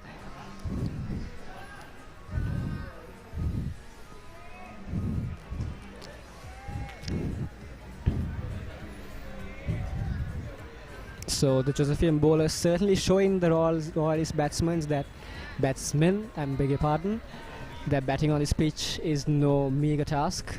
It will take concentration, it will take focus, and he bowls his next delivery. That one on the stumps, it hits the bat hard. So ends the first over of the Royalist innings, the first over of their innings, and the 63rd overall today. They stand on 1 run for the loss of no wickets.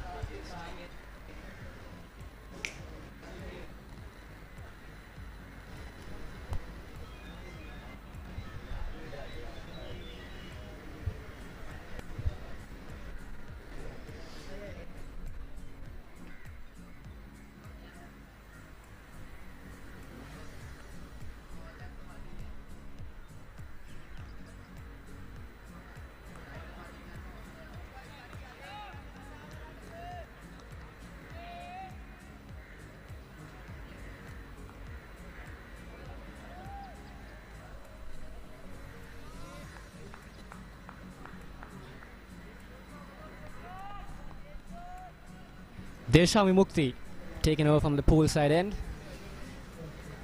against the right-handed batsman, coming right arm over the wicket. Just two feelers on the leg side to the batsman, and Vimukti bowls. Hitting the deck hard, it hits the batsman on the top of the bat, defended into the offside. So a packed offside field for the batsman. Just a fine leg and a shot mid-on on the leg side.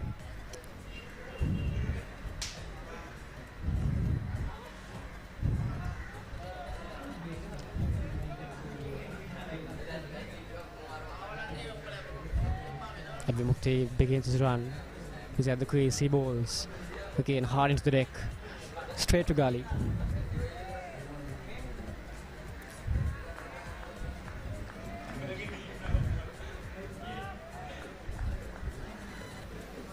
The ground atmosphere rife with cheers from the Josephian players as they encourage and carry on their bowler through their vocal support. Vimukti now off the mark as running up. He bowls. And he's a single on the leg side there for the batsman. The score moves to 2.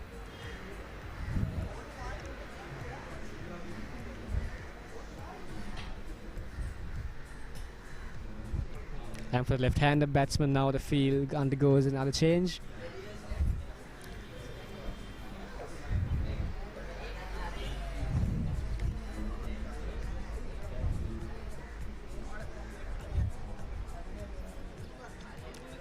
Vimukti still continuing over the wicket to the left-hander. He to take the ball away from him. Oh, swinging away as predicted and well left by the batsman.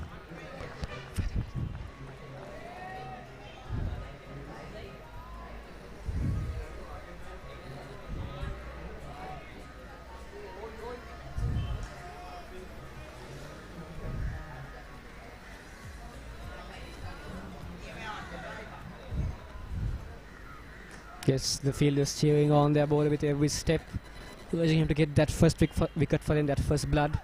Oh, that one coming into the left hand this time. Push towards mid-on for no run.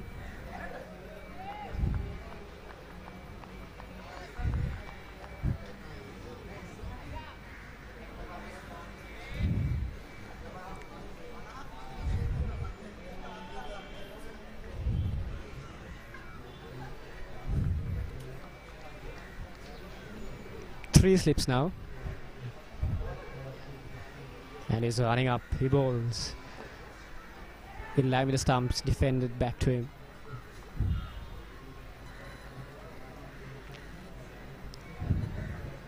And so at the end of 2 overs, Royal College are 2 runs for the loss of no wickets.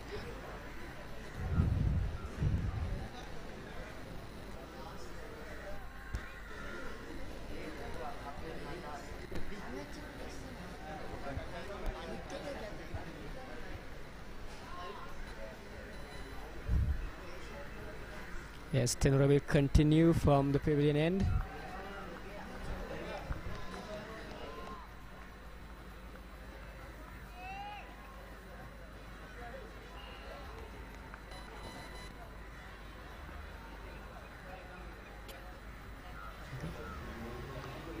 Coming on the back foot there, steering it towards the point region.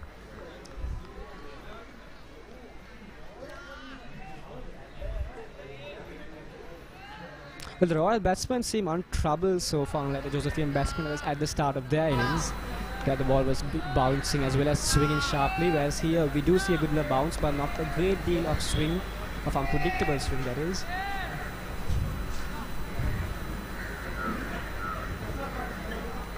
From Fuller, from the front foot, push towards cover. Another dot ball.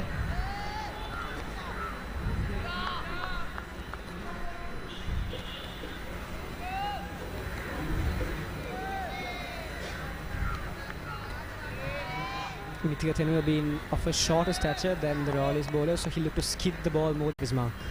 He's running in. And he bowls. Shorter this time at the batsman's head. Defended with soft hands in the end.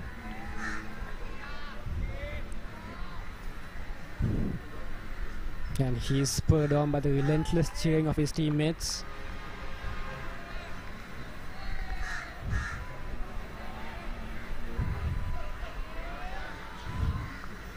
The left-handed Dissanayake is yet to get off the mark, with Ashane Gamage, with all 3 runs of the Royalist innings so far being attributed to Ashane Gamage.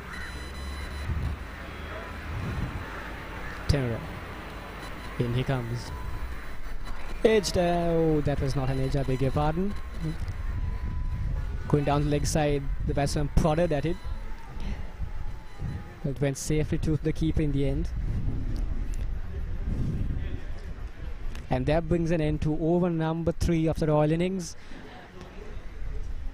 They stand at 3 for the loss of no wickets.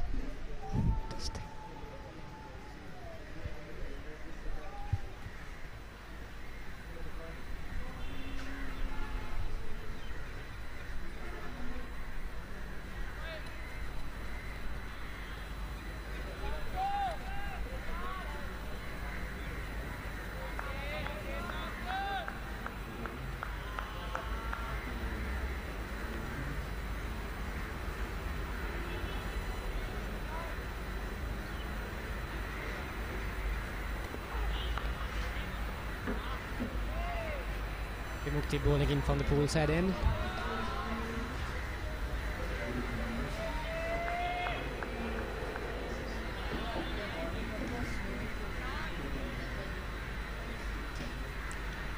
Yes, Mukti from the swimming pool end.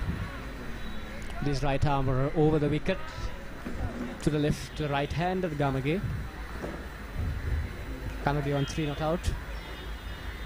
And here comes Mukti. Oh, hits the deck hard again to the keeper, swinging away from the batsman.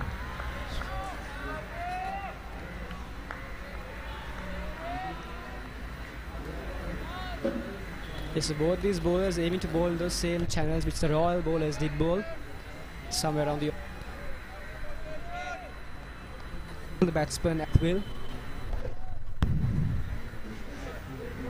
So far, Ashane Gamage, 3 runs. Ishwara Dissanayake still not off the mark, 3 overs in. Well, 1 run per over, it's not nothing, but both Ashane Gamage and Ishwara Dissanayake will be hoping that both of them can get cracking before the day ends. Will be a new day tomorrow, so they will need some sort of bedrock to lay their foundation on for the rest of the day tomorrow. So both Ashane Gamage and Ishwara Dissanayake will be looking to counteract ruthless Josephian bowling attack. Oh, that one coming in with the arm that time. Will look to strike early in the innings. Just like Royal College did early in the day.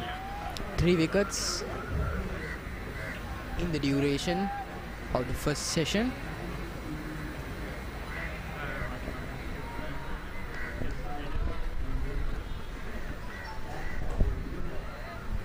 Yes, Mukti and Tenra bowling from both ends, getting good pace, and of course Mukti. Again, that same line away from the batsman towards the keeper.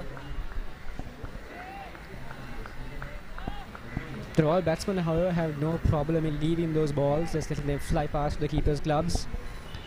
So clearly no hurry, no rush to get the innings started. Well, one could argue that there is no rush because 210 runs, while certainly difficult, is not insurmountable for the Royalists, who have had to chase scores in excess of 200 runs on a regular basis. So this is what they are built for. This is what their modus operandi is. And it runs off.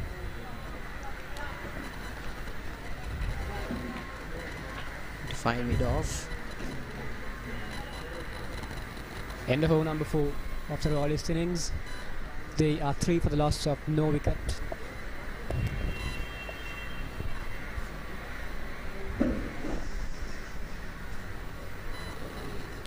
Deshan Vimukti. 1 over ball, 1 run conceded. St. Joseph's College will be very happy with the way their bowlers are bowling. Pace is still not off the menu. Now mid on and a mid off. 2 covers.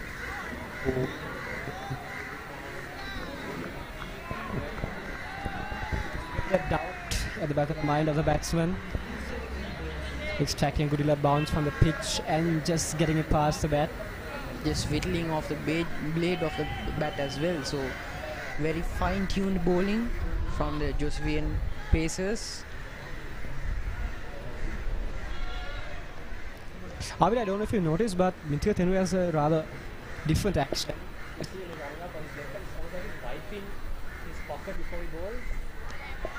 Yes, it does seem to be very particular. Any underlying science between that runner?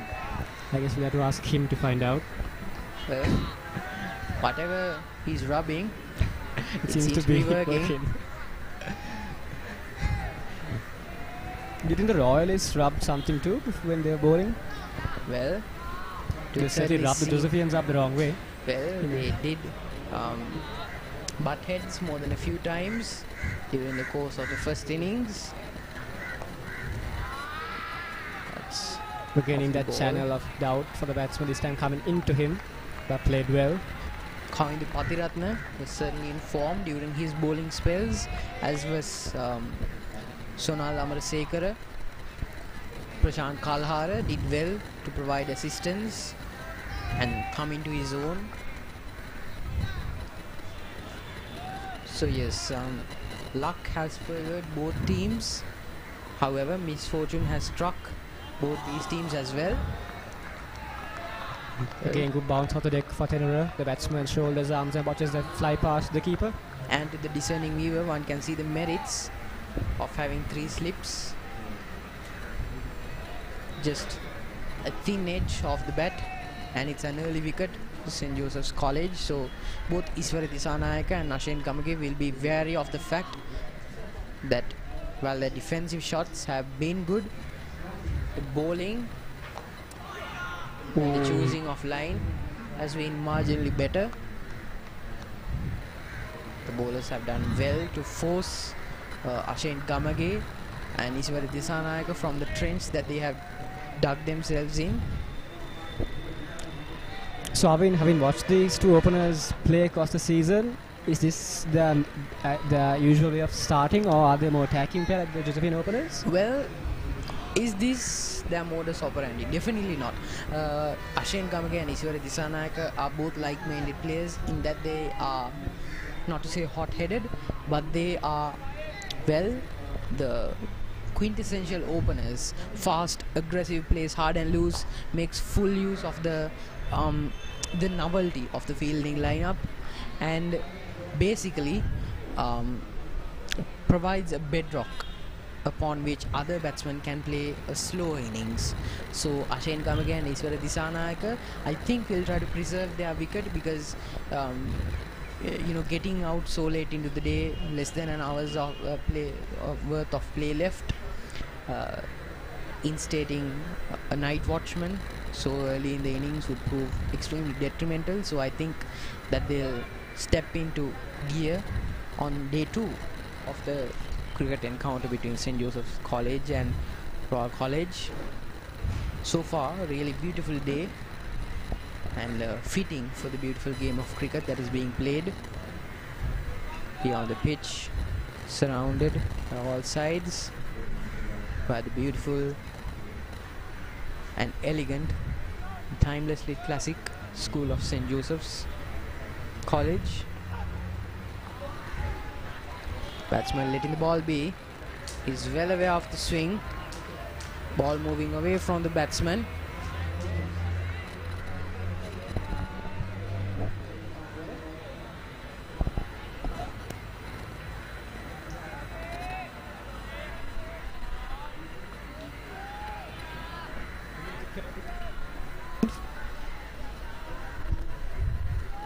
And joining me in the community panel, we have fellow Josephian, Ashane Attanayaka.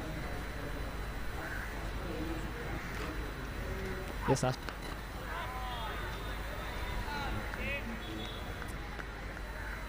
In the bat hard and looking for that swing, that extra swing that can just carry the ball with the keeper while getting a possibly a good W of ball.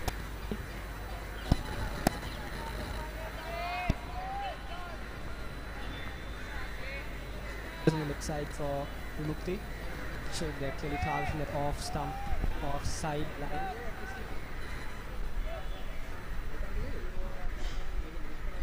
Two slips. And here comes Mukti, he's run. He bowls. There's an audible grunt from him as he releases the ball.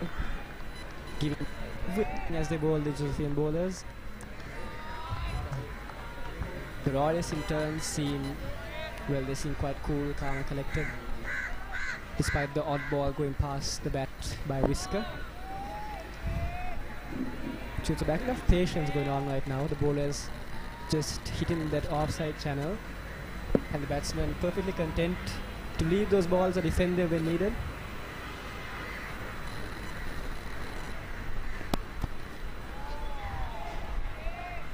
And again left off the front foot by right-hander Gamage.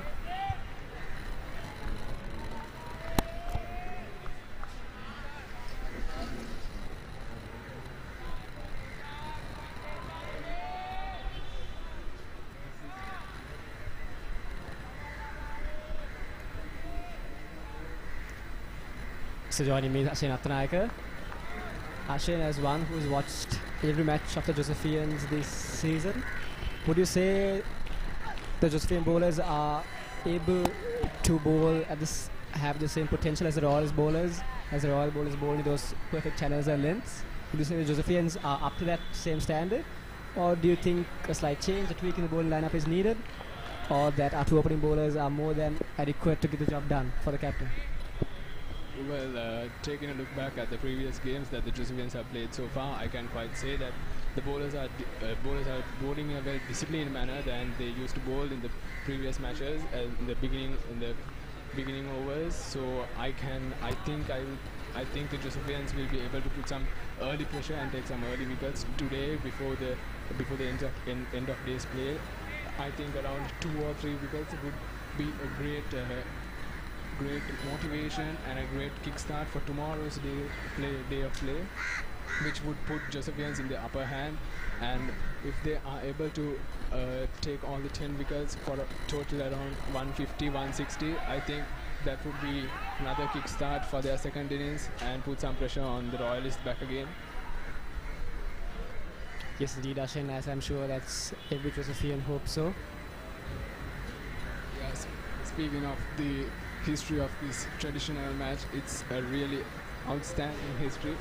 The 124th encounter between St. Joseph's College and Royal College. Especially we should mention it was even played during the times of war, which is an important factor that we should all consider, taking a look back at this glorious history of this match. But we have to add to that, Chime. Well, you said all that can be said, so I can just applaud you for that. As Tenra continues on the pavilion end. Right arm over the wicket. He's not gone round so far, so he's clearly relying on that angle he creates with his run-up to get some action for him in the slip cordon. And he bowls. Oh, again to the left hand, a beautiful ball, this time just missing the outer edge of the bat. So Tenra has clearly found a spot and he's sticking to that spot, he's sticking to the plan he has.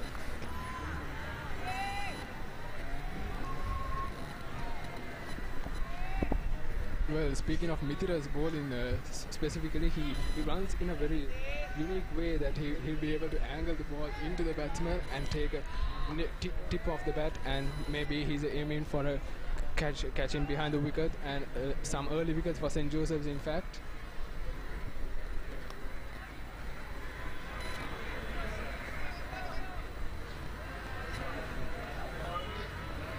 Brilliant effort at the field over there by the Josephians. Some outstanding fielding setup we have seen so far during the game. The Royalists never gave up when they were chasing the ball.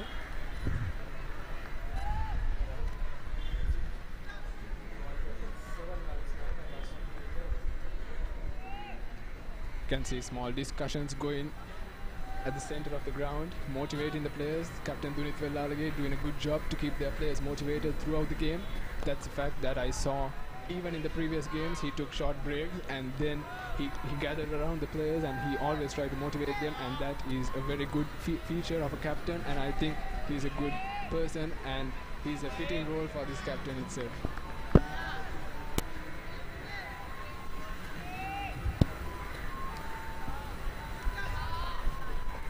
Yes, those are very neat insights into the Josephian team and its processes by Ashan Attanayaka. And here comes Tenra. Angling in again, glanced out leg side upish, but no feelers, so they exchange single safely.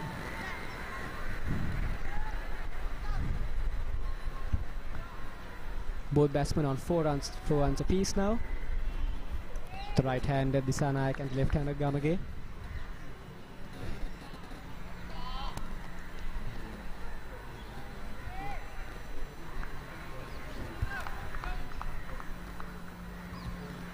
And Tenra now uses the so right-handed.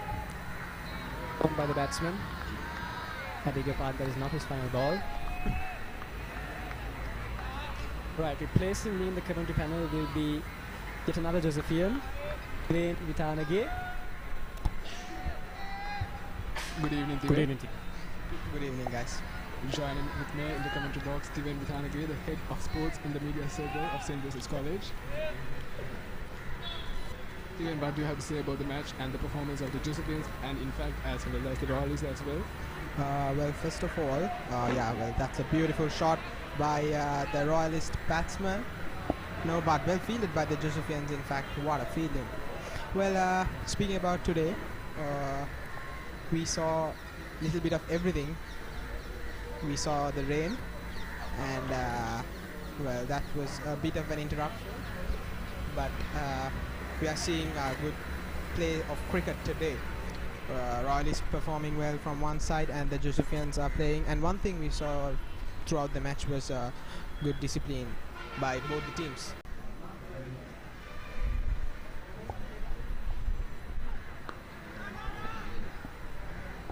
No run over there.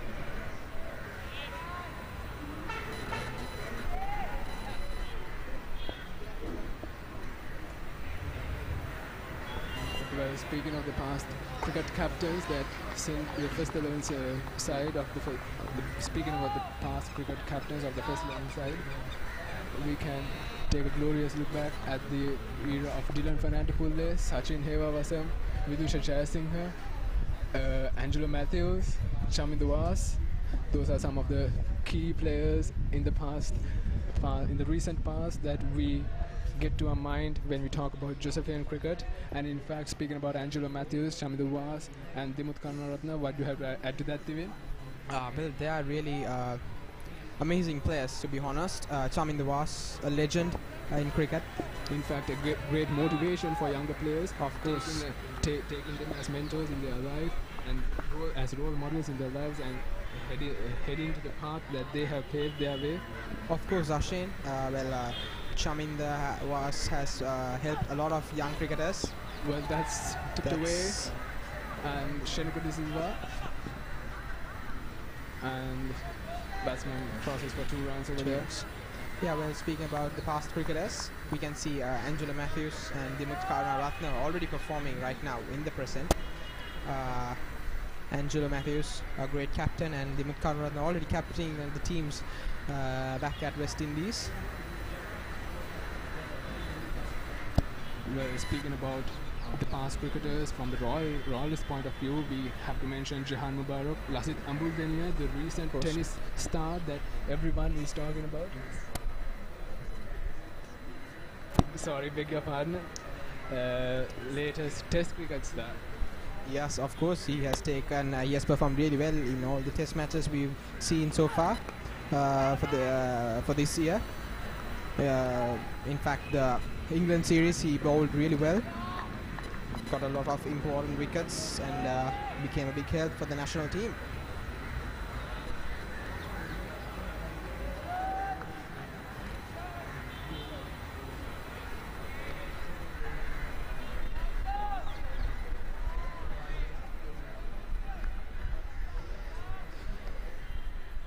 Fast bowler Deshan coming in from the poolside end, I beg your pardon. That was a good ball. Left by the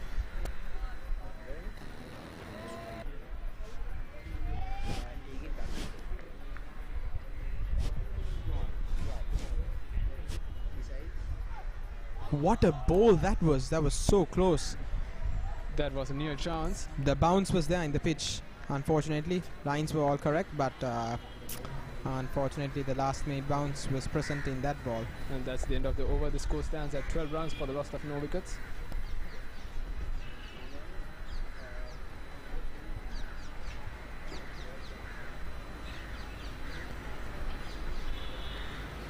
Joining with me again is Cheyenne De Silva from St. Joseph's College.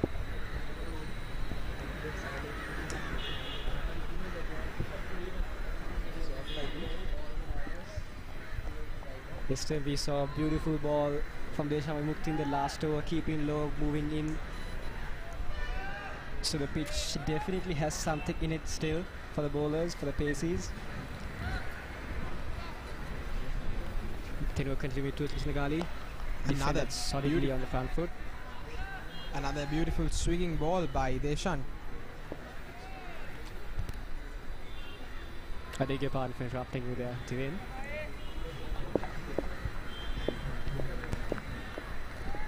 So Divin, as a tennis player, would you, and speaking of tennis players, we all know of one person in particular who played tennis and is now a Sri Lankan legend in the field of cricket, Kumar Sangakkara. How would you say incorporating the strokes and the methods of tennis into your cricketing style, would you say they are beneficial in the extreme, or how would you apply those methods you learned today if you were to play cricket for school? Yeah, well, Kumar Sangakkara was a good tennis player. His sister, of course, in fact, is an amazing tennis player. She won many national titles in Sri Lanka, and well, I would think it would have been beneficial because in tennis you use your arms well to hit the ball with a huge amount of power. So that is a very needed factor when you are batting, as well as bowling and fielding, because you need to have the strength in your arms when you are playing. Well, I would think that was not a waste at all for Kumar.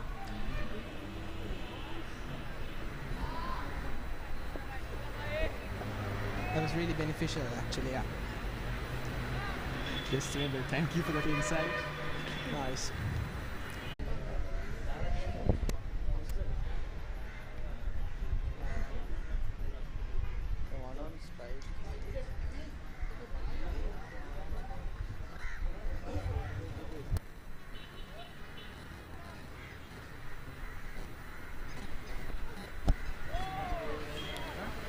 Going down leg side this time for Mimukti. So that ends over number 9 for the Royalists. They stand at 14 for the loss of no wickets. The Josephian bowlers still unable to make that breakthrough which they were looking for, which their Royal counterparts did so successfully. Yes, they've hit good lines. They've seen the odd ball shoot through just past the bat. And there was one drop catch, a sharp chance at that. But the fact remains that Royal College still remains wicketless. I'm sorry, St. Joseph's College remains wicketless in this first innings of Royal College. So they'll be looking to make that breakthrough during these next 1 hour of the final hour of the day. Tenru again hit.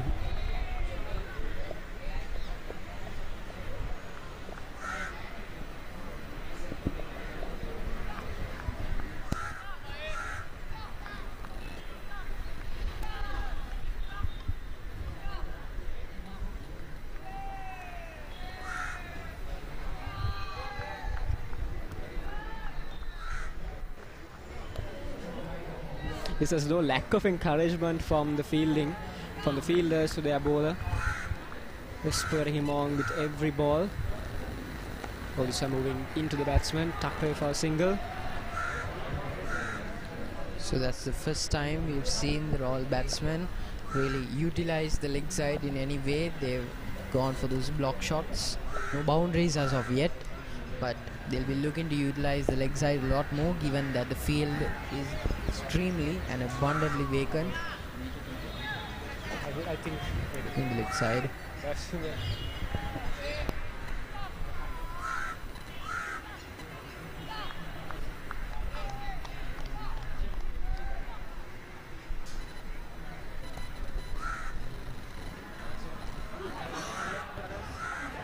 And that's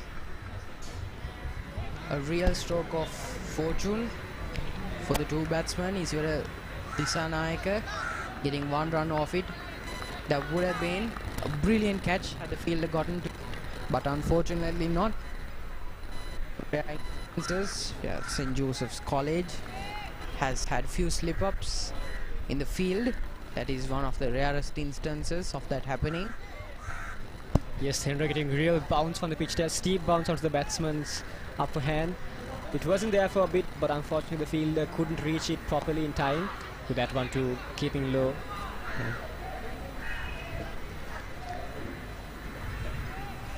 So Tenura is creating problems. It may be minor problems, but problems nevertheless for the Royal batsman from his end. So both Ashin Gamage and Iswara Disanayake both seem to be synchronized with their line of thinking. They are both moving in tandem along the scoreboard, and that reflects the mentality that they have. They need each other.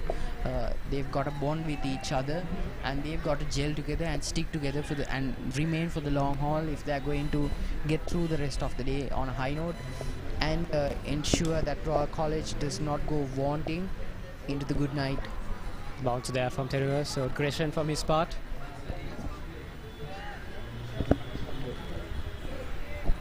So the Josephian pacing not afraid to hit the deck hard and get their bounce to target the head and above of the Royal batsman. There's a very watchful start by the Royalists. It's not a very accelerating run rate, but it's a good run rate nevertheless. Both batsmen intent on adjusting the pitch and keeping the eye on the ball, getting their eye in first. They're looking to score too sharply.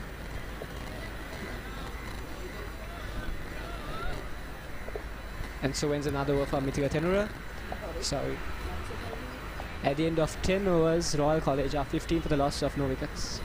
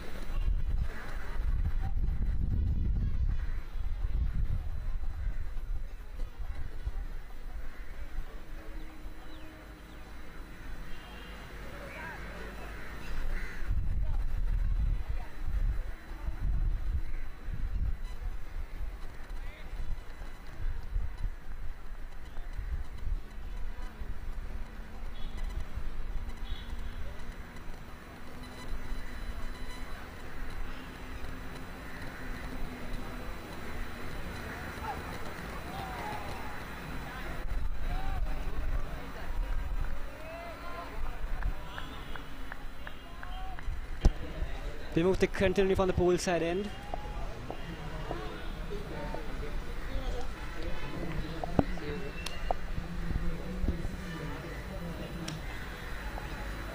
St. Joseph still having that slip cordon field with 2 slips and a gully at the moment. The short leg within the 30-yard circle. Well, for the captain, in Joes, it fact. is commendable that they have kept up their stamina for so long. They've been at the ground for 8 straight hours. Their only respite being from the tea break, the drinks break, and a short intermission, an interruption of play due to rain.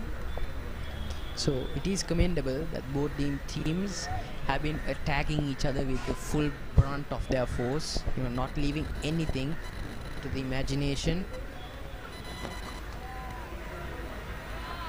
Bit of aggression from the Josephian pacer, his body language extremely hostile, but only in the sportsman sense. It's always good to see that intent to win from any sportsman in any field in sports. So beautiful show of cricket here today.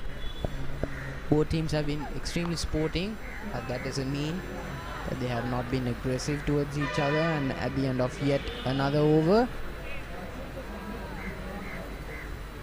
17 runs for the fall of no wickets. Sisiwara Dasanayaka on 8 runs and Ashwin Kamage on 9. Well, the umpire seems to be feeling the fatigue of the day, requesting a bottle of water maybe. Once again seeing those defensive shots that he has employed time and time again to counteract the wrath of the Pacers. And the line has been absolutely majestic because it's been an extremely tight line, just like Kamil Paul in the first few overs of his spell. Full, just short enough to beguile the batsman, but always bowling into the wicket using that bit of spin, that residual swing. My apologies. Yes, we've not seen any boundaries or inspired shots from the batsman, just a singles and an odd couple here and there. And any deliveries that reach the outfield have just been, thick edges from the batsman that have escaped the vision of the fielders. Yes, and with that over comes the drinks break. At the end of 11 overs, Royal College are 18 to the loss of no wicket. 16 overs of play left in the day.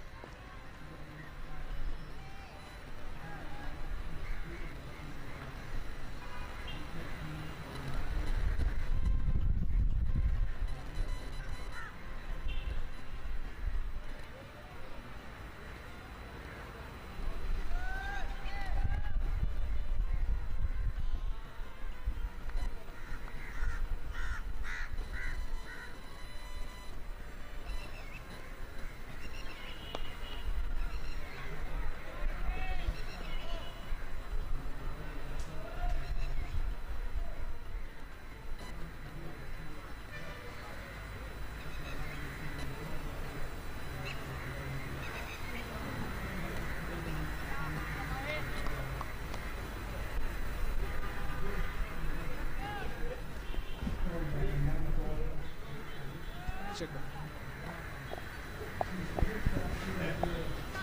Okay. Check.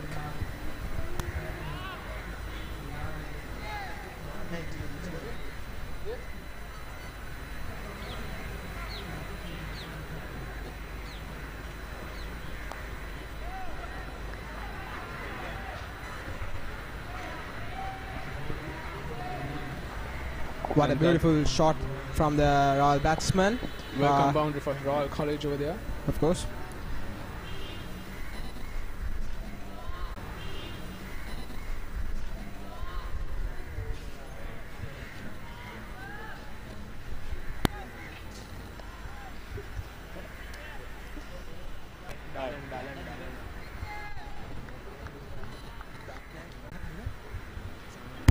Defender back to the bowler.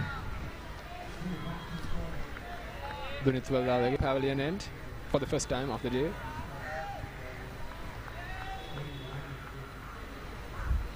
And he runs in and he bowls.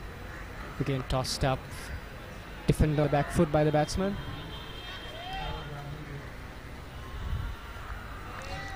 Dunith Welalage with the responsibility of the captain as the captain of the first 11 cricket team between Royal College and St. Joseph's College.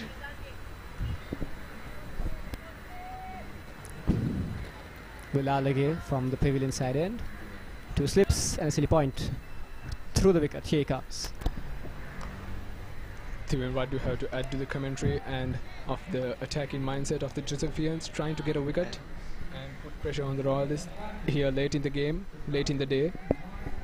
Well, what we can see is if the Josephians aren't able to get a wicket right now, that would cause a small mental advantage. That would give a certain mental advantage for the Royal batsmen, because they will they will have a fresh start tomorrow morning, and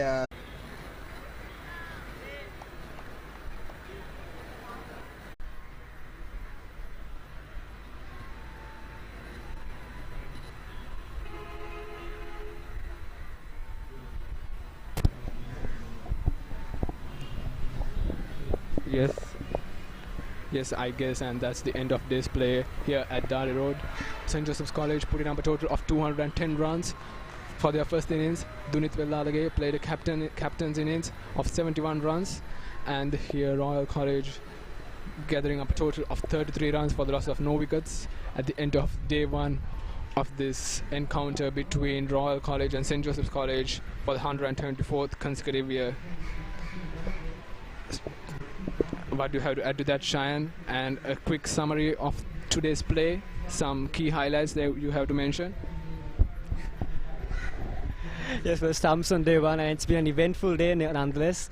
The Josephians going fast, but they crumbled under the steadfast bowling of the Royal lineup. So they lost 10 and they were all out for 210, as Ashen so well said. Yes, perhaps what stood out most for me was the Royal bowlers sticking to their lines and lengths, and their fielding too was superb in the first few hours. Those fielders flying left and right to take amazing catches and thus dismiss the Josephian openers and 1 and 2 down batsmen.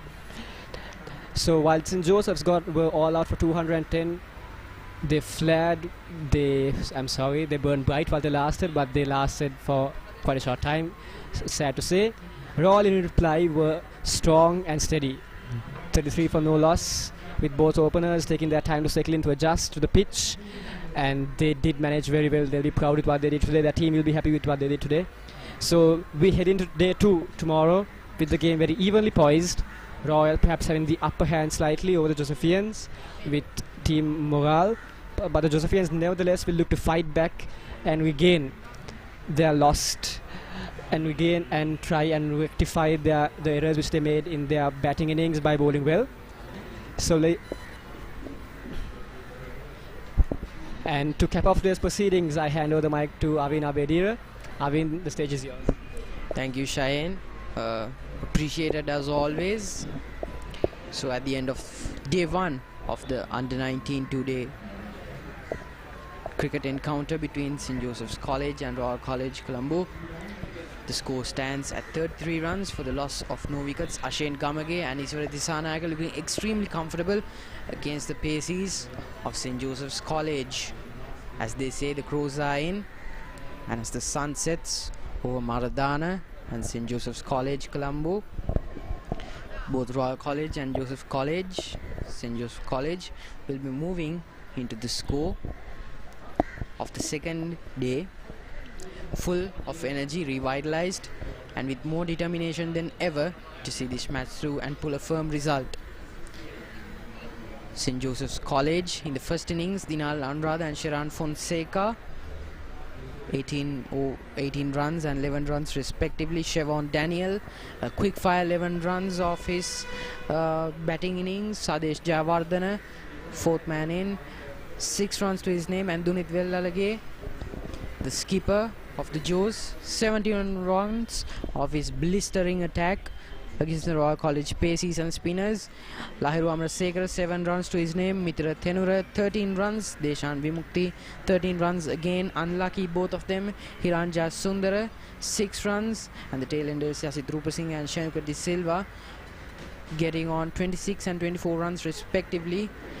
Burning bite at the end of the day. And Royal College, Isivara Disanayaka and Ashin Kamage, 10 and 23 not out respectively. So brilliant start for the batting innings of Royal College. They've done well to dig in, and no night watchman today.